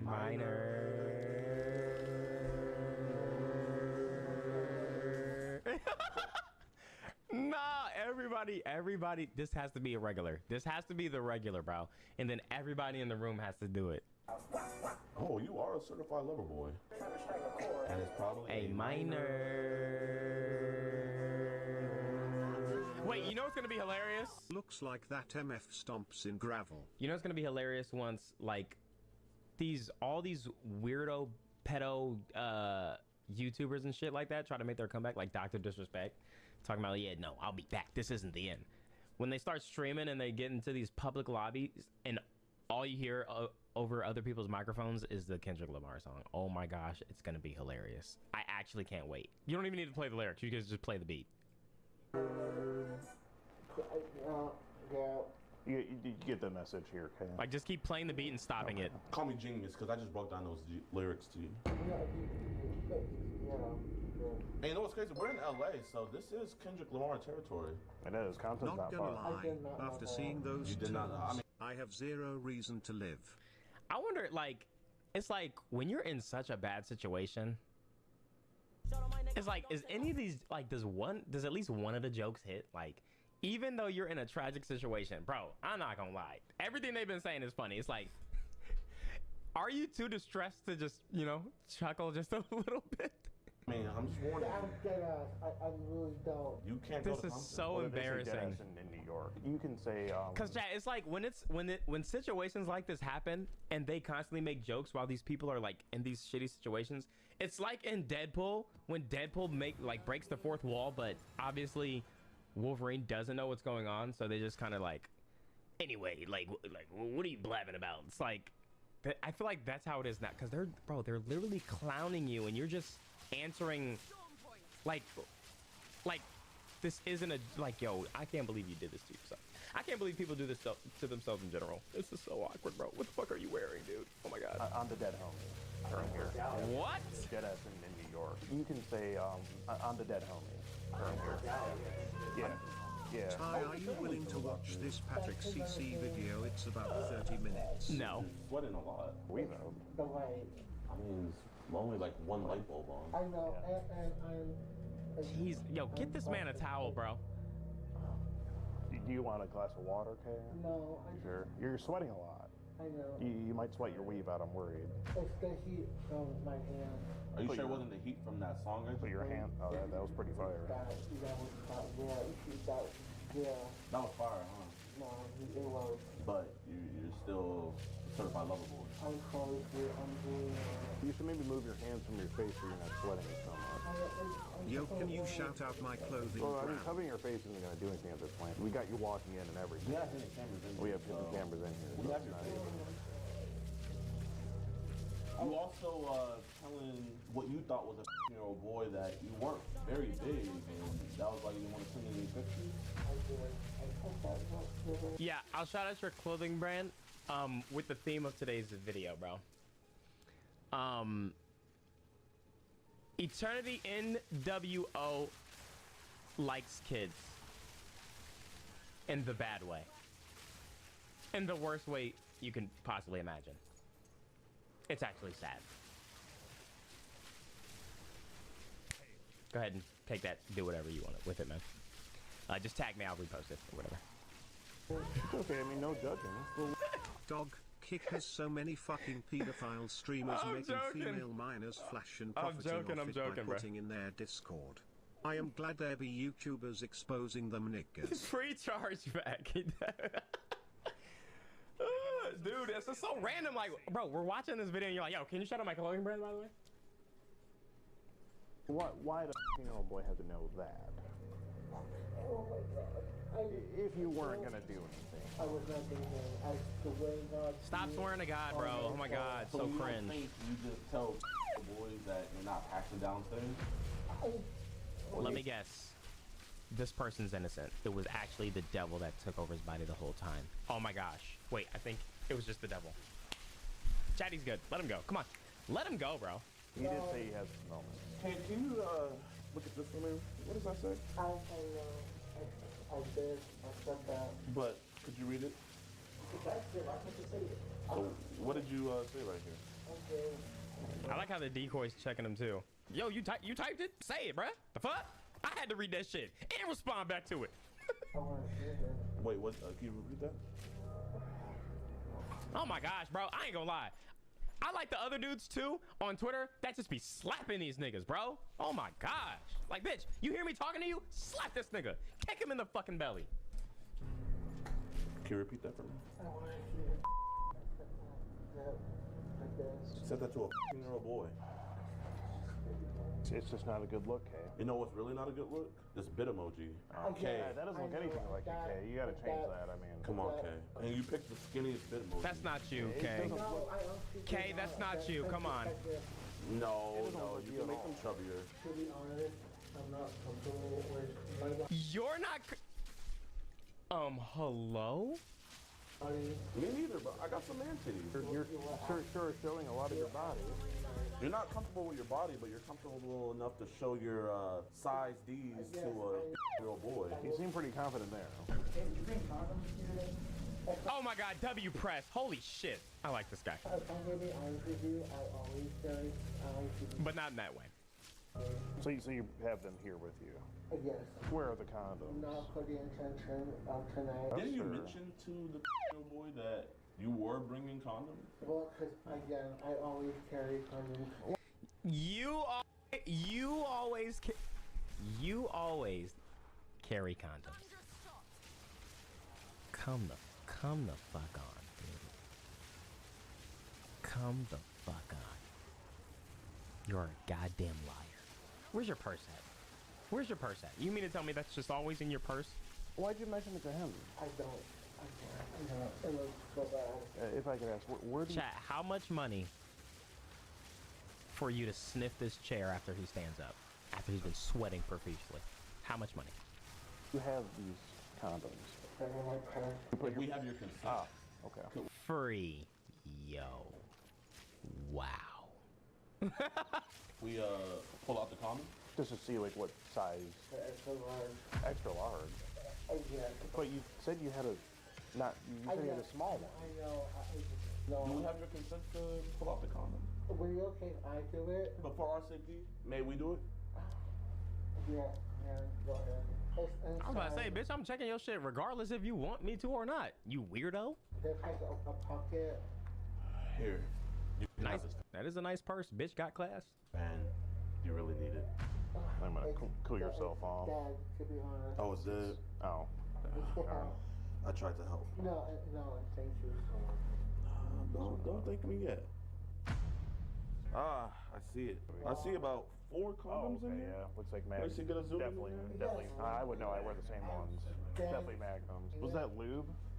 The pink bottle? Oh, that was lube. She hides the condoms in those nasty ass skin pockets on her dry ass toes. God, don't remember. I just got the toes out my head and now it's back.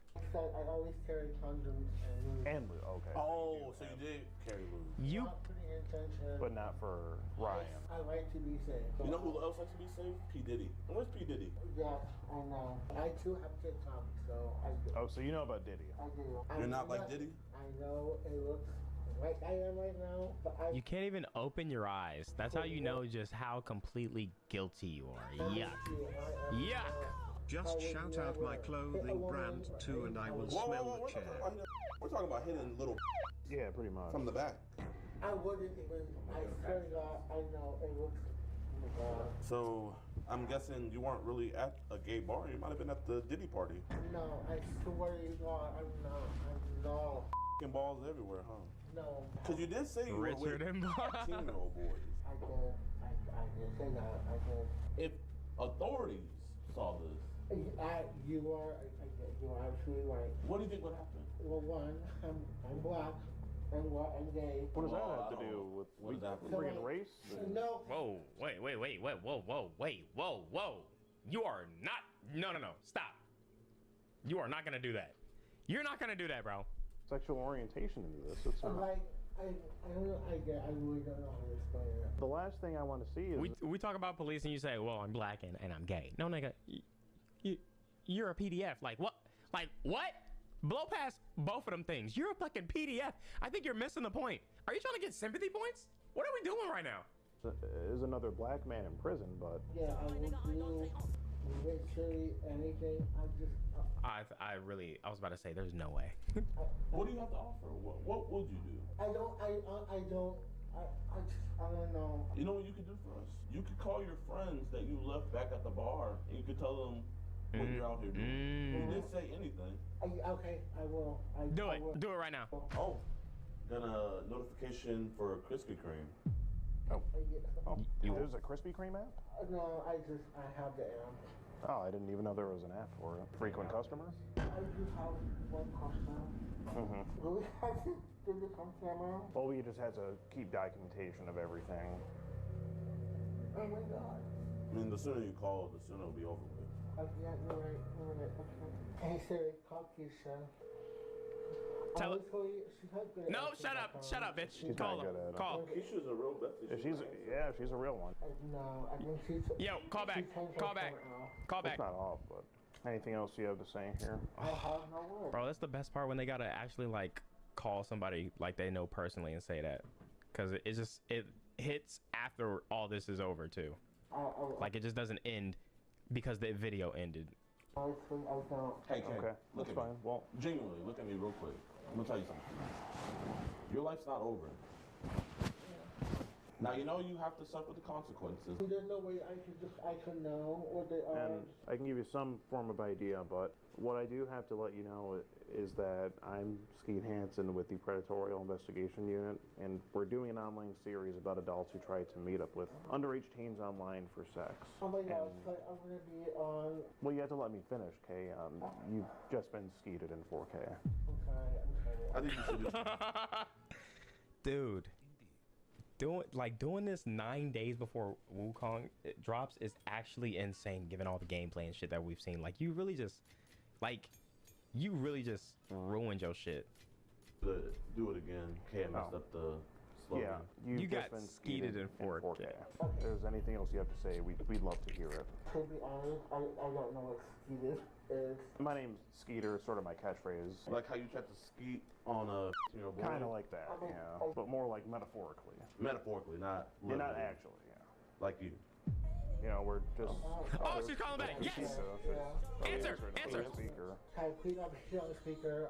I want to tell her with Answer! confidence. You gotta answer. Yo, I'm about to lose it. Answer the phone. Well, you gotta answer. She's calling. You know. Can you please put No, put it on speaker. Put it on speaker. She probably hung up. I fucked up. No. Okay, would you mind putting her on speaker for us? Keisha? Hello, Keisha. There we How you go. doing today? Well, Yo, they always try to be slick and me. No, you need to take full accountability. Accountability. I'm doing well. Let's just let Kay explain. Okay, do you remember when I said I was going to meet up with a guy? Yes. Please don't hate me. I'm not gonna hate you. I'm gonna take it to the point. Technically, it wasn't a guy. It wasn't the guy that you said that you're supposed to be with. It's the guy, but he wasn't. Come on, spit it out. He wasn't of age. Oh my god. Do you know the phrase? W wife, thank you. Oh, you look nice. You're welcome. Skeeted? The what? Do you know the phrase skeeted? No. You know on TikTok? Damn, it smells good.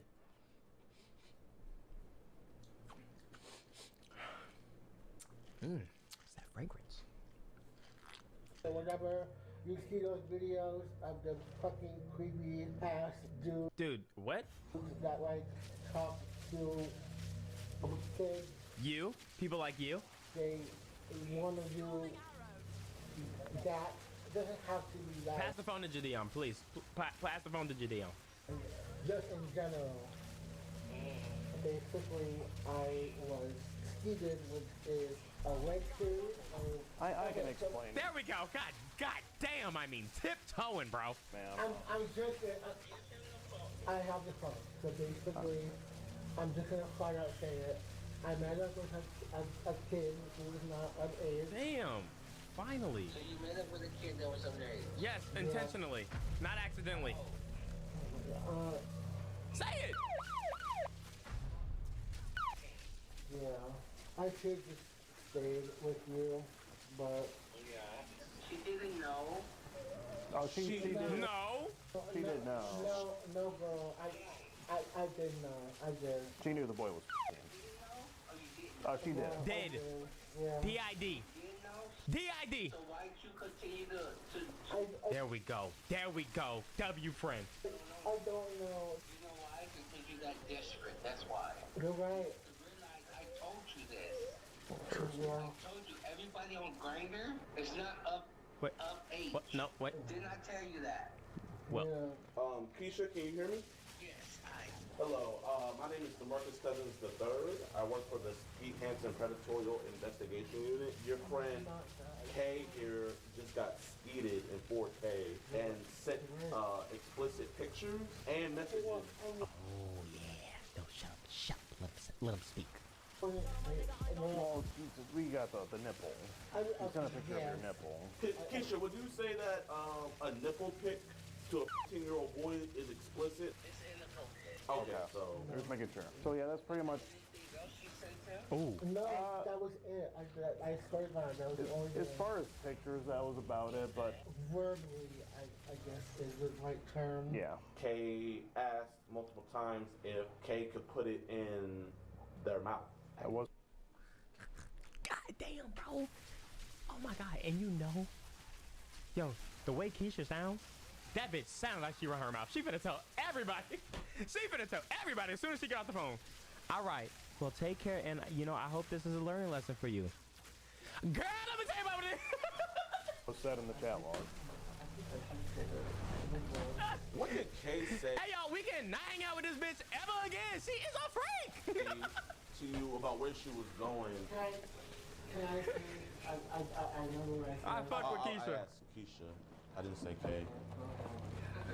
Basically, she said that, oh, girl, I'll be back. So I'm thinking that she's going to come back. Oh, so you were planning to just do a quickie. No, that's... I did say that. Oh, Keisha, detectives are in here, so we're gonna have to talk to you later. Oh, okay. Sure. Thank you guys for the speedy response. Oh my God, 6 officers. That's kind of OD. I've never been like kicked out of a room before that I was renting. Yeah, come on, bro. Well, like, we want to see this shit, bro. No lie, I think we all need a friend like Keisha. Keisha's a real. Bro has Skibbity in his last toilet. Yeah, we got him alright. What the Or fuck? her. I think it's her. We got face up on alright, yeah. God damn! Thank you. We're trying, man. Sorry. We're trying. I hear Kendrick in the back. We need more people like you. Certified pedophile. That's fuck 'em up. I'ma do my stuff. Why you trolling like a bitch? Ain't you tired? I'ma strike a chord and it's probably A minor.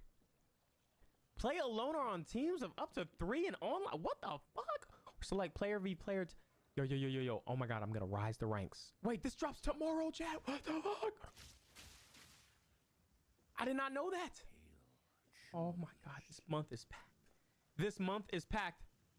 Fuck. Oh, fuck.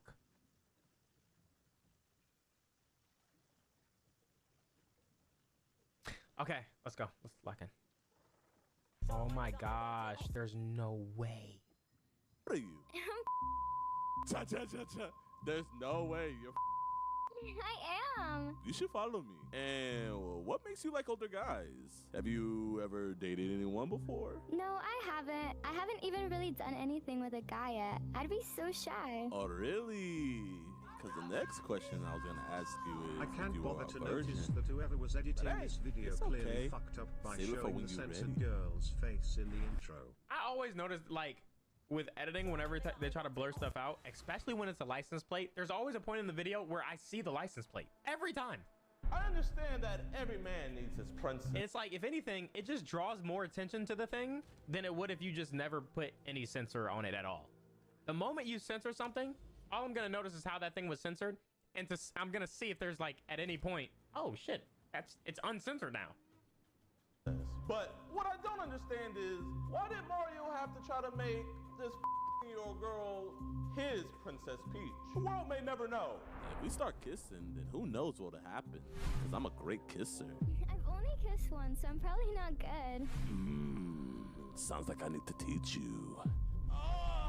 It would be better if you were here. Oh, really? What would we do if I was there? While we're cuddling, I'm gonna lay next to you and put my arms around you while my is rubbing against your booty. Then I'll whisper in your ear and tell you, you're amazing.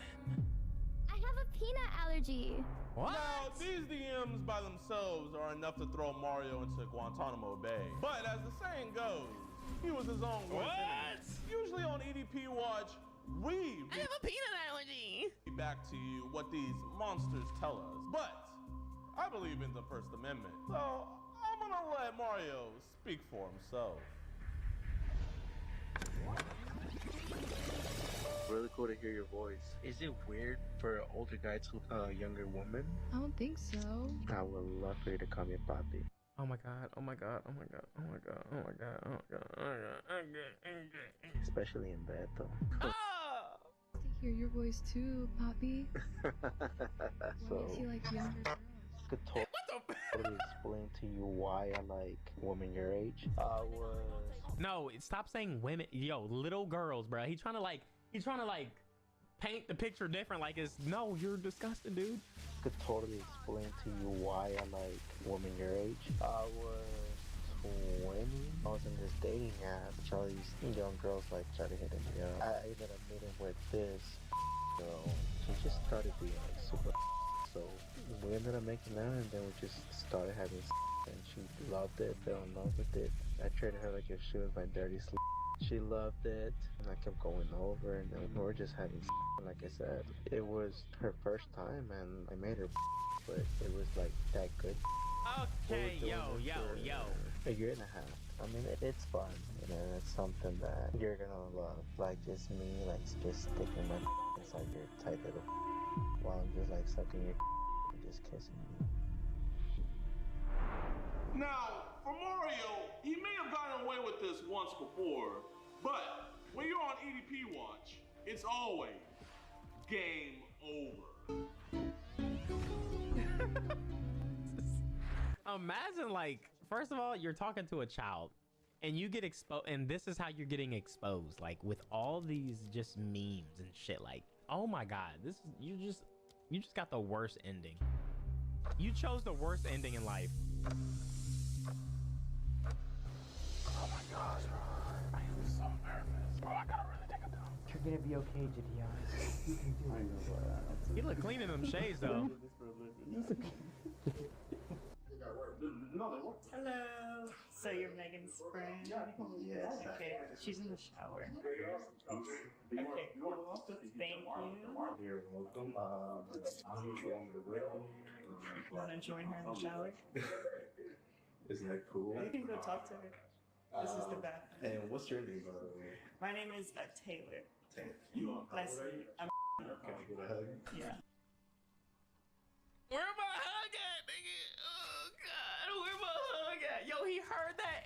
was like, yo, where my hug at? Oh my god. Oh, hey, how old are you? What? Where my hug at? Oh my god, I can't. Yo, you're 30!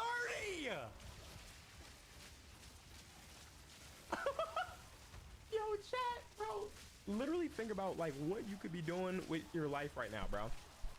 Literally think about what Wukong has literally just dropped, bro. You could literally be grinding on that game, bro. Instead, you're trying to grind against a 14-year-old. You're so weird, bro. My name is Taylor. Look at his. I'm yeah. What's your name? What the fuck? Yeah. What's your name? I'm Mario. So nice to meet you, Taylor. So how did you guys meet? Through Instagram. Instagram? It's just that like this is The funniest part is the contrast. They be the happiest niggas on earth thinking they bout to get some child ass and then in the next split second they realize their life is over. Talking Cinema, about pure cinema. talking about, yo, I was only gonna talk to her. My favorite is when they're like, I literally only came over here to tell her not to do this. Like, come on, you know you can't be doing. Yeah, you know you can't be doing this. Like talking to older men. Like I try to do this and instill them into their brain that this is dangerous. I could be a creep. Like I could actually want to do this. Are these condoms in my pocket? Well, I always carry these around, but like I was gonna show her like, and also these are just like a ploy. Like don't ever do this. Did I bring the alcohol that I said I would bring? Well, I brought alcohol just because like I was already drinking. I just always have alcohol. So like, yeah, I just was like, did I get the movie tickets for the movie that I said we can go out and watch tonight? Well, I was gonna go see the movie after, and I got 2 tickets because I was gonna see it. I like to spread my legs at the movies. You got me. Okay, you got me, dude. I'm sorry. You got me, dude. I'm sorry, bro. Death by firing squad. This freak ass nigga drove an hour for a minor. An hour, dude. And he hasn't stopped smiling once. When Godzilla's coming, I'll be tripping. I seen the movie. You be Hey Dontai, I'm in this vid. UK drill plug signing out. Free my boy, he ain't done nothing. Yo, you can't like say I'm in this vid while we're watching a vid about a predator getting exposed, bro.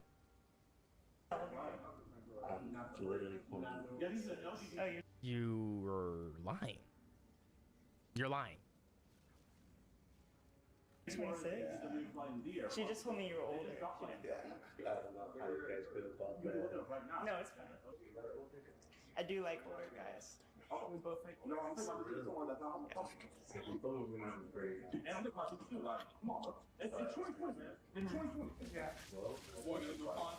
Thank you. You did too. He thinks he hit the jackpot. Thinks he hit the jackpot. You can say hi if you want. Don't be nervous. It's okay. She's right there. Oh yeah, here we go. This is the best part. Yeah. Oh! Woo! Turn around for me. Are you gonna Put your cry? hands above your head. Are you gonna cry? Do not reach for anything. What are you gonna cry? Come this way. You're gonna cry? Spread your feet for me. That was a great shower, man. Oh, what happened, dude? You was just all smiles, bro. What happened, bro? Oh, you didn't even knock, man. Do not move your hands. Oh hell no, man. McDonald delayed for real. Free my boy either way. What is happening? Who are you talking about? The contrast is literally like a Make-A-Wish kid. One day he's happy to be meeting the Avengers with John Cena and The Rock. The next day he's... Wait. Well, he's dead nigga. You don't get on Make-A-Wish if you not terminal. Guys, I think this dude is like trying to plug himself, but it's like not working in a way. I think he thinks it's working. Or now something. you are so fucking funny with the bits you do. Like, what? That's why I fucking love your streams. Always make a nigga laugh. Love you, don't I? Yo, love you too, man. Appreciate you, bro. Yeah, I don't know what's up with that dude. UKDP, maybe, get him out of here. And then the next stream, he's gonna be like, yo, man, I donated yesterday, but I was just literally joking. Like, why are your mods so serious? No, nigga, you're weird. Like, why are you saying I'm in this video? Like, and then free the guy? Like, it's just weird, dude. Or either. What's the joke? Sit on that couch for me. Mario, man. Can you tell us what we were doing with these tonight? I bought them. What'd you buy them for? I was just honestly wanting to chill. That's it. Do you know who you were here to chill with? Megan. How? She said she was teen. Yeah, she said, I'm teen. You said, there's no way you're teen. So you're gonna hang out with a 15-year-old with 3 packs of condoms? You were gonna go 3 rounds? No. Come on. I'm 30. I'm literally 20. 3 rounds, that's it. Man, I went more rounds on Kino de Tote than that. No, not like that. Not like that. Condoms are right there. They were in your pocket. What's it like? Just in case, but not like that. You know what I mean? Just in case what? Eventually, it's not gonna happen like that. To be honest, that's just really... Eventually, it's not gonna happen like that. That's why I brought them. Like, what? My 6 beanie. Spot. Damn, that shit looks so clean. Damn, that shit looks so clean. This is random. That shit's clean though. Guys, get your 6 beanies. I mean, well, yeah. Get your 6 beanies, bro. It's about to be that season. It's about to be that season. Guys, it's my birthday, please. You just said just in case. What, you gonna do the condom challenge? 6. Fill it up with water and put it on your head? It's still peeling and shit. What are you laughing at? Well, like, I don't know what's funny. No, it's not funny at all. I'm not even laughing. You say, the next question I was gonna ask you if... Wait, has anybody seen Blink twice yet? Yes or no? Just saying. I'm just saying. It's a good movie, bro. You're a virgin. Anyways, I'm mature. Gideon need ever to happened, collaborate with them niggas that be beating on these sick-ass niggas. Bro, I don't know how they... I don't even know, like, if you could... I mean, I'm pretty sure you could get in trouble for that, but it's like, they go crazy, bro. I'm not gonna lie. I'm sure we would fall for each other, but hey, we're just talking. You were talking. You were talking to a 15-year-old girl. No, those were just, honestly, just lies, but... You see, lies is you wouldn't be here, but it sounds like you're a man of your word, Mario. I fucked up, honestly. I got something to show you real quick, man. I just need you to confirm for me. You know who Crotch that is?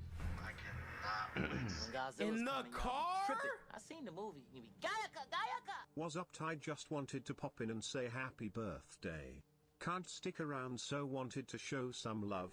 Appreciate the streams, bro. They been mad helpful while work is hectic. I appreciate Hope you and the fact doing good. When Godzilla's coming, y'all be tripping. I seen the movie. Fam. I appreciate you, bro. Bro, I really don't get it out of all these grown women out here. And you want to go for these little kids? People like this should be put under the jail. Yeah, I don't know. It's fucking creeps, man. I think it's just like being able to have, like, you know, It has to do with power, bro. It has to be able to be able to control them and, you know, make yourself feel better because it's literally their first time. So you really think you're that guy because you're impressing a teenager with your sex OMG, it's skills. your Like, what? birthday. Oh yay, happy birthday, bestie, love you, brother. Yo, oh, and appreciate by the you. way, why are you promoting your clothing store whilst watching this video? LMFAO love. I wasn't. He literally was like, "Yo, I got my six beanie." I was like, "Oh, okay. Let me see what he's talking about." Real quick, man. I just need you to confirm for me. You know who Crotch that is? In the car is crazy. Yeah. Can you tell us what this, what that is right there? My legs plus, yes, you guys are right. Crotch. You got a half chub going on right there. Why are you sending, you know, girls pictures and videos of half chub? That's my mistake, man. That's a big mistake. It's not a mistake. That's not a mistake. No, not at all. Not at all. Yeah.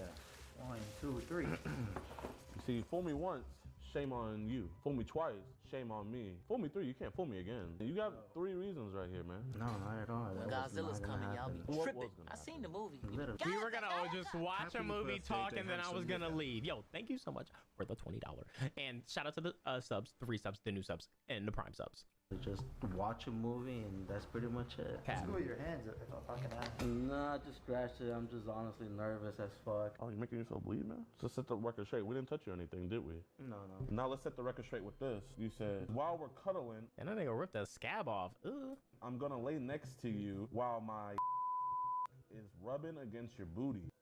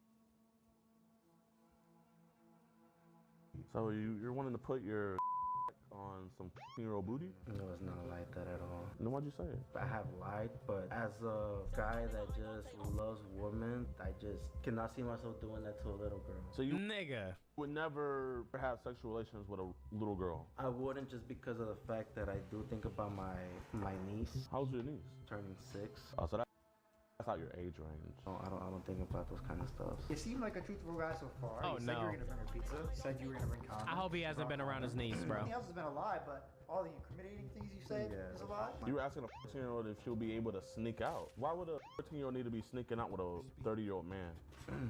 They shouldn't. You said you would never do anything to a minor, right? Yes, sir. Now, what we're about to pull up is a call you had with our decoy. Hey, you said 4K or MP3. What you just told us, man. Well, we were having a conversation. I don't remember how long ago it was, but I knew I was gonna be tricked, and honestly, What's like 4K but for audio?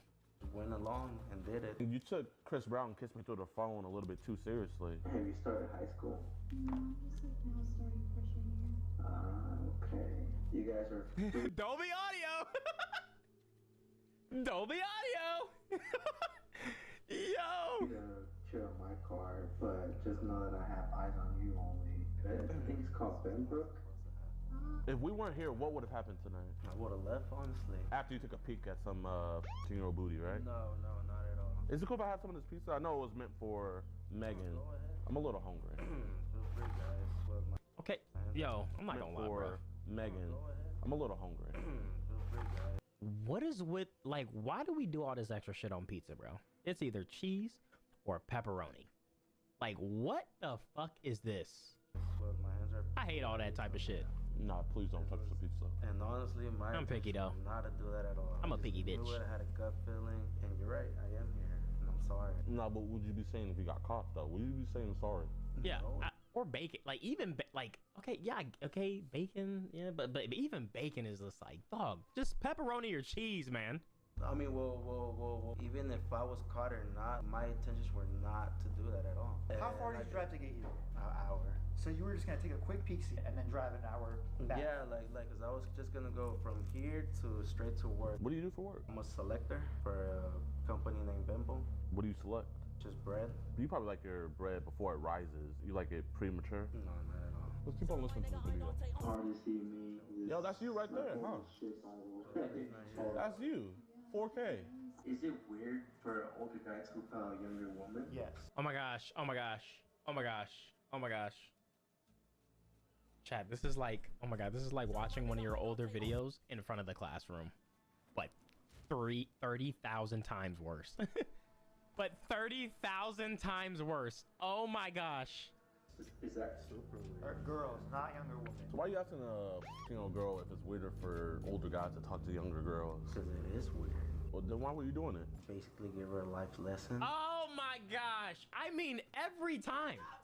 They do it every time. Wasn't trying to promote anything, bro. Happy birthday, bro, and I hope you have a good stream. Waiting on that Joker too.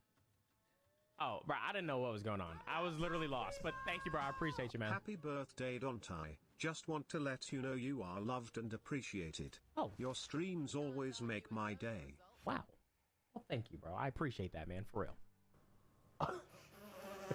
Yeah, even they laughed. Basically, give her a life lesson. So were you trying to traumatize her? No, not at all. It's like, oh, you gotta learn the hard way, huh? Is that what your plan was? Honestly, my intentions, drop out the pizza, and I did open the door. I should have knocked, but I trusted my gut feelings. Oh, you do have a blue 6. Yo, shout out to you. Thank you for the blue 6. That's what, 4 year subscriber, bro. I appreciate you. I was just gonna literally just leave. I mean, you're about to hear. We have some confirmation you claimed to have done this before. That's a huge lie. It's not that much of a lie. You showed up for this 15-year-old. Look at your cat. I'm totally explaining to you why I'm like woman your age. How do I know the years? Because it's, I think red. No. I think gold is 1 year. I don't know. I know it was that one because blue is like the rare one. Blue is the really, really rare one. And then I think before blue is purple. So purple is 3 years, and then what is it? Red, and then gold. Gold is the 1 year. So there's a reason why you like women around the age of 15. Not at all. I think we should take a. Wait, what? I hit 5. I hit 5 in 2 months. Oh, you hit 5 in 2 months. Wait, I think we said we were gonna do damn, 2 months. Wait, Dr. Monte, I think we said for year 5 we were gonna do. Did we say we were gonna do black? Black 6? Oh, what did we? Yeah, I think black. That would be hard. Oh my god, a black 6 with the lining. That would be. Listen, hear what it is. I was 20, I think. I was in this dating app. I ended up meeting with this, and he just tried to be super. Goddamn, not too much glazing on this nigga. We get it, it's his birthday, but goddamn niggas fucking butt gripping this nigga shit over the internet. We get it, nigga, I like the streams, goddamn dog, just watch. Lol, him just playing. Happy birthday, Ty. Kissing face. Oh my gosh. Loved it, fell in love with it. 15-year-old fell in love with you, man. What happened with this 15-year-old, man? Nothing. You already just said it. Smashed and dipped. It was just a fake story. So you over here making a creepy pasta, or what are you, a Redditor? My intentions were to leave as soon as I got in here. How would your family feel that you have been inside of a 15-year-old girl before? Disowned, pretty much. So I say it. It's just a lie. So you lie about having. Yo, It's black and white. Either you go around lying and tell other that you have, make it make sense, or bro. you just have. Which one is it? None of the above. Oh, you wanted to tell the girl to call you Poppy? Well, Poppy. You still want to have fun? No, I don't want to have fun at all. You don't want to have fun no more, man? Dang, Poppy. How would your brother-in-law feel? So. Wait. You're married? I think I missed that part. My kids with a lot of respect. So, is it respectful to leave your booties? Is it respectful? Make him call his wife. to not His even wife. knock? You see, what if I was getting dressed? What if I was getting out the Oh, his sister. Oh shit. Happy 45th Shower. birthday. Imdant Ty Heart. I would have closed the door immediately. Well, you don't want to see some BBC? Man or woman, I would have shut the door. Why'd you open the door? It was not my intention. You can say it's not your intention. You opened the door. Why did you open the door? You drove it. You drove an hour. Truth shall set you free. Do you want to be set free, Mario? I do. So Tell the truth, right? Came over here, honestly, to talk. Oh watch my a God. movie, and then whatever happened, happened. So what was the whatever happened happened? Just say it, dude. Happy Just say birthday, it. Don Say Ty. it. I remember watching you react to Dope Island vines Shout in out to your Dope garage Island, when I man. was like 10. Congrats on everything, you deserve it, FRL. Damn. And yo, shout out to Dope Island, bro. I hate to get to third base, but But what? Can you finish that thought you said? You said you would hate to get to third base, but honestly, I just want to go home. No, Is that what the condoms were for? it's not what that. That's not how that happens. Condoms. Prevent diseases. You didn't want to catch cooties? From past 16. That would have been fun, huh, Poppy? Stop! See, you're being smart now, and I don't like people trying to be smart, bro. Yeah, diseases from a 30-year-old man. I'm nervous. My heart is racing. What are you gonna do when your niece grows up and she sees this? Tell her the truth. I think her family's gonna tell her the truth. Uncle Mario, he's a diddler. No, trust me. I take care of my niece and nephew like the way an uncle should take care of them. I mean, it sounds like since day one you haven't been setting examples. Since you were 20, meeting up with 15-year-old girls. Imagine your own kid watching Gideon catching your dad trying to talk to kids. We need to collect all of these type of people and put them in a pitch black room. God. Do I have to play this again? No, sir. There might be more in here. You know what? Here. I treated her like she was my dirty. She loved it. Let's run that back real quick. And let's get that in slow-mo. I treated her like she was my dirty. That's how you like treating, girls? Not at all. It was her first time and I made her. Like I said, it was all a lie. What do you mean by the good kind of like? Yo, what does that mean, bro? Like what? Like, yo. I'm a good guy. I thought that it was cool. That is not cool. Okay, you're weird. You're So you weird. think it's cool to Pop a cherry? But you thought that. It was just a thought that I had. Oh God, this is so disgusting, dude. I can't do this. But didn't care for her as much as it. Is that what you go for, fatherless girls? It'd also be super weird if all your family got this video clip to them. It'd also be super weird to give this over to the authorities. And devastating. Oh my gosh, I never had. I mean, it's fun. I'm very scared. Lol, this nigga glitching on it's not my intention.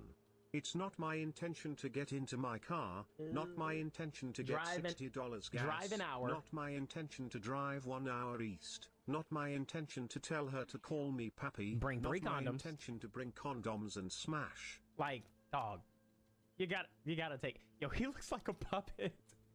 He looks like a puppet. What the fuck? Oh my gosh. So she's in love having sex with you. I want to show you this real quick, Mario. Who's this right here? How old was she? Luigi mad as fuck right now. Oh my god. What? Were girls the age just not cutting it? Did they not the way you want it? I don't think girls of age are much of an option anymore. I don't think anyone's an option except for guys in cell block 1. When Godzilla's coming never gonna sell that one. NGL people like him should bite the I'm here in the United States. Yo! Happy birthday, Ty. You've come so far. 6, black heart. 6, I appreciate you. Thank you so much for the donation. Oh god. I hate that when they get caught they lie like they know what they're doing is wrong. Why do it in the first place? Plus he has a niece, you never know what could happen to her. That's if what he I was wasn't thinking. caught fucking disgusting. That's what I'm wacko. thinking, bro. It's like you already looking who you thought was a teenager in the house up and down looking at her ass and talking about, yo, where my hug at? That's like, how are you looking at your nieces and shit? Who you think won that beef, Drake or Kendrick? I think we all know When Kendrick. Godzilla's coming, you heard y'all those be diss songs tripping. that I Kendrick seen the made? movie. Happy 32nd birthday. Thank you for always making us laugh. We appreciate you so much. Hope you family and little one is doing well. Thank you. Thank you so much, Maya. I appreciate Lol dog, you. somebody in chat said this nigga competing with Drake for some ass. Holy moly, this nigga Kendrick Don ruined Aubrey for life. Yeah, it's like EDP. It's not like EDP and like Drake's name. They've replaced it with EDP or Drake. Dr. Disrespect was there for a second, but then he just like kind of went away. Then he tweeted again and was like, I'll be back. I'm coming back soon. And posted like a chessboard. Some shit like that. But then someone replied and posted on the other side of the chessboard a little kid. I'm not gonna lie, that nigga's done. And I hear that I won some. Majin Cart, bro. Oh my gosh, what's up, dude? 60 months. Also throw it back, it's your birthday. Not throwing back, dude. Shout out to Majin Cart, bro. Hope you've been good, bro. Not like us completely. Oh, here, let me put you on real quick. Why you trolling like a bitch? Ain't you tired? Trying to strike a chord, and it's probably A minor. You know the song. They not like us. They not like us. They not like us. Do you think it was a bop? Yes, it was. I think Kendrick might have been talking about you, man. So am I going to jail? That decision isn't entirely up to us. So I can grab back home? Bitch, what? That decision is not up to us, Mario. Guys, please. I don't even think Luigi. Like, niggas do weird shit like this and expect it, like, oh my god, this was so bad, but oh my god, you showed me my lesson. I'm so glad I've learned my lesson, and I'm gonna just go home now, and I'm just never gonna do this again. No, bitch, you need to suffer. Can get you out of this one. Beforehand, you know, you're more than welcome to make the call. So my sister's the only person that I could rely on. Oh, because double. You got your niece right there on the screensaver, huh? Yeah. If a man came over 30 years old to try to meet her when she was 15 years old, how would you feel? I'd beat his ass. Would you turn it over to the police? I would just beat his All ass. these MFS need chemical castration when sentenced. This is sickening. You know, you wanna make sure he's on the Nah, offenders this list. nigga or... on my screen old ass shit. Someone get this old ass nigga a cane. I know hitting 60 really hurts your bones. Old ass nigga still love you Toang. I think it's weird that he has a niece. Lol nah bro, one day one of these pedo niggas gone crash out on some suicide bomber shit because ain't no way this nigga just played not like us and hit the A minor. I think it's weird that he has that like after all this and knowing all this shit and what he did at 20 years old, it's weird that she's his profile, or like his screensaver or anything like that. Oh, please, guys. No, I know. I'm just hypothetically asking. I would just honestly monetize her. Monitor her? So like, what? as in like, Put her on an OnlyFans? no, what I'm saying is that like I have her iCloud to make You sure. a monitor? I will yeah. Would you at least blast it out on social media? Hey, watch out for this guy. It all depends, but Bro, it's like crazy the shit that he's saying that he would do, and it doesn't involve the weirdo being punished. Continuously, yes. But you wouldn't send it to the police though. Oh, wait. Unless it happens a second or third time. So you're gonna give them chances. Sorry, chat. Hold on. Danielle's here with Demir, and she needs help. So I'm gonna help her real quick. Hold on. I'm gonna play this video.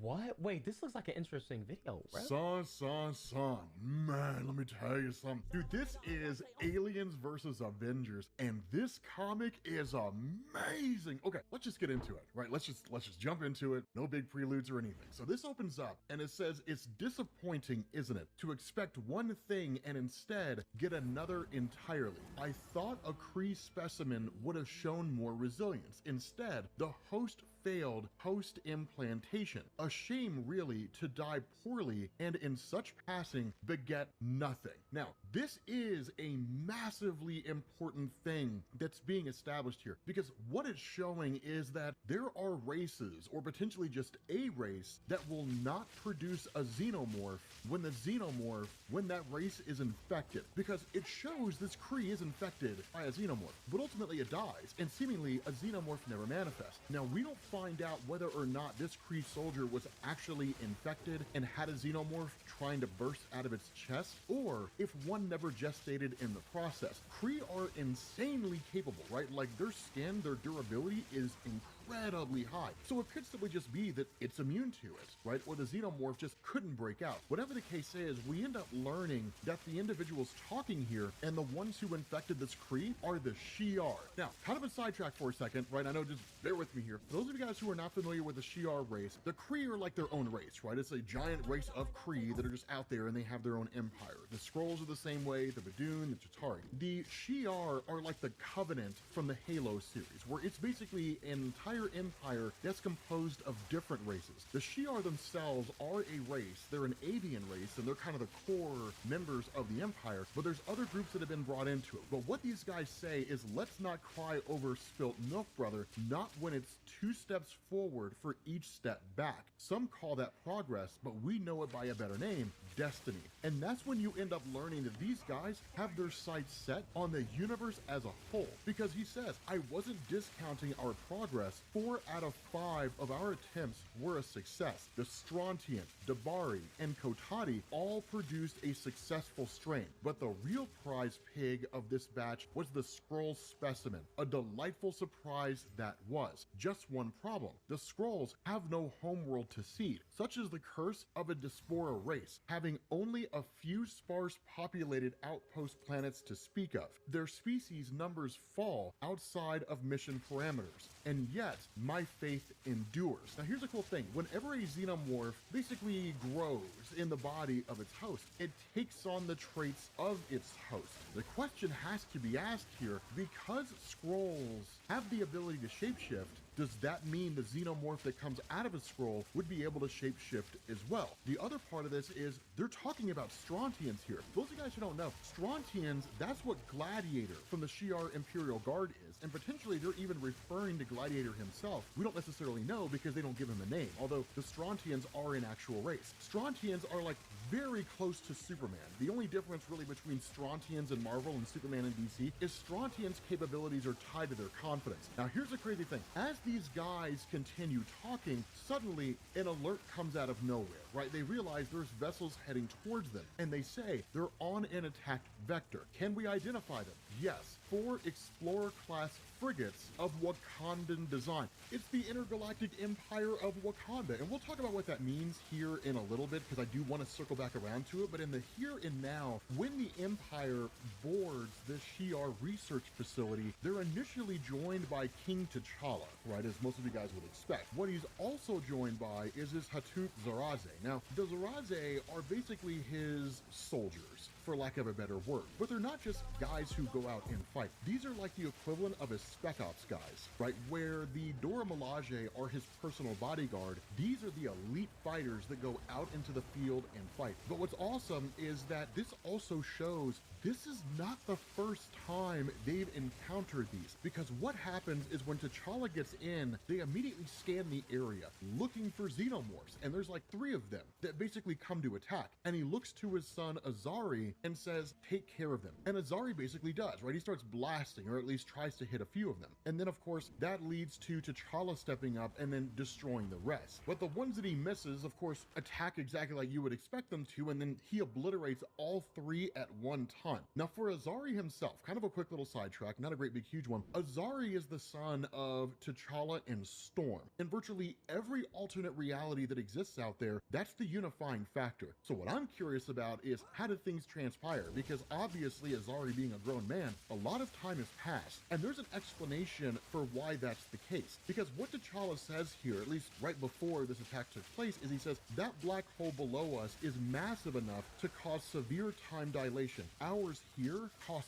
years out there. We bleed time from a planet-sized wound. Find the masters of this place, find them, and bring them here. I want them before me. And it's dope, right? He's like, I want them on their knees. Now, of course, they do end up finding them, but this is when you really get to see the full extent of what's going on here. Because what happens is T'Challa's told the command node was mostly empty. This one was purging their systems when we reached the command deck. He was mostly successful, but we were able to capture some of the data. King T'Challa, what they were doing, what they planned to do, the same weapon that they used on the Intergalactic Empire, right? Unleashing xenomorphs on the Wakandans. Okay, so who's winning? The aliens or the Avengers?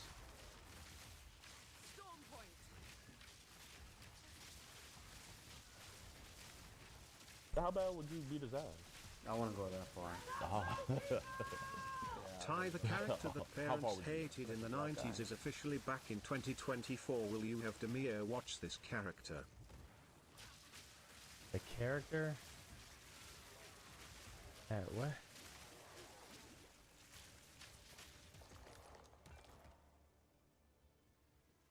What?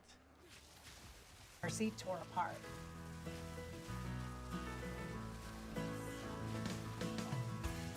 Uno.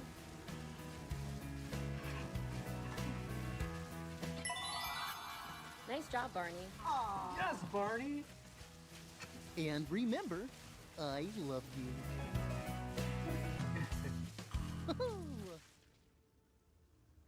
Why I thought that was gonna turn like into like a scary bit or something. If someone ever tried to do something to my niece, I can promise they're gonna have a lot more than a black eye. Yeah, man, I mean, I wouldn't want to hurt him to put him in the hospital. You wouldn't do a little bit more? Give him a black eye? It all depends, because I know my anger. You could see red, huh? It would turn out pretty bad. I want you to talk to someone here real quick. Oh shit. Yo, Skeet, meet our man Mario. Hey Mario, how's it going? What's up, man? You want to ask Mario why he's here? Mario, why are you here? My intentions was honestly to leave. So you came there for you. He also came with these. Oh, you brought trophies. I'm not even magnums, I am still unimpressed. I don't know what to even say to you right now. He was here to give a life lesson to a 15-year-old girl. With pros and cons. What were the pros and cons? What were they part of the lesson? Did you have like a whole presentation? No. Did he come with a pizza? He did. He brought us a nice half supreme, half cheese. Are those anchovies? Yeah. Oh, God. They could have done it just for that. Predator's on Mario. You would like an anchovy, Mario? Prefer pepperoni. Did you get the Predator pepperoni? Huh? Did you get the Predator pepperoni? Well, Mario, I guess all I have to say to you now is that you've just been seated in 4 tanks. that. Do you get the Predator pepperoni? No. Well, Mario, I guess all I have to say to you now is that you've just been skeeted in 4K.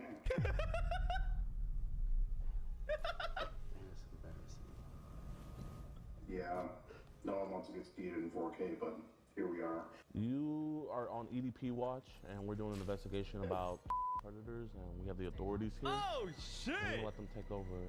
Oh my god, look at him. His life left his soul left his body. Predators, and we have the authorities Soul here. left his body. We're gonna let them. Oh, look at that. I live for that. Oh, I live for that. Soul left the body. Take over from my sister. You're gonna have to talk to the sheriffs. Thank you, Sheriff. Appreciate you guys for coming. Bro. Thank you guys for coming. Mario, we're good. Come on, girl, me, buddy. Oh, there it is. Yeah. As you guys can see, Mario's in the back of a cop car, and he won't be laying pipe on girls any longer.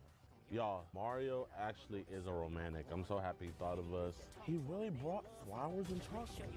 This show is nice and tank, not the fucking condom. This would have been way better to bring in. Brother came to meet a girl. What? He came to meet a girl for sex. If you look in the back seat, there's flowers and chocolates. So he's being booked right now.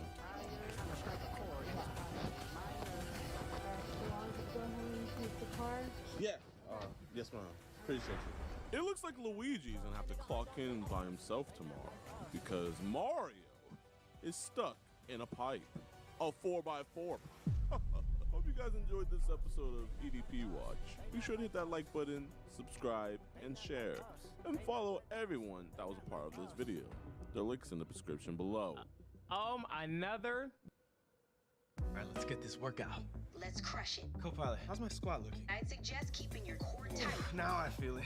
Could this be a chance for us to see Dragon's devil fruit as he eats one and places Shanks in the chest? So this is an idea that I like a lot. In the last video, I was talking about the potential of the 9 God Valley prize chests, and I was thinking they could have contained a ton of future Charlotte family fruits, but one of these fancy fruit boxes could also contain Dragon's currently unknown devil fruit. And things play out just as the commenter said. Dragon, charged with saving the children of this dying mother, discovers a Shanks and needs to get him to safety. And Dragon goes, well, where is safety? Everywhere's under attack. What's this? Chest. But what's this inside the chest? Fictional fruit. And this fictional fruit, it looks quite powersome, and it's about to fall into bad hands because it's being highly sought after as one of the prizes. So Dragon makes a choice to eat the fruit to protect it, then stuff the child into the chest, also to protect it. And this is the origin of Dragon's wind, weather, whatever powers. God Valley is the reason Dragon didn't want to be associated with Luffy as he grew up. He was protecting him. So if there's one thing this chapter does accomplish amongst the other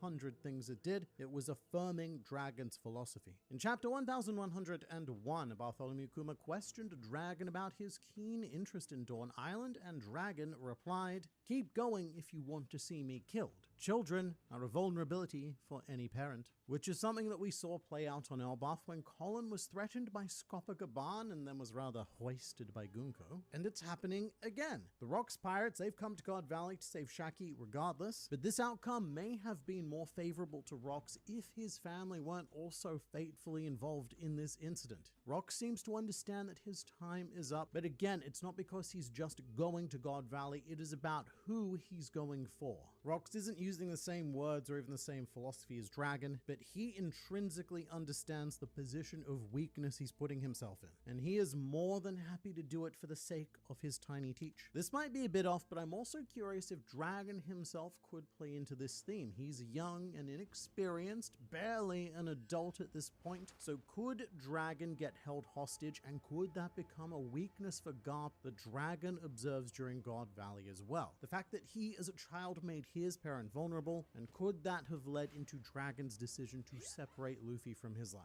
Look, I admit I have a bit of a bad habit of assuming the worst of Mr. Monkey D. Dragon, something that I should perhaps replace with a better habit of giving him the benefit of the doubt as he spends year after year looking east. But to look at other better alternatives, we also have the sponsor of this video, Fume. This is a Fume, and this is a Fume Zero. A single-use flavored air device with no vapor, no nicotine, and no batteries, just magnificent flavored air in a brand new super sleek package made for relieving daily stresses, featuring all new fidgeting technologies with a satisfying chewable mouthpiece.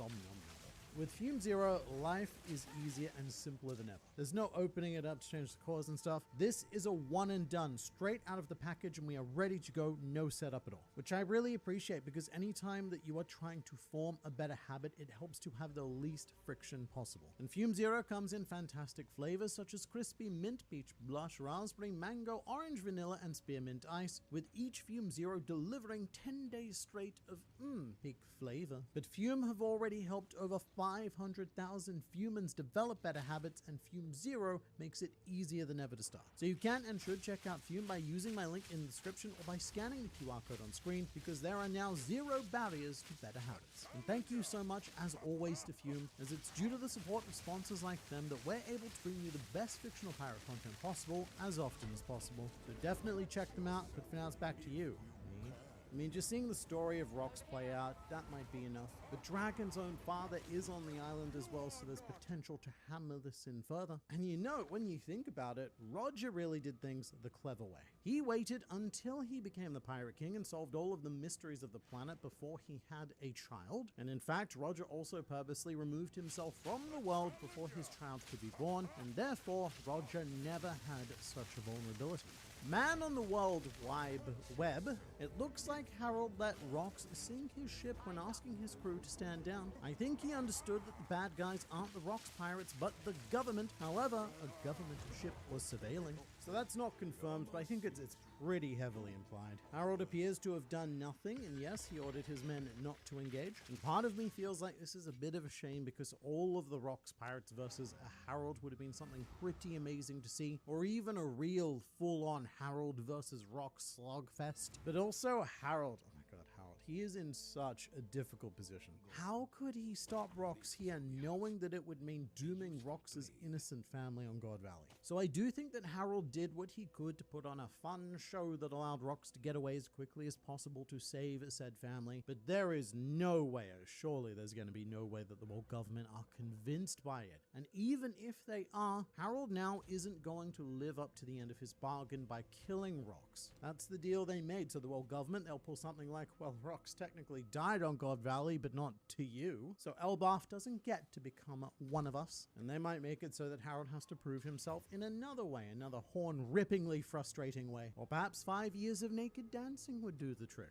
I wonder exactly how much Harold is aware of what's happening on God Valley. Because at the very least, he seems to know that the world nobles are gathering there. And if Harold does know or finds out what happens, how far is he willing to look the other way in order to have his people become part of the world government? Because if it's all the way, then we are looking at a fascinatingly morally grey character. If Gunko is there, then could Rox's fate be to get Domi reversied? Could be a truly tragic reason why everyone had to gang up on him. So two things with this comment. Firstly, Gunko, yeah, she is indeed on God Valley, which I did not mention in the initial review video because there was just too much going on elsewhere. And we do only see this tiny panel of her, but look at the way she's dressed. It is incredibly formal compared to the military schoolgirl chic she sports on Elbaf. Almost like a dress uniform for the Holy Knights, or maybe even a fashion from a previous time. And curiously, Gunko has long hair during this era, which in the modern day she did not. Prior to Emu taking over her body, Emu seems to have a preference for the long hair and grew it out of his host to look simply fabulous for the rare occasion that he does make an appearance on the surface. But given that Gunko's here, I do think it's pretty inevitable that Emu is going to need to step in and take control once things get out of control.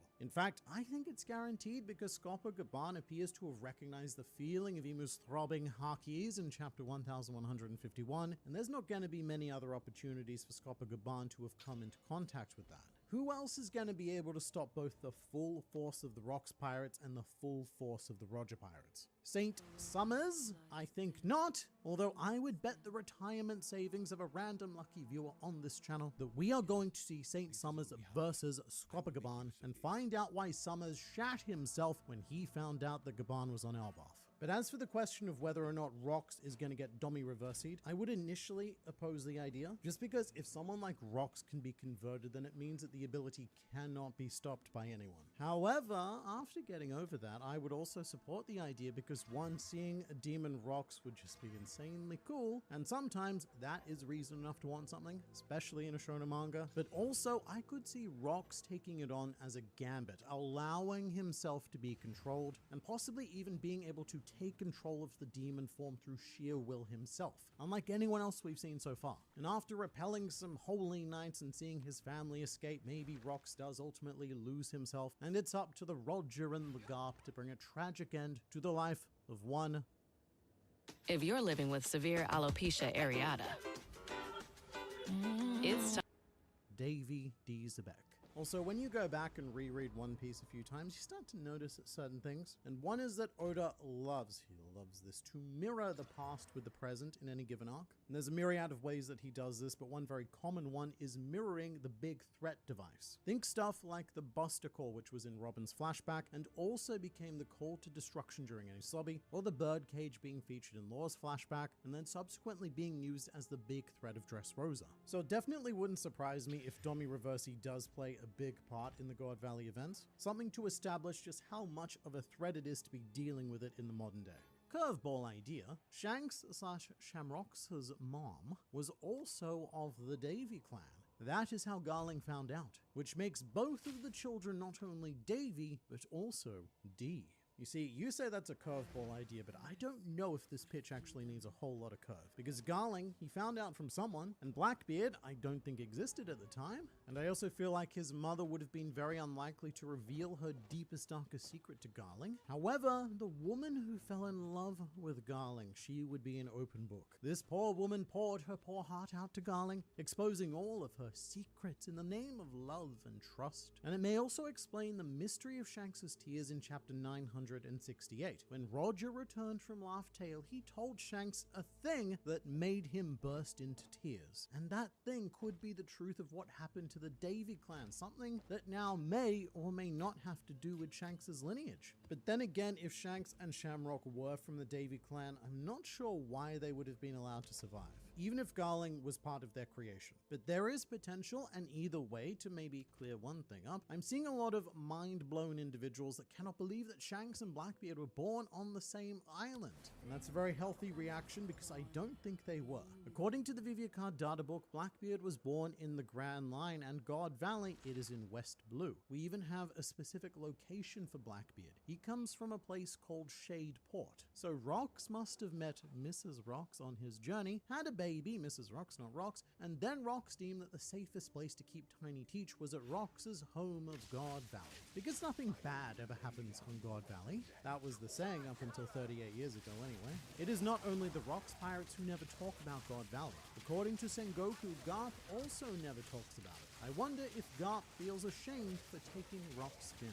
As he should, because what did he accomplish here? The killing of a loving father and the defending of the world nobles committing a genocide. And with that in mind, like, if I was Garp, I would probably feel a bit bitter about my title, the Hero of the Marines, which was given to Garp as a direct result of this event. Because right now, it doesn't look like there's a whole lot of heroing to be done. I could be wrong because so far nothing that we knew about God Valley that other people had stated has turned out to be true. So we'll find out soon enough. But a small note that I really do like about Garp in this chapter though is the consistency with chapter 1096. Oda redrew the same moment when Garp finds out that Roger's heading to God Valley, and some of you may even think that it's the exact same image reused for this chapter, which would be efficient, but Echiro Oda, he doesn't do that. Even if he wants to show the exact same image again, he will always redraw it. Loki was actually looking up to the right person as his idol, which makes it even more sad from his narrative. That is a great point. When this flashback started, we, or at least I, was seeing Loki's admiration of Rox as a crimson red flag. But now Loki admiring Rox almost makes him more likely to bond with Luffy, because Loki could start to see a lot of similarities between Rox and Luffy, and if Loki does continue this, if he follows in the footsteps of Rox, that is actually a good thing. Getting him some of that sweet, sweet inherited will, and becoming a much better avatar of the Davy clan than Rox's biological son, Blackbeard. who I am much more convinced with all of the evidence that we have and tragic childhood that he may have had, that he is much more of a bad dude than his dad. Shaki was kidnapped and did not show for a year. What did they do to her during that time? Did Ochoku have his fun as well? What if Shaki is Karabo's mother? So thankfully, it doesn't look like anyone did anything to Shaki, because the MC says that she had been kept in pristine condition ever since her capture, not out of any concern for her well-being, but because Shaki is a prize so precious that it's very important to the world nobles that only the winner has the right to decide what gets done with her, whether that is wife her up or slave her down, and everything that those two roles entail. But luckily, this is not a Boa Hancock situation. Shaki's being treated more or less like a collectible figure kept in a fun-sealed box. And Caribou wouldn't be born until 6 years after the Grand Valley incident, so we definitely don't need to go into any more Shaki is someone's mother theories. Did Kuma save Blackbeard? That outcome is also very possible. After they escaped, I think it was Ivankov who said that Kuma had saved over 500 slaves, and Blackbeard may have been one of them, which would be so fantastically conflicting because it would mean that Kuma, kind of unknowingly, has set both Luffy up as well as his greatest rival. Kuma propagated the Sun God and the Darkness God, but also Teach may have escaped through someone else. We also see Gil Basta in this chapter, but it's very brief. We do, and congratulations to you if you spotted him. Gil Basta can be seen in this panel featuring Shiki and Silver Axe. And Gil Basta is something of an Easter egg Rocks pirate, as this character was the protagonist of Oda's one-shot Wanted, and if you're unaware, he was also the four-armed zombie with all the guns on Thriller Bark. Meaning that, I don't know man, we know that he's dead, so maybe God Valley is this man's last stand. Man on the internet. Another morning to savor the crunchy nooks and cranny splendor of a Thomas's English muffin. Tom, which is a nook and which is a cranny? Well, that's a nook, cranny, cranny, cranny, nook, cranny. I mean, they should be teaching you this in school. Huzzah! A toast to breakfast. A hypoallergenic clean recommended by dermatologists. No irritating residues, no dyes, no perfumes. Would Dragon technically doing something in flashback have any bearing on your bingo card? Yes, I think this does definitely count. It would be rather petty not to give Dragon this just because it's a flashback. So I've now marked the Dragon Does Nothing Square red, meaning that it is gone and we will never get it back. It was definitely the wrong year to bet on Dragon doing nothing, but that's not a bad thing. As I said in the initial bingo video, this was always going to be a win-win. Either we get to profit off Dragon doing nothing as usual, or we finally get to see something. And as it turns out, we got to see something big. So why did Rock say he is from Davy Jones to Emu himself if it is supposed to be a top secret? I think that Rox wanted to let Emu know that Emu's actions 800 years ago were coming back to haunt him. And to be fair to Rox, he described himself as a worshipper of Davy Jones, not a descendant of Davy Jones. But I could also see why that's not such a great idea, as anyone embodying the Davy ideals would ideally be purged from Emu's perspective, maybe. But then again, I don't know, because Emu doesn't appear to have taken it seriously. I'm surprised no one is talking about Rayleigh's reaction to the news, with him shaking and yelling out alongside the crew. The concept of him not coming to Hachinosu for her one time, but then realizing he needs to take action when it could be too late, hit real hard for me. I think that's well said. Rayleigh has spent so much time so far avoiding Shaki for his own reasons, despite really wanting to be with her. He's left her alone long enough that she's now been abducted, when maybe that could have been prevented if I'd just gone after her in the first place, is what he'd be thinking. It is really great seeing that panel of Rayleigh so determined to save Shaki though. When Roger asks if everyone's with him, Rayleigh is practically roaring and finally showing some emotion for her. And speaking of emotion, is it weird that I care more for Rox than Roger? I don't think it's weird at all, because this is now Rox's flashback. So we're supposed to care for him the most. And this is actually a credit to Oda's writing, but Roger has felt like a secondary character all throughout this flashback, which is a very difficult thing to pull off, as the former Pirate King is a larger-than-life presence that has loomed so powerfully all throughout the series, but Oda's been able to create a character who has commandeered Roger's focus, and appropriately so as well, because this is the era of Rox, the era before Roger truly stepped into prominence. But also, we should ask this question again once we actually have a flashback focusing on Roger. I can't imagine that it would be any less hard-hitting than this. Did anyone else notice the bag page 1 is carrying? Looks like there's a slightly different apple in there. So this comment is referring to the cover story, and the fruit in the bag that page 1 is carrying on page 1 of the chapter does look somewhat suspicious. We've got Ulti and Yamato eating apples happily, but this fruit here, it does look like a smile fruit. I can't think of any other reason why it would be given that texture, unless it was an actual devil fruit, but the rest of the apples on this cover page, they're just flat black. So maybe Ulti and Yamato should be a little bit more careful here. But now that Yamato's done in Ringo, we are all heading back to the flower capital, which will mark the end of Only Child Yamato's Golden Harvest Surrogate Pilgrimage. This is the 41st installment, and I can't imagine this cover story running too much longer. Bro, what are you going to do after One Piece is completed? Alright, so I reckon what we do after the final chapter of One Piece comes out is we start the series again on New Game Plus. We go through and review every chapter starting from the very beginning, but equipped with all of the knowledge of everything to come. That's something I'd like to do because even though I've been doing this for almost 10 years now, I started reviewing chapters from Whole Cake Island. So there's a good 800 chapters that I've never been able to dive too deeply into, like we do with everything post Whole Cake. But you let me know in the comments, what do you think I should do with my life after One Piece ends? And thank you so much to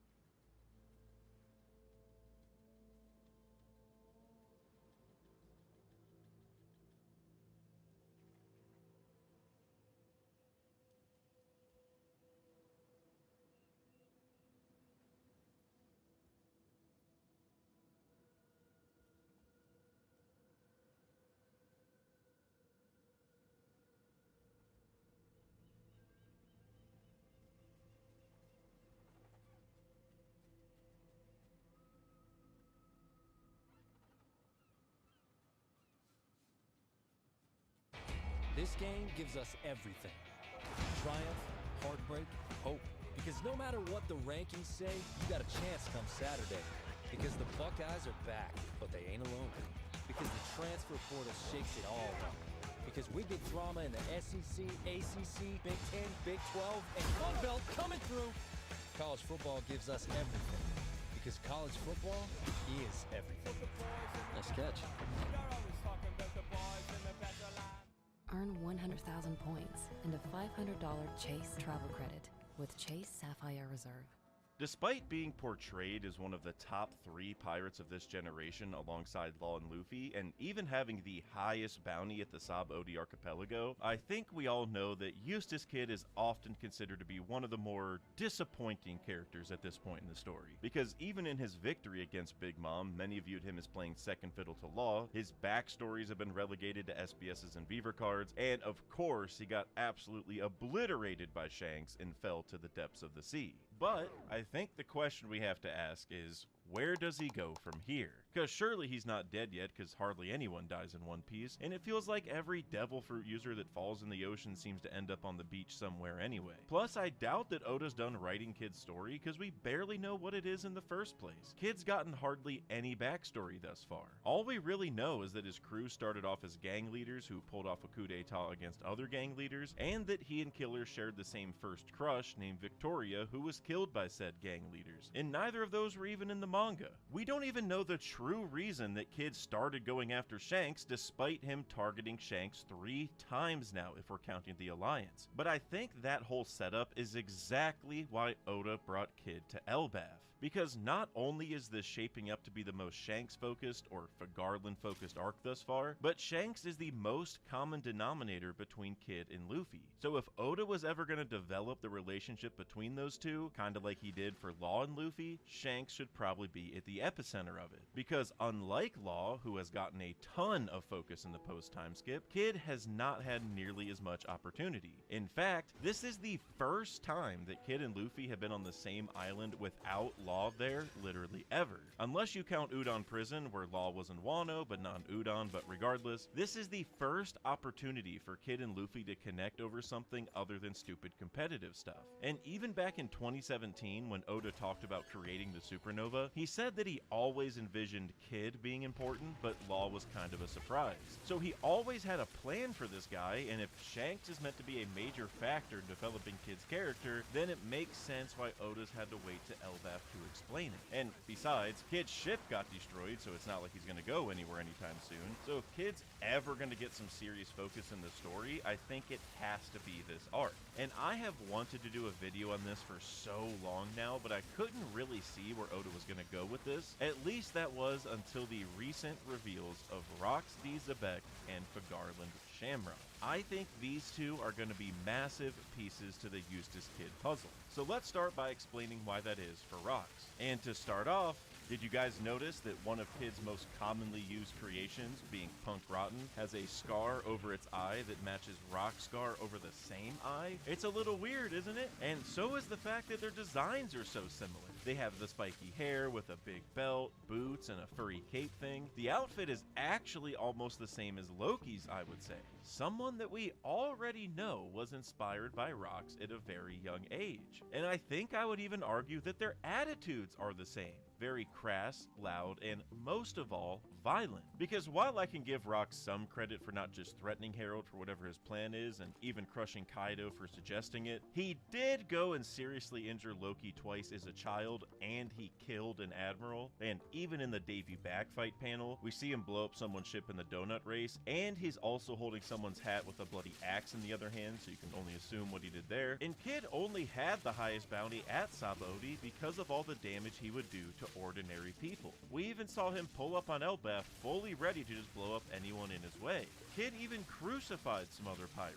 And I know there's plenty of violent pirates out there, don't get me wrong, but when you look at all these different factors in totality, it really feels like there's something brewing between Kid and Rox. And there's actually another really important parallel to consider here, which is the extension of this Loki and Kaido thing. Because I think we can all agree that Loki falling from the tree branch parallels Kaido jumping from Balloon Terminal, right? Where they're both chasing their own death. But what happens if you just go one more step into that parallel and think about the 4 people they fell in front of? Because for Kaido, these were 4 major pirates: Kid, Killer, Hawkins, and Apu. For Loki, these were also 4 major pirates: Rox, Shiki, Stussy, and Whitebeard. Among these groups, I think we can safely say that Kid and Rox were the strongest amongst their peers, and even the way these groups were constructed were kinda similar, as they weren't normal pirate crews. Kid had an alliance that fell apart quickly, and Rox's crew had a ton of infighting since he amassed them using Davy back fights. And if you wanted to parallel the other 3 pirates here, I think Killer and Shiki would be obvious ones, because they at least have similar hair, and there's been a theory about Shiki being Killer's dad for a long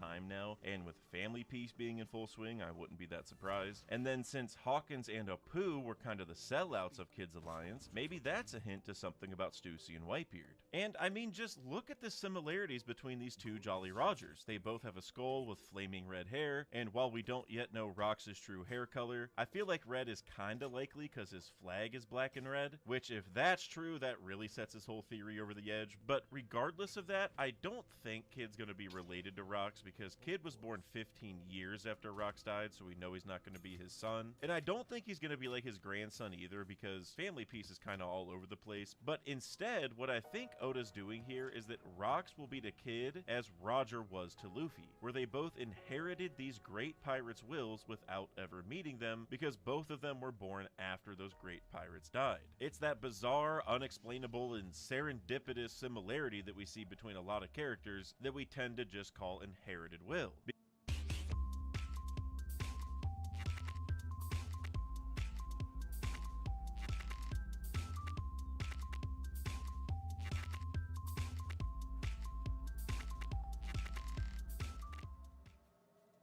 On our holiday ride, we'll aim for the sky, and I'll build this world for you. Because the thing that makes Luffy very clearly the one that inherited Roger's will isn't that he wants to get the One Piece, or that he tells everyone he's going to be the Pirate King, because trust me, there are a lot of people in the One Piece world who want to do those things, but it's because Luffy had the same second dream as Roger. The one that we don't even know about yet, and assuredly Luffy wouldn't have known before he ever said it the first time. That's what brought Yamato to tears and made Shanks excitedly tell people like Rayleigh that Luffy said the same words as Roger. Roger, and probably the same reason that Shanks decided to pass the straw hat down to him. So I think Kid's gonna basically be the same thing with Rox, where it's not just that he's gonna want to be king of the world, because that's not exclusive to Rox either, but there might be another secret second dream, or just some other odd personality things that make them just like one another. But as we've come to learn, inherited will can come in a lot of forms, and Rox certainly impacted a lot of people, but I think out of all the candidates, Kid actually makes the most sense to fit into the same kind of theme as Roger and Luffy. I think a lot of people might try to say Loki, but Rox is more so his Shanks, right? Because Loki fit in the very same mold as Luffy of being too young to join the crew. And then some might try to say Blackbeard, but that's Rox's son,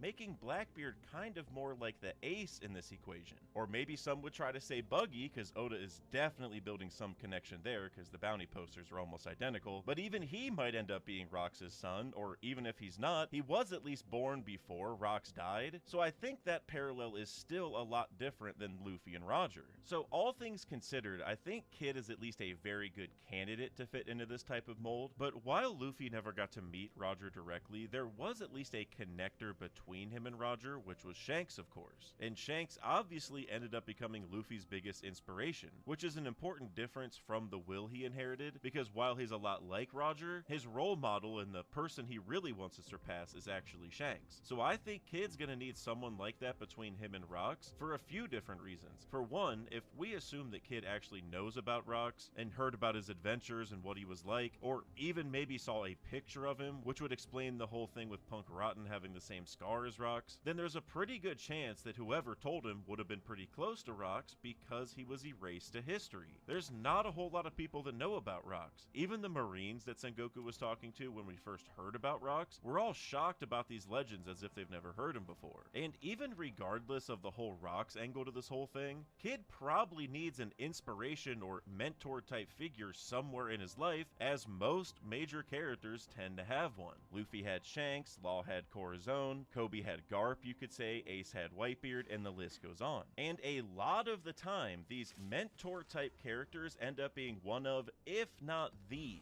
most important part of these characters' backstories, because they tend to get hurt or even die while protecting the person they inspired. Shanks lost his arm while saving Luffy, Corazon died after getting Law his Devil Fruit, Garp got stabbed through his body twice and captured while trying to save Kobe, Whitebeard died while trying to save Ace, and so I think that if Oda is kind of hiding the bulk of Kid's backstory from us, as well as the reason he ever targeted Shanks to begin with, I think those two things might be connected. Because what if Shanks just killed Kid's Shanks, and that's why they've had beef all along? I feel like something of this caliber would definitely warrant the hatred for Shanks that Kid has had throughout the story. And when I was doing research for this video, I saw a lot of comments about how Kid only went after Shanks because he thought Shanks was the weakest Yonko, or it was the first one he found, or it was just the other Yonko with red hair, or something like that. And I mean, to be fair, there's not a whole lot of concrete information on this situation, but I think it's pretty clear that there's something deeper going on between the two, because even though Kid has fought other Yonko in the post-time skip, the only one he's ever really wanted to fight was Shanks, because he only got involved in Wano after Kaido got the drop on him and threw him in jail and everything, and even when he went to Whole Cake Island, he was very clear that he was not going after Big Mom directly. This guy has been Shanks, Shanks, Shanks since the get-go,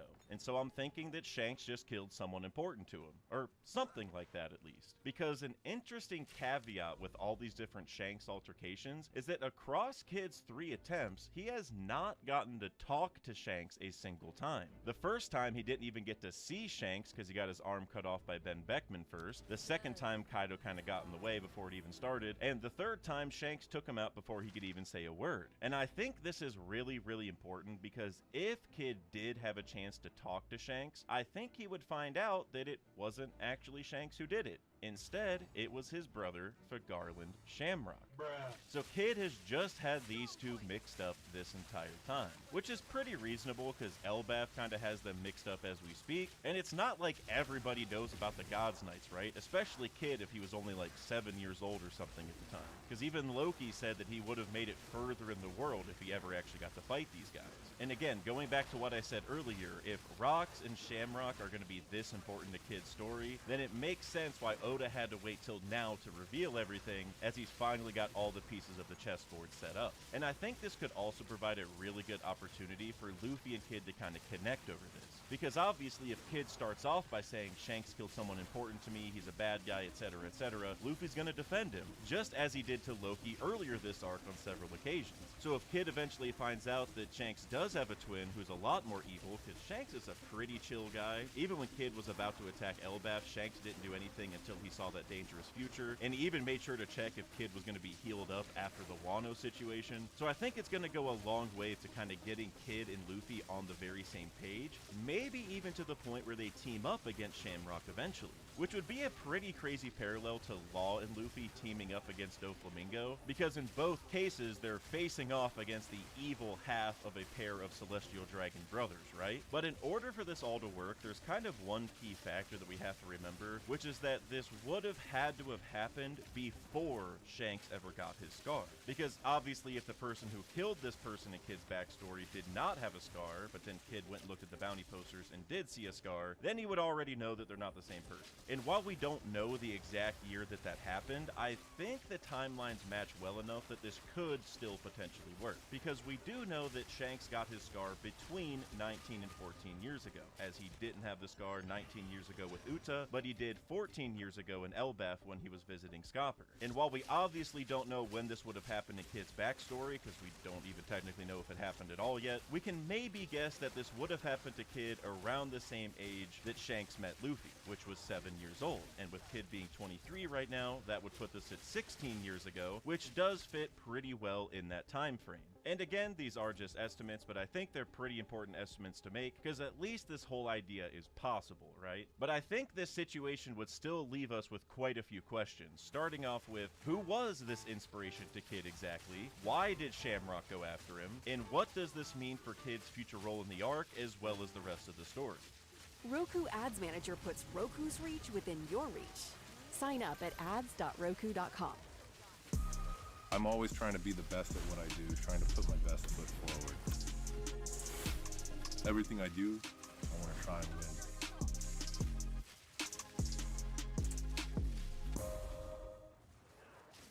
So let's start by talking about who this guy was exactly. And I think Oda actually gave us somewhat of a hint to this already because of one of Kid's key character traits, which is that he is an engineer. He likes building things.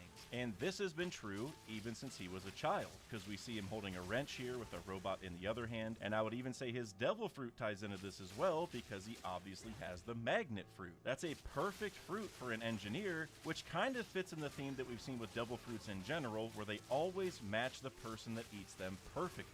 Law was training to be a doctor from a young age, and he got the Op-Op fruit. Luffy's the most free person we know of, and he got the Nika fruit. And there's probably a ton of other examples that we could think of. So it would stand to reason that Kid's probably connected to some engineering-focused person, which is really interesting because there's already some weird connections between Kid and what are probably the two most famous engineers in the story. One being Vegapunk, because Kid does use the word punk in a lot of his attack names, and the other being Frankie, because not only are these guys both engineers, but they're also both from the South Blue, and even when they were both kids, they wore the same kind of goggles on their head. But let's start by breaking down the Vegapunk connection, because as I said, Kid uses the word punk in a lot of his attack names, like Punk Rotten, Punk Gibson, Punk Cornadillo, even his ship is called the Victoria Punk. And while part of that explanation is obviously that Kid's crew has a punk rock theme, but I do find it kind of uncanny that like the genius of the story, the smartest engineer we know of, is Vegapunk, and even he used the word punk in some of his creations, like Punk Records. And I think this is really important because we obviously know that Frankie and Vegapunk have an important connection now, and even those two use kind of the same naming scheme as each other, where Frankie calls a lot of his creations BF, whatever number it is, for Battle Frankie, so like BF-37 for himself now, and Vegapunk calls a lot of his Pacifista PX, whatever number that is, like PX4 here for this random Pacifista. It's the same setup, just different letters. So in a very similar way, I think the way that Kid names a lot of his attacks, or maybe even his creations, is a hint that he and Vegapunk also have a connection. Plus, I found it kind of weird that one of the sea beasts that were outside of Egghead kind of looked like Eustace Kid, and on the side of Kid's railgun, we also see the number 07, and we know that there are 6 Vegapunk satellites, all of whom wear their numbers somewhere on their body. So this has led to a lot of theories about Kid maybe being like the 7th Vegapunk satellite, which I don't think is true in an absolute sense. But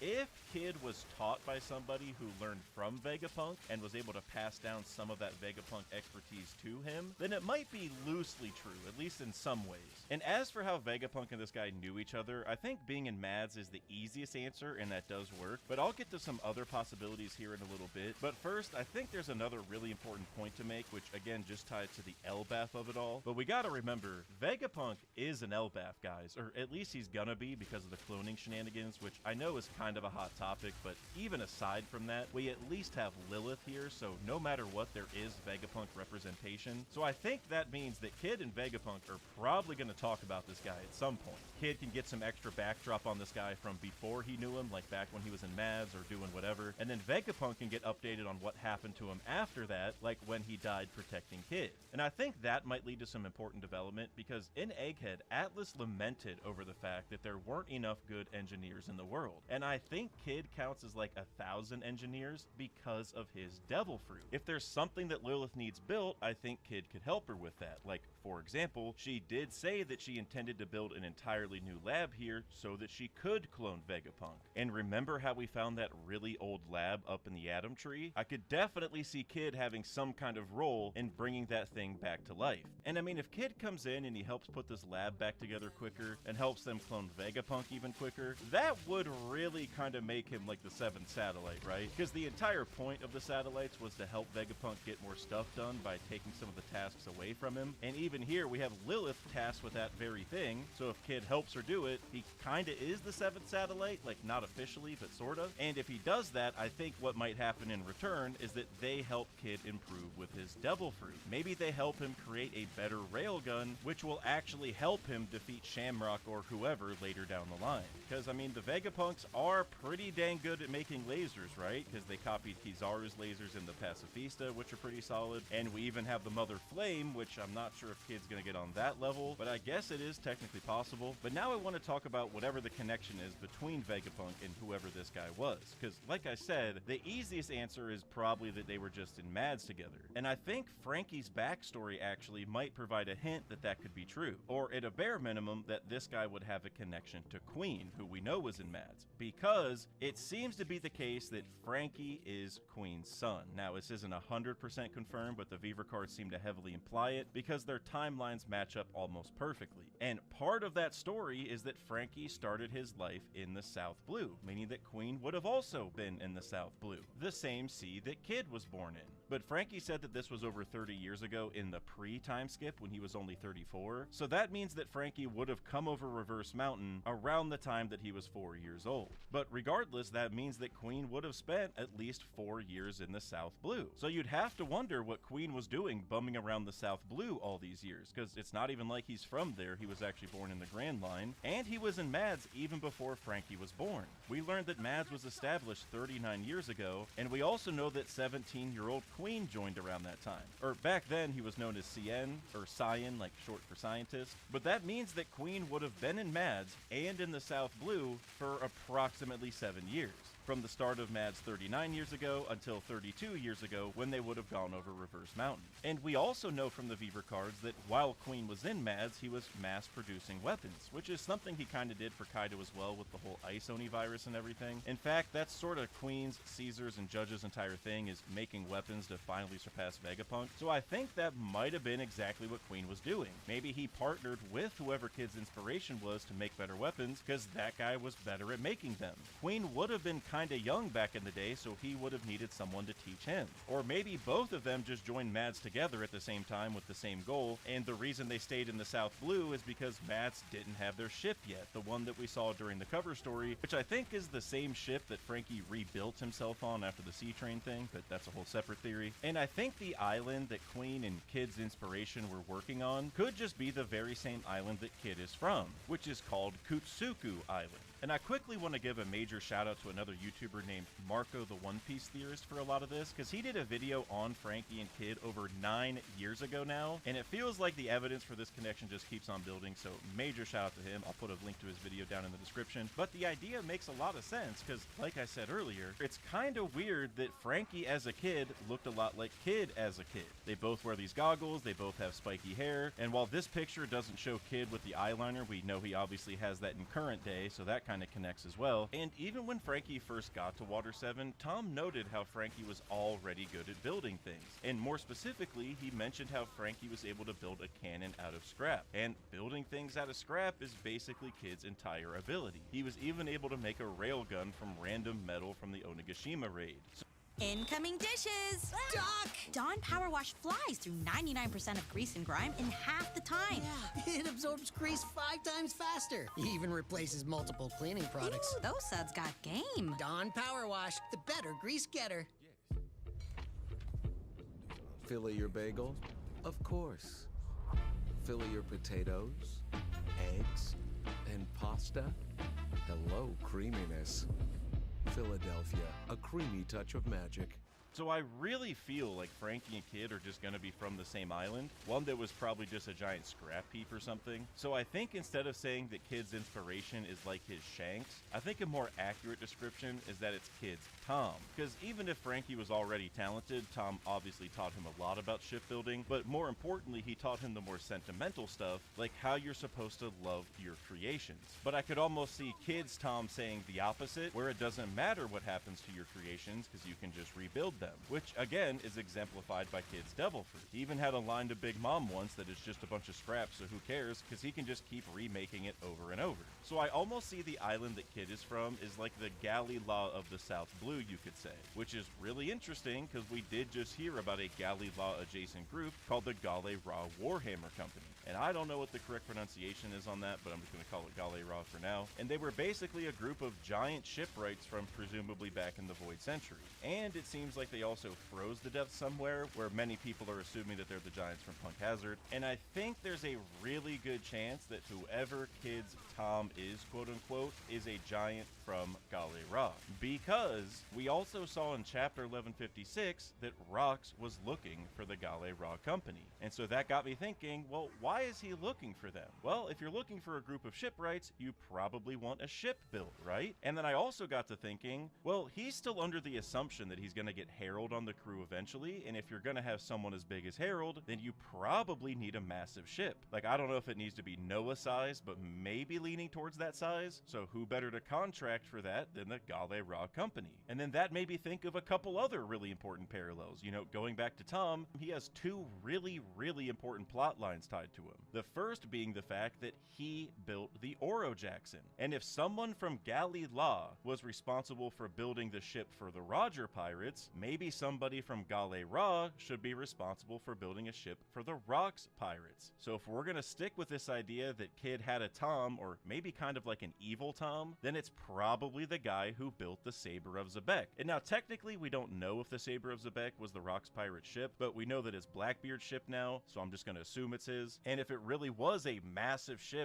that was built to have an ancient giant on it like Harold, maybe that's why we haven't seen it yet, or at least confirmed, because some people think it's one of these log rafts, but I'm not really sure. But if it's a truly massive ship, then he maybe just hasn't used it for practicality reasons, which kind of sucks for San Juan Wolf, because then he wouldn't have to walk on the bottom of the ocean anymore. But regardless, whoever Rox found to build his ship is probably just the guy that inspired Kid. And the other really important plot line that's tied to Tom is the fact that he saw the Pluton blueprints. He has seen how to build an ancient weapon, and not just any ancient weapon, but one that's said to be an ancient giant battleship. And that reminded me of something that I think is really easy for people to skip over, which is that Kid and Killer are kind of also tied to a secret ancient battleship, which is the Ox Lloyd. This is an ancient warship that I think the government had and probably still has, because the Ox Bell was once attached to it, which they still have at Marineford. And this is the bell that Luffy rang to get the government and Paper's attention so that he could do 3D2Y. And while we have never seen this warship and we know almost nothing about it, everything we do know came straight from Killer. Kid and Killer were the ones talking about the Oxloid, and maybe they learned about that from whoever Kid's Tom was. And if you're wondering what the hell the Oxloid is going to end up being, I personally think it could be the Lelucia weapon. I know everyone thinks it's going to be Uranus, but the Oxloid is an ancient warship that the government probably has, so I think that one should be our first guess, honestly. So if Tom's tied to Pluton and Kid's Tom is tied to the Oxloid, we just got parallels all over the place at this point. And if you're wondering at this point, well, aren't the Gale Ra Giants frozen? Like, where did Rox find this guy and how did he befriend Kid and all that stuff? Well, I'm not sure if he exactly found the Gale Ra of the past, but I think he might have found a descendant. Because, yet again, going down to the South Blue, there is actually an island of giants in the South Blue. And who do we know from there? Jaguar D. Saul. And what's been the recent big plot line surrounding Saul? That he didn't actually freeze to death. He was put into an ice time capsule but never actually died. And we got that awesome reunion with Robin because of it. So wouldn't it kind of make sense that if Oda's gonna have one giant come back from being frozen, that he would tie to the other giants that we think might come back from being frozen? In fact, if you look at some of the giants that are frozen in ice here, as well as one of the giants from that panel with Jarl and Harold, they actually have the very same teeth as Saul, where they're much more rounded. And that's not something that every giant has. It's kind of unique. So that could also be a hint that all these people are related. And in fact, Saul's not even the only giant that we know of from the South Blue, because we also have Harudin's mother Ida, who was born on Samuwanai Island. And I'm pretty confident that her and Saul are going to be from the same place, because both of them talked about the bad reputation that Elbaf giants have. And honestly, the fact that Saul is also a D-Clan member, meaning that there's D-Clan representation among the giants in the South Blue, makes me think that whoever Kid's Tom was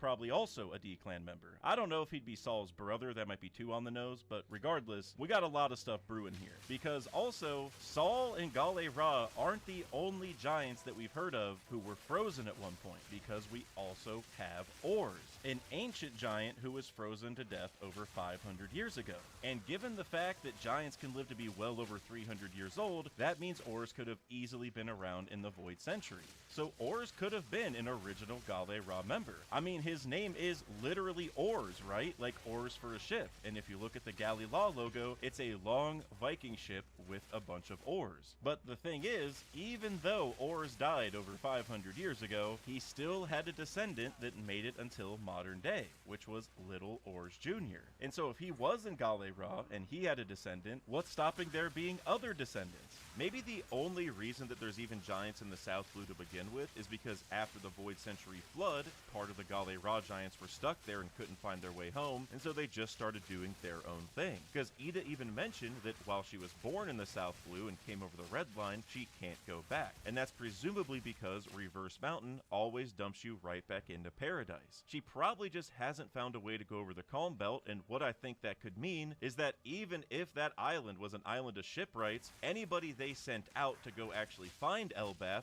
probably never returned. So a lot of them probably thought it was too dangerous or they couldn't find it or whatever, and that's why they stayed on that island this entire time. And here's what really ropes all of this together, is that if we're sticking with these Tom parallels, then this might also explain why Shamrock had to kill this guy. Because Tom got persecuted for building the Oro Jackson. The world government does not like it when shipwrights build awesome ships for powerful pirates. And while fishmen are stronger than the average human, I feel like a lot of Cypherpole agencies could have taken care of Tom. But if Kid's Tom was a Gale Ra giant, maybe even being an ancient giant, then that probably would have required the God's Knights to come in. And Tom was originally going to vacate his sentence because he built the Sea Train, but then the Frankie battleship thing happened, so then he got taken to Enies Lobby, where I personally think he's still alive, but we don't really know. But that was a really, really tragic moment for Frankie, right? He kind of caused that entire situation. So if Shamrock did come after Kid's Tom because he built the Saber of Zebek, there's probably going to be a super tragic backstory with Kid, just like there was for Frankie. Which then takes us into the final thing that we need to answer, which is what we can expect from Kid during this arc, as well as the rest of the story.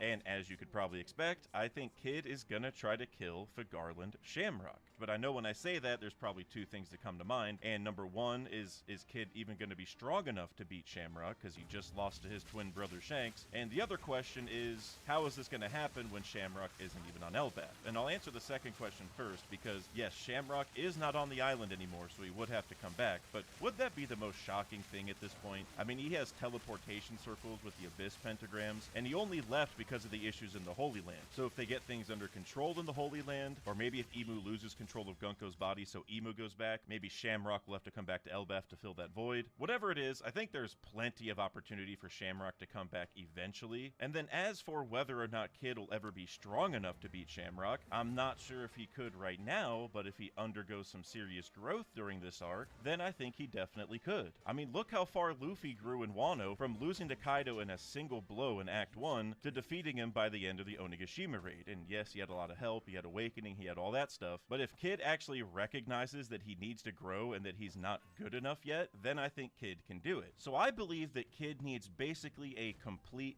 teardown moment, somewhat like we saw with Zoro after losing to Mihawk, or Luffy before he got sent away by Kuma. He needs to recognize that he's not strong enough, which not only puts himself in danger, but the same goes for his crew. In fact, I think the first thing that Kid needs is a post-Marineford moment, where he realizes that he still has his Nakama, and that's who he needs to be fighting for, because at this point in the story, that's kind of all that Eustace Kid has. He lost his ship, he lost his road poneglyph rubbings, he probably feels like he lost his dream at this point, but he still does have his crew, assuming they all survived, of course. And so just like how Luffy took that lesson and he realized that he needed to get stronger, and so he worked with Rayleigh, Kid basically needs to do the same thing. Whatever power-ups he gets in the future needs to be derived from that feeling of being strong enough to protect his crew. And that honestly connects right into completing his dream as well, because by not being able to protect his Nakama, they were forced to give over the road poneglyph rubbings. And while I personally want to rip into them for just giving them up so easily, I kinda get it, because they saw what Shanks did to their captain, so they knew they had no choice. Plus, if Kid was going after the wrong guy this entire time, like we spoke about earlier, then quite literally this entire situation is Eustace Kid's fault. So whether it's strength, or decision making, or just focusing on the right things, Kid has a lot of improvement to do. So I think next time we see Eustace Kid, he better be just pounding sand on the beach, distraught at what's happened, realizing that he needs to get better, because if so, then I think that will provide some opportunity.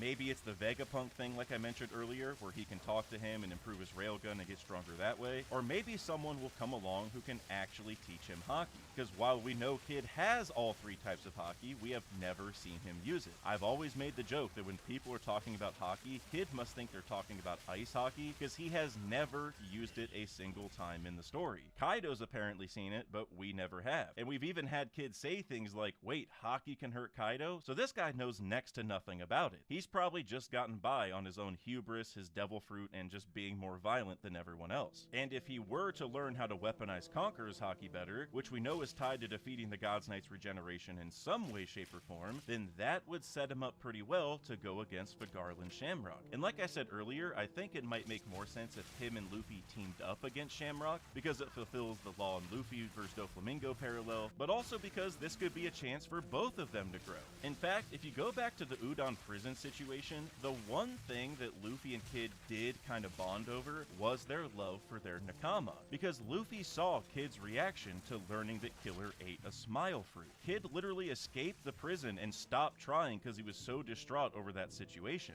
and you could see Luffy be impacted by that. I mean, the simple fact that Luffy remembered who Killer was kind of shows that he was invested in this, because Luffy barely remembers who anyone is. He only remembered Marco because Robin brought up the pineapple thing. So I think this is a little bit of foreshadowing that the next thing Kid and Luffy are going to connect over is still their Nakama. In fact, if Kid is going to have a post-Marineford moment, what if Luffy almost acts as the Jinbei, where he's the one who grabs Kid and reminds him of what he still has? And I feel like a deep, emotional scene like this is something Kid really needs to get the fandom back on his side, especially because he's more of a crass or angry type of character, so we don't expect the sentimental stuff, but based off what we saw in Udon, we know that side of him exists. exists. And if Luffy's the one to bring that out and drive Kid to improve, that would help everyone to like Kid a whole lot more. And as for exactly what power-up Kid would get to use against Shamrock, you know, we talked a little bit about the railgun, we talked a little bit about him getting Conqueror's Haki, but I actually think the best thing is for him to combine both,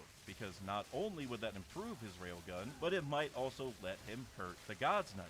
And I think the funniest ending for all of this would be if Kid used that railgun to blow off Shamrock's arm, so that he looks just like him and Kid, and all the red-haired people are missing the same arm. Maybe Shamrock will even try to tank the attack, thinking that Kid isn't strong enough to do that, and just like how Summers was surprised that his hand didn't grow back, Shamrock might be freaking out that his arm's not growing back. And I think this is a little better than them just killing Shamrock, so that way Shamrock could be relevant later in the story. Which brings us to the other point, which is what's Kid gonna do in the future? Because the thing about Kid is the only dream we really know that he has is to go get the One Piece, which everyone wants to do that. But if you look at Luffy, he has a secret second dream, and even Law has shifted his focus to finding out the Will of D now. So I think Kid needs to find his own lane, and if you guys have any ideas for this, let me know down below, because the only thing I can really think of right now is that he will just want to take down all the God's Knights. If they were the main source for most of Kid's suffering throughout his life, he might just want to take them all down in one fell swoop, which could mean destroying the Red Line.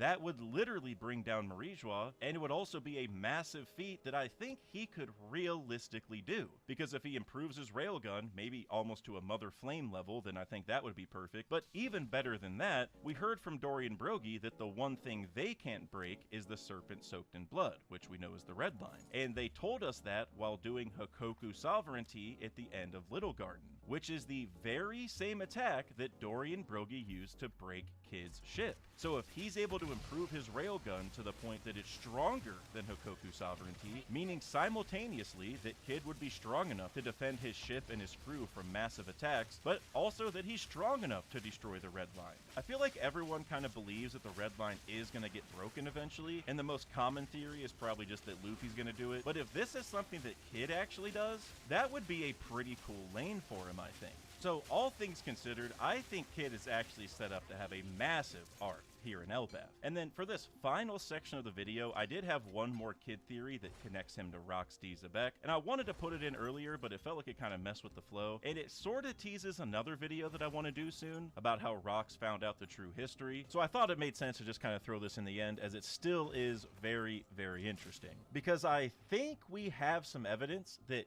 Kid and Rox were the first two people from their respective generations to make it to the final island on the Grand Line, which is Lodestar Island, where most pirates learn about the existence of the road poneglyphs. So how do we know this for Rox? Well, this was something Roger hinted at during God Valley, when he said, "Do you have any idea how I felt this past year?" And 1 year before that was when Roger visited Lodestar. Tear into softness with wavy edges. Charmin Ultra Soft Smooth Tear. Wouldn't it be great if our kids knew how to use money? Bye, Mom. Like, you gotta settle your debts before you settle on a new hoodie. Good call. Let's get more for money. Huntington Bank.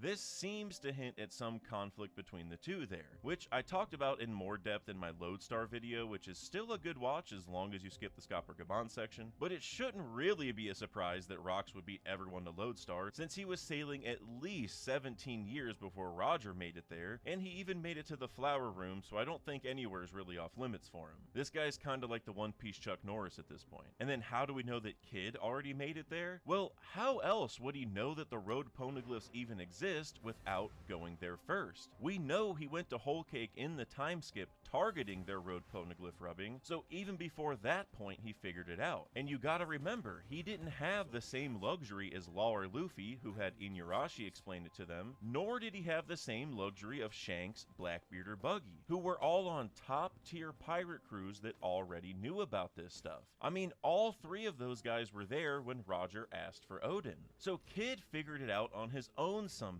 So unless he got that information from like a Roger pirate or someone on that level, pole, which maybe his inspiration would have been, but Kid would have only been like 7 years old, so I don't think he's really asking these big questions. I think he just did it the old-fashioned way and went to Lodestar Island. But then you'd probably have to ask how he got there so quickly, and also how he backtracked a whole cake or wherever else so easily, since the log poses usually send you in one direction. Well, I think that's all due to the fact that Kid might not even need a log pose, since he might be one himself, thanks to his magnet fruit, the Jiki Jiki no Mi. I think he's just able to sense the island's magnetic poles and direct his ship there, which is why I always pick Kid for my navigator on any One Piece Crew fantasy draft. And to be completely fair, we did see Kid with a log pose at the end of Wano, so we know he has one, but I don't think that means he needs it, because what those three were trying to do is just make sure they don't go to the same island. And right before that scene, they talked about how they don't have any leads for the man marked by flames. So without any lead on the guy, and that being their next target, they don't really have anywhere else to go, so why not follow the log pose? Kid even said when they were pulling up on Elbaf, "When have I ever skipped adventuring an island?" So I think he could have gone to a more specific place if he knew where he needed to go, but since he didn't, he just followed the log poses anyway, as that would also make sure he doesn't run back into Law and Luffy. And this would also let Kid skip the time requirement of needing to stay on an island while the log pose calibrates, which can even take up to a year, as we saw in Little Garden. And Oda even reminded us of this phenomenon in Egghead, because ours didn't update yet after being there for a day, and that's what even allowed us to go to Elbaf in the first place, since we were still locked onto the same 3 islands from after Wano. And since Kid could go backwards or forwards or wherever he wanted, and he never needed to stop on an island for the calibration stuff, he would have no problem finding his way around the new world as fast as he wanted. And I think this alone could honestly do a lot for Kid's character, just because he would kind of have something to hold over the rest of their heads, right? Like there's actually something that he would have beat them at. It's almost like the post-time skip version of having the highest bounty, because at the end of the day, it doesn't really mean anything, like getting the One Piece is the ultimate goal, but if he at least completed the Grand Line first, that is something that he can brag about. And I could even see this being something that Kid didn't get access to until he awakened, which could maybe provide a cool flashback eventually. But either way, that is it for this video today, so thank you guys so much for watching. If you enjoyed it, please hit like and subscribe down below. Beautiful and deadly. A dangerous combination.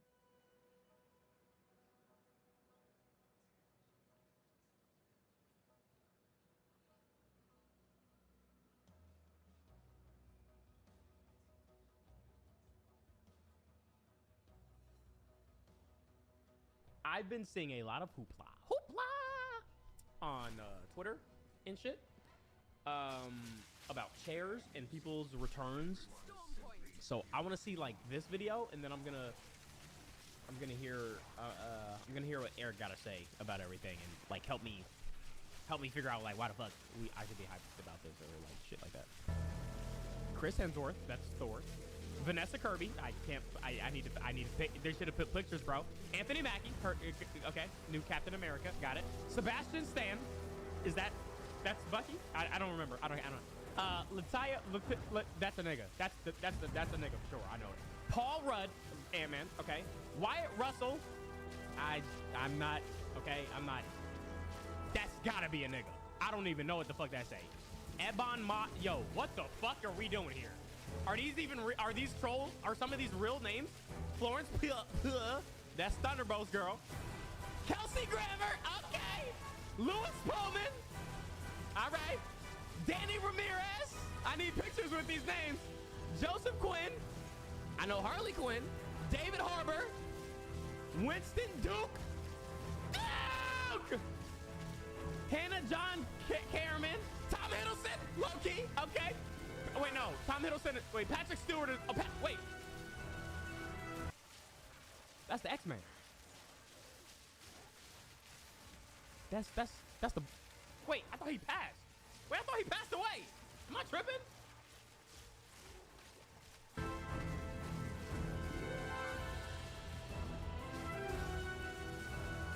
I'm missing names. Okay, let me lock back in. Holy shit, what the fuck? The X-Men.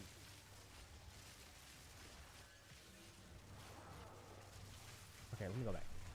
David Harbour, Winston Duke, Hannah John Kamen, Tom Hiddleston, Patrick Stewart. That's fucking insane. How old is this thing? Ian McKellen, Alan Come on now. Rebecca Raman, James Marsden, Channing Tatum. They're actually bringing.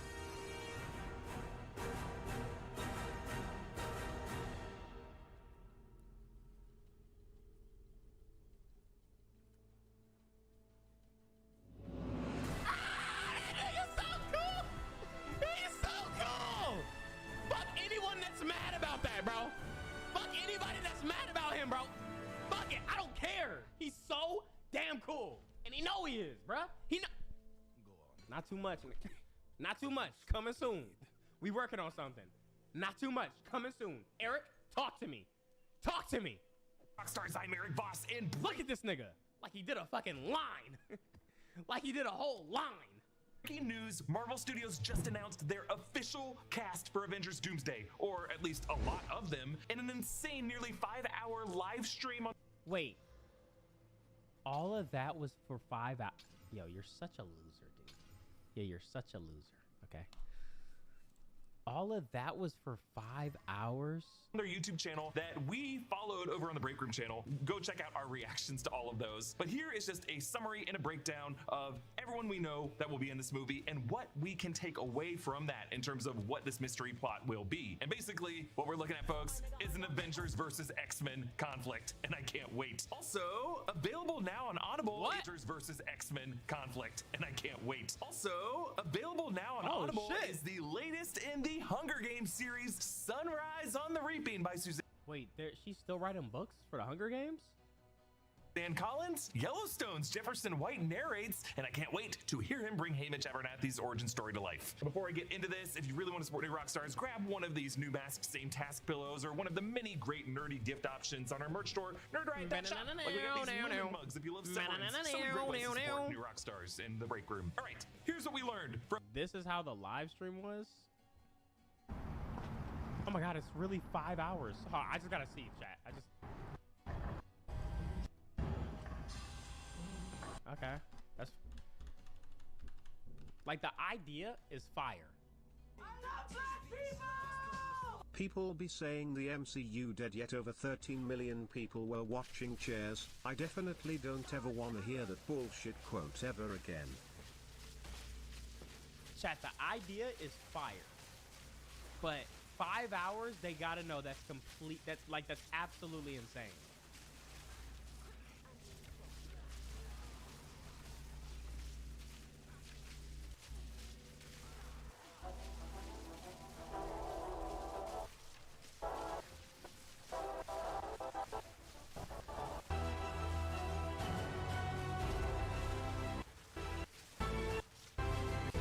Hey, hold on.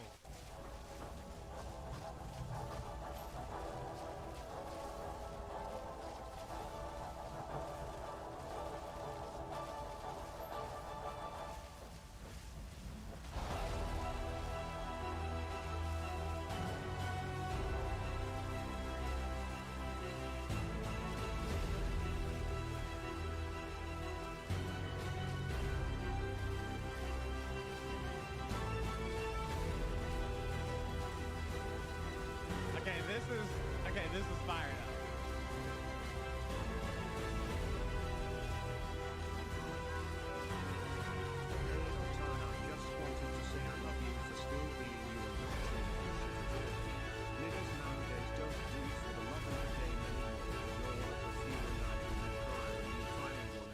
Life, love you, twin. I don't know, I'm gonna replay it for you. Yo.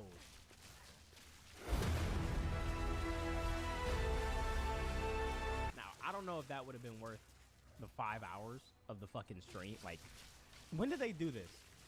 Because I dead ass, if I was live, like, I would have stopped everything and watched this. I just wanted to say I love you for still being you and not changing shit at all. Niggas nowadays don't do it for the love and the game anymore, and you're one of the few, and I'm gonna cry when you finally want to enjoy life. Love you, twin. Hey, I appreciate you late too, man. I'm just glad y'all, y'all still be chilling and enjoying me, bro. All these streamers, all these new streamers and shit, they doing all that. They doing all the stuff. The IRLs, we got hella fucking bitches over. I just want to react to stuff and play games, bro. So I appreciate y'all for just, wanting to chill, with my boring ass. from these set shares in this video. The first set share we saw was for Chris Hemsworth, of course, Thor. We knew Thor would be part of this movie after we last saw him in Thor Love and Thunder because he had a cameo in Deadpool. Who was that? Who's this little girl? Thor would be part of this movie after we last saw him in Thor Love and Thunder because he had a cameo in Deadpool and Wolverine on TVA. Daughter? Oh yeah, I missed a lot. Oh yeah, I missed a lot. I missed a lot. I didn't watch that movie. Screen crying, and I assume we will learn why Thor was crying. Next, Vanessa Kirby as Sue Storm, the Invisible Woman of the Fantastic Four. Anthony Mackie as Captain America Sam Wilson, last seen in Captain America Brave New World. Sebastian Stan as Bucky Barnes, formerly the Winter Soldier, and recently an elected congressman as of the events of the Thunderbolts movie. Letitia Wright as Shuri, sister to T'Challa and the current Black Panther after the events of Black Panther. Called it. Knew it was a nigga.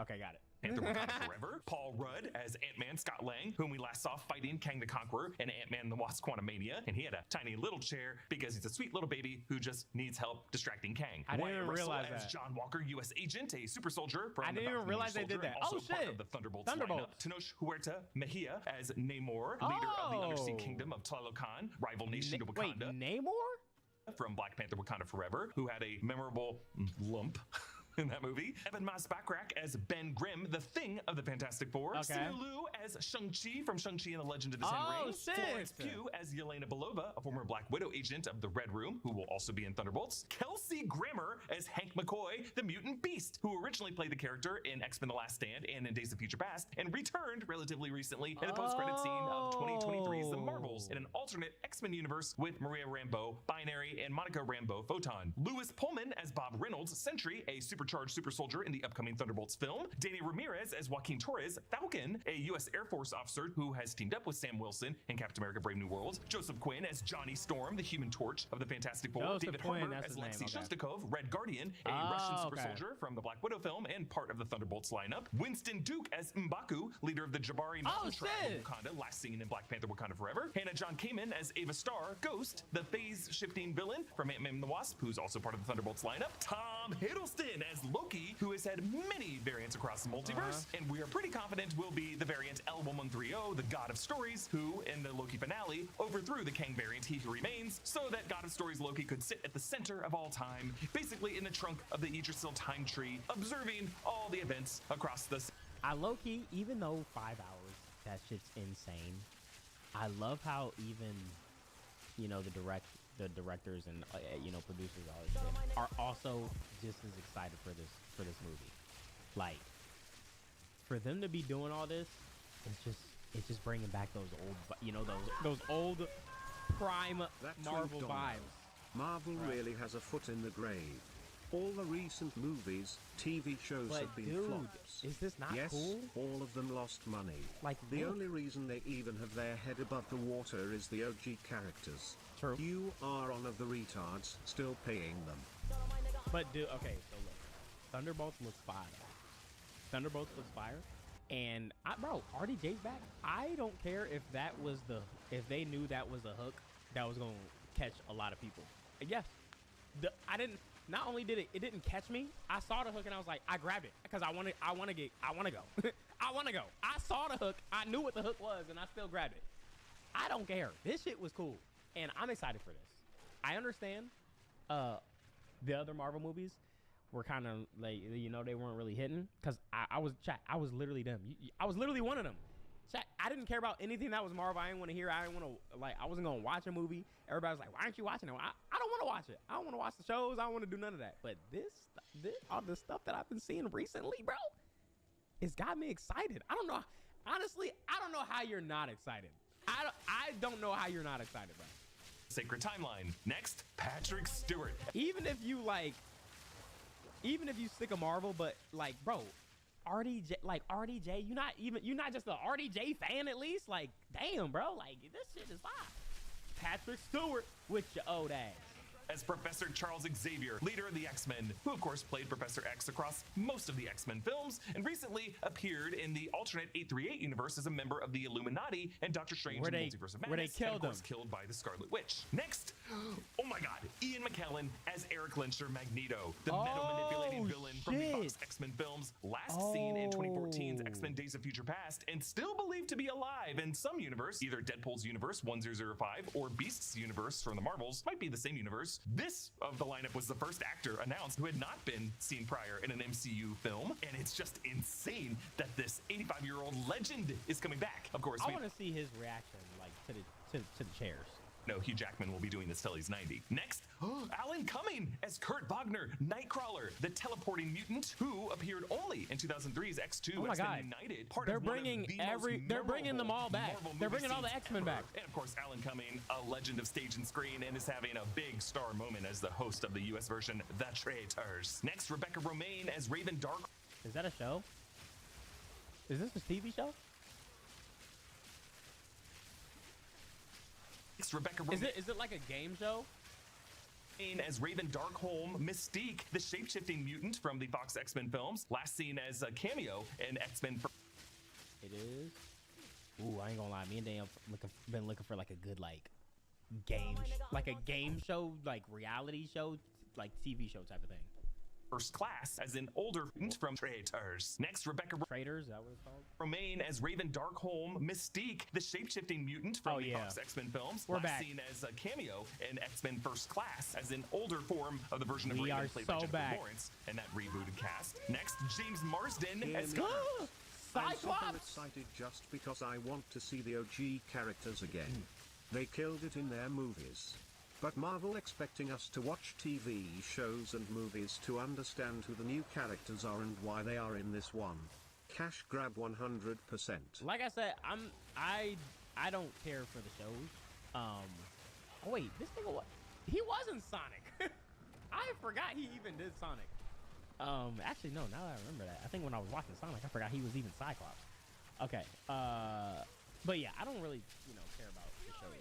That's why when he talked about the other dude that was with the Falcon in the Falcon show, I was like, who? But I don't think, at the same time, I don't think it's like that serious when you're watching the movie. Like, I don't think he's going to come up and you need to know who he is. Otherwise, you're lost.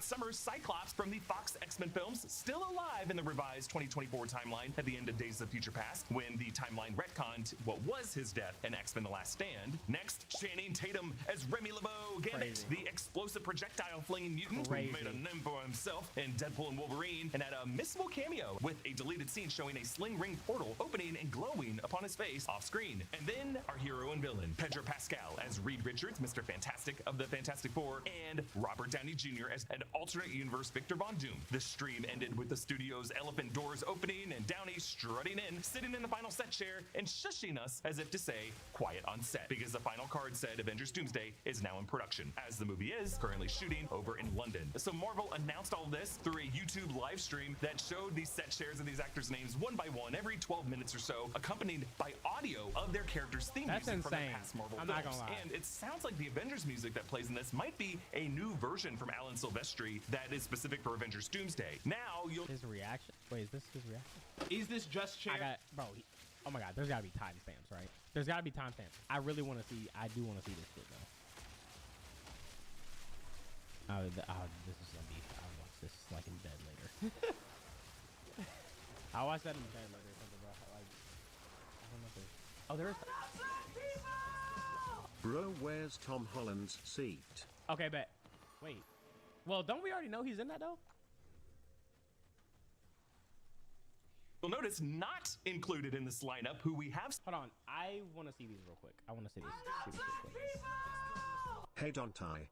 Started my new job at the hospital Quit and it. it's pretty chill. Quit it. Oh. All I have to do is sit in a patient's room and watch TV while they sleep for 40 hours a week for $14.25 an hour. Anyways, it's pretty chill. That's fire. Also, would you watch the Loki show? It's fire. I watched the first season. Wait, where's Eric?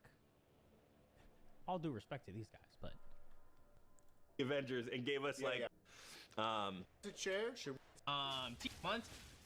Thank you for is the music picking up? Music changing. Let's see. Let's go to the thing. He came later. This sounds like Dr. How is he late to this? This seems like something he would be bright and early for. How the nigga late? Why not? Yeah, let's do that. Okay. Because I mean, we got to figure out what universe she's hecking in. Yeah, I mean, I'm excited to see. They got some X-Men. They really be trying to break this shit down, bro. Especially like fully formed X-Men that are not like an Origins, but like. This is Spider-Man. Our stream is freezing. Everyone else knows. Everyone else knows at this point. Yo, stay intent with the fire. Get this. Everyone survives. Everyone's okay. Lewis Pullman, Danny Rim, Danny Rim, There we go. Danny Ramirez. Joseph Quinn. We're getting through all. So we're just missing Pedro from that, right? Yeah. Okay, the reason why Tom Holland won't be in Doomsday is because filming scheduling for the Odyssey and Spider-Man 4, plus it's been said Spider-Man 4 is exactly at the exact same time as Doomsday, so he'll probably appear in the post-credits scene for Doomsday. Wait, he's not in the movie? The guy from Stranger Things. Fun. He's great. What's crazy is that he probably already knew all this shit, so it's probably not a surprise to him. Okay, never mind. Never mind. He was. So much energy, so quickly. I'm like, bro, he not really really reacting. Like if you're Ant-Man.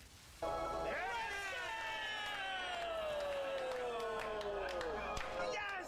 Missed opportunity to not have him on a funky chair. You know what I mean? Give him the.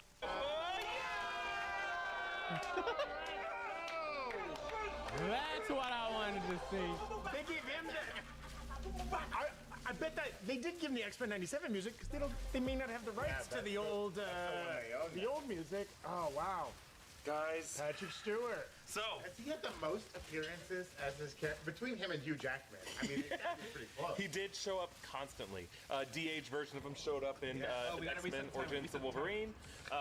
So this tells us that characters who have only been on screen from other universes and have died are totally back on the board. Yeah. 838, member of the Illuminati, Charles Xavier, definitely died on screen. Now we know from the Marvel's post-credit scene, the universe that Monica Rambeau ends up in.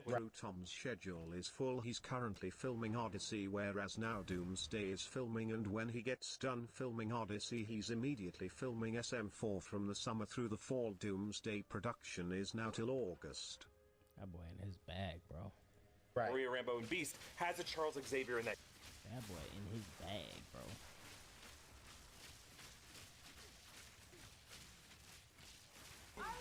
What? Bro, if this guy appears in the movie, I will scream like a little girl.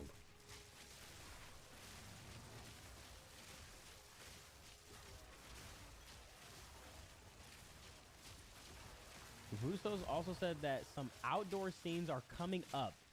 Maybe they reveal more to get ahead of the leak. Just give us a trailer. I want to be shot. I'm not gonna lie, like this is a big what the fuck is this? Like, this shit pisses me off, bro. Like, it's not even related to anything. Like, that shit just pissed me off. That universe, and I have to assume that Patrick Stewart this one, would be right? that Yeah. Charles. Yeah, I think we are seeing more and more of a potential live-action version of the X-Men '97 universe, or just the X-Men animated universe, or just a live-action universe that looks like the character designs of that. Yeah. Charles Xavier in 838 and Multiverse of Madness already looks like, you know, They the give him the green yellow, jacket, and they give him the big yellow, yellow chair. What I want to see is the Argyle blanket over the lap. Yeah. Oh, yeah. We did say maybe that there would be a wheelchair instead of a chair because they're going by characters and not. Well, I really didn't realize they made Paul Rudd's chair small. I didn't even see it. Also, we will probably get the full cast reveal at Comic-Con this year alongside Spider-Man 4. Yes! Why? Back to back with Patrick Patrick Stewart. Okay, this is our first one. He has not been in the scream like a little girl. MCU. This is the first character on this chair lineup who has not been on screen in the MCU. Kind of reference, maybe, not really. This is huge, guys. Yo, it's so crazy because he really talks like how he talks in his videos. He really talks like how he talks in his videos. Thomas I'd run laps around Nah, this is fire to see though. the studio if this happened. Also, turn the lights on, cut to the behind the scenes camera. no offense, no ageism. Start filming them now. The clock is ticking on those two guys. They're treasures. Yo, I'm asleep. He said, yo, start filming them now. These niggas almost out of the. Yo, stay intent with another 5. Get them up. My boy, I appreciate you, man. No, yeah. Let's try to finish this movie, especially if there's 2 Avengers movies. Let's this one and then the next one immediately. I told you. Do we get a 4th X-Men? This is insane that they got him back. Welcome, traitors. Man, he is having a moment. Is he gonna just Nightcrawler, but now with so many scarves? So, what's crazy about Alan Cumming? He of one of the 007 films, right? Yes. Goldeneye. He played I'm invincible. Kurt Wagner, the magnificent Nightcrawler, one of the teleporting mutants. He only was in 2003's X2, X-Men United. He did not come back because he didn't like working with Bryan Singer. He didn't like suiting up. Interesting. A lot of people didn't like working with Bryan Singer. And Bryan Singer left production when Brett Ratner took over The Last Stand. Drama. You were already looking. I'm sorry, everyone. Let's go. What? That's why you call it a deep bench of talent, or that's what you call a deep bench of athletes. More like a row, but that's the one I see, right? There's always room for more.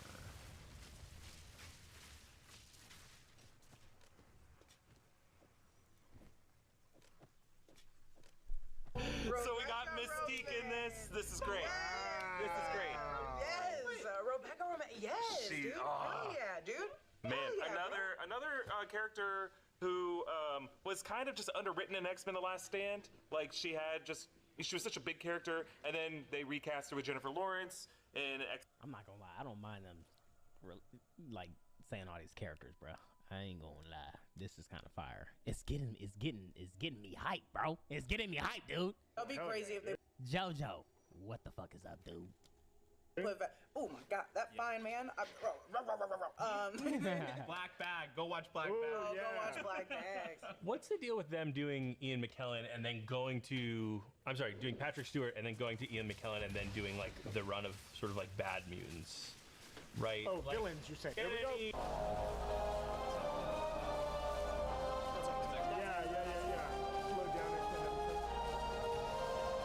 This is James Marsden. I get the flip potato. This is Halle Berry. I get to punch Zach in the stomach. There, I'll take it. Halle Berry. Halle Berry with the accent. Halle Berry with the accent. Halle Berry with the accent.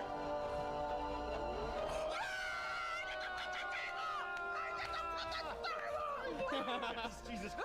Yeah, James, baby. And he's gonna be wearing it. He's gonna be wearing it. Wow. He's gonna come in. Oh, he's been having a great last couple of years. Absolutely. Do you think he'll have jury duty while he has to shoot this movie? I hope he has this southern accent. Inside Channing Joss, he's not Tatum. in season 2 of Jury Duty. Oh, you're saying.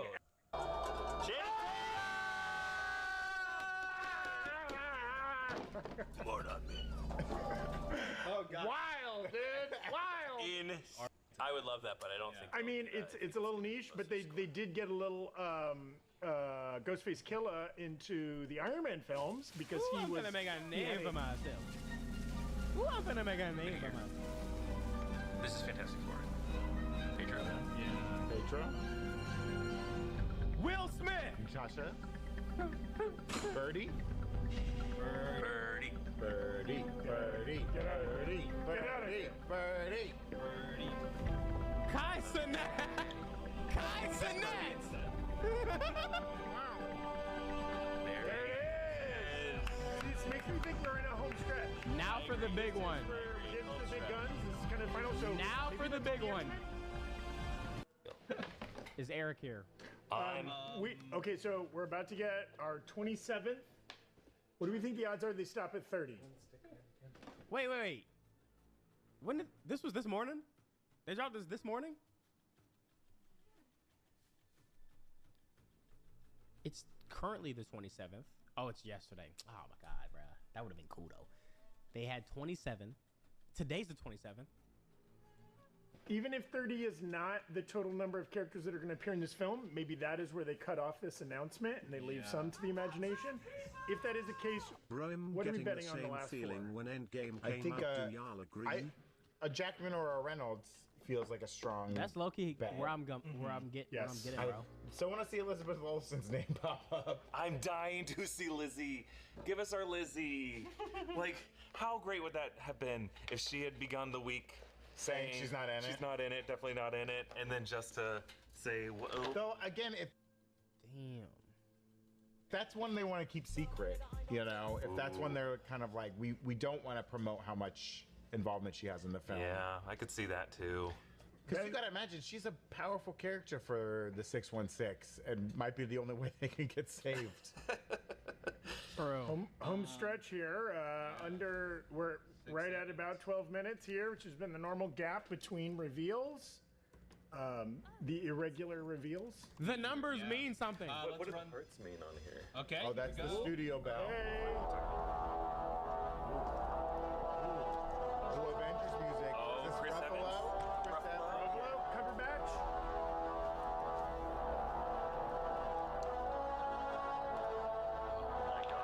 I'm thinking Chris Evans. Aaron Taylor-Johnson.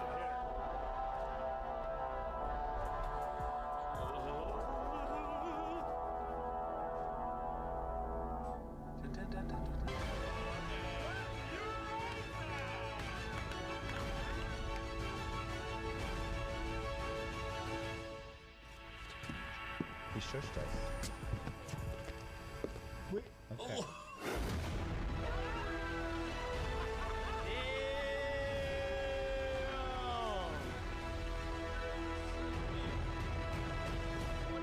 Oh, quiet on set. Quiet Now on in set. production. All right. Yo, they might actually they might be back though, bro.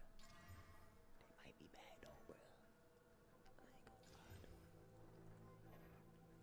Seen in MCU movies and we thought would be part of this movie, Tom Holland, Peter Parker Spider-Man. We assumed would be in this cast, but if he's not in Doomsday, it allows the movie that's coming after Doomsday, Spider-Man 4, to be a street-level storyline before the multiversal crises kick in. And after Spider-Man No Way Home was such a multiverse movie, it'd be kind of fun to see Peter Parker as just a street-level hero, teaming up with people like Daredevil, taking on villains like Wilson Fisk. Also, not included in this lineup, Benedict Cumberbatch, Doctor Strange. I ain't gonna lie though, that shit would be kind of weak though. Like after all the niggas you done fought, bro.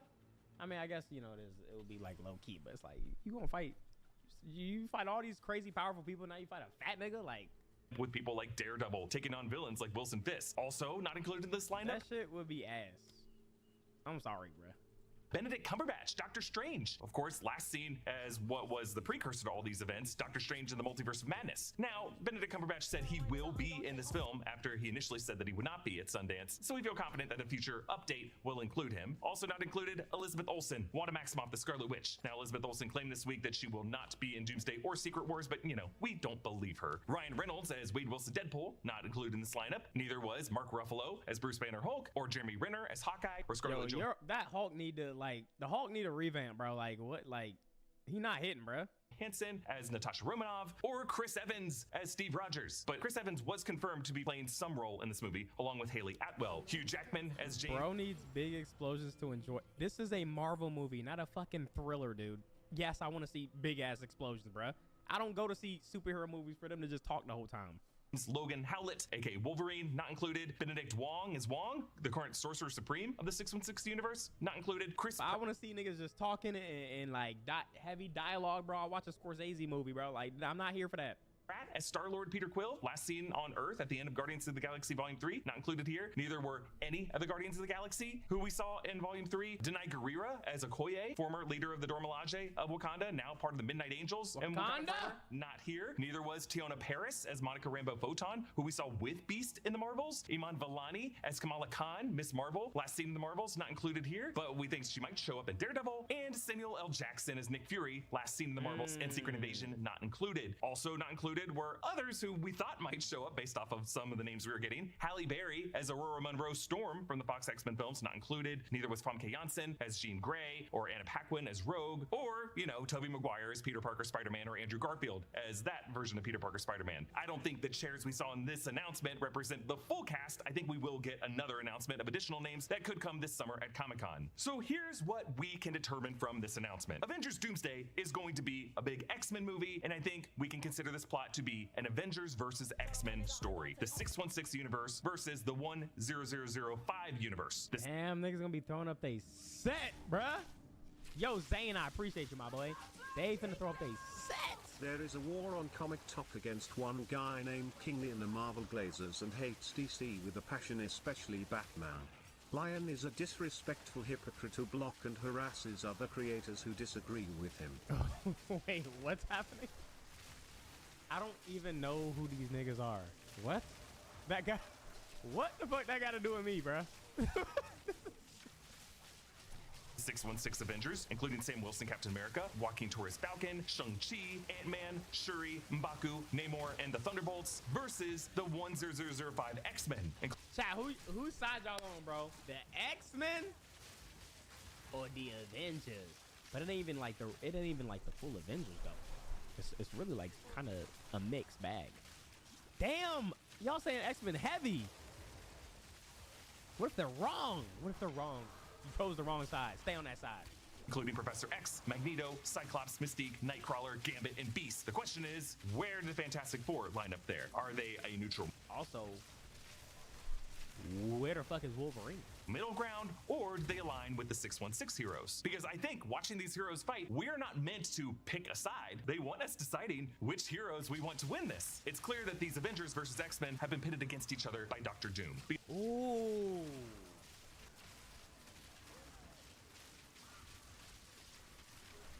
Is Pedro Pascal and Robert Downey Jr. listed last? I think suggests that these are our hero versus villain of the story. It's going to be a Reed Richards versus Dr. Doom conflict. We know Fantastic Four First Steps will begin their story in an alternate universe, but that universe will probably get destroyed by the end of that movie, and they will cross over into the 616 universe. The Russo brothers. Oh my God, Chad, this is gonna be so good. Wait, it's like, yo, I see the vision.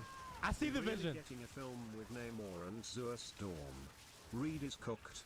I see the vision. I finally want to see the movie. Like, I want to see Fantastic Four. I want to see Thunderbolts. I want to see the shit that connects all of this. Like, it's like now, I'm here, dude. I'm here. Have said that their version of Dr. Doom, played by Robert Downey Jr., will be a flawed hero, the way Thanos was. And really casting him was their big idea for this movie. They confirmed that they will adapt both the 1985 Beyonder version of Secret Wars and the 2015 Jonathan Hickman series. Holy shit, that cover's hard. Let's be honest, the X-Men has way more aura than the Avengers. Secret Wars, but doing their own version of the story. Deadpool and Wolverine had an Easter egg of Hickman's Secret Wars #5 that showed God Emperor Doom on the cover. Owen Reese, Molecule Man, is a big part of that 2015 storyline. He's a trigger being who's in every universe that Dr. Wait, so who was the who was the nigga in that Thunderbolts trailer? What was his name?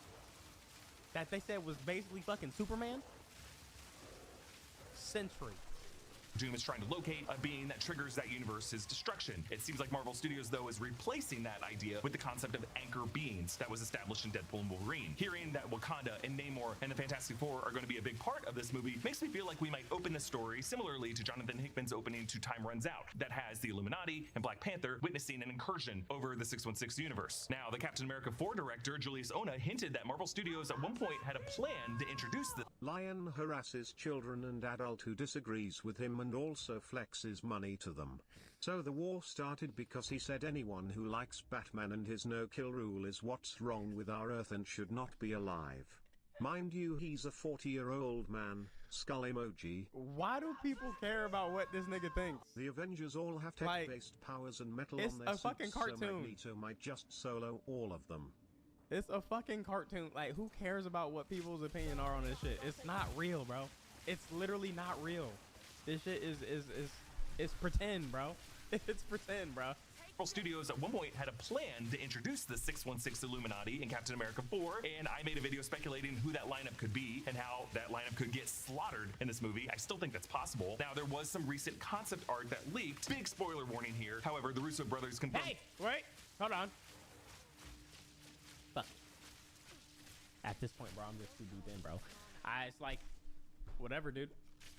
that it is okay for us to look at this art and speculate about it openly, because they say it's not official art for their movie, just hypothetical concept art. But this art includes depiction— Oh, we already seen it. —of God Emperor's doomed kingdom in his throne room with Sheriff Doctor Strange at his side, also a Mud Kingdom Hulk village, and what looks like a new Black Panther A potential. 3-minute theory on why Spider-Man won't appear in Doomsday storyline-wise. Niggas really make it, like, just for him though, like, what if he just appears? Like, what if he still shows up? But I think Doomsday and Secret Wars will show Doctor Doom turning the Void into his multi-kingdom battle world that we saw in the 2015 Secret Wars. That includes just a fascinating Fortnite-style map of realms, including even a divided Manhattan. All we've really confirmed about Robert Downey Jr.'s version of Doctor Doom is the phrase "new mask, same task," which suggests that they intentionally cast this actor, who played the MCU Infinity Saga frontman Tony Stark, as just a variant villain. Now The let's task— get negative. Now what if this shit just straight ass garbage? Now what does Marvel just end it all? What would happen in the world? Would it end? Huh? Okay, wait, okay, for a second. There's a rumor that Jack Black might cameo as a variant depressed Spider-Man. What? That would be fucking funny, but Jesus, what? Okay, wait, let's actually think about it though. It's not gonna be ass. Bro, the way that everyone, the actors and everyone is excited themselves with this production, a 5-hour stream showing chairs, it's not gonna be ass. Video about it that lion a villain, skull emoji, don't I do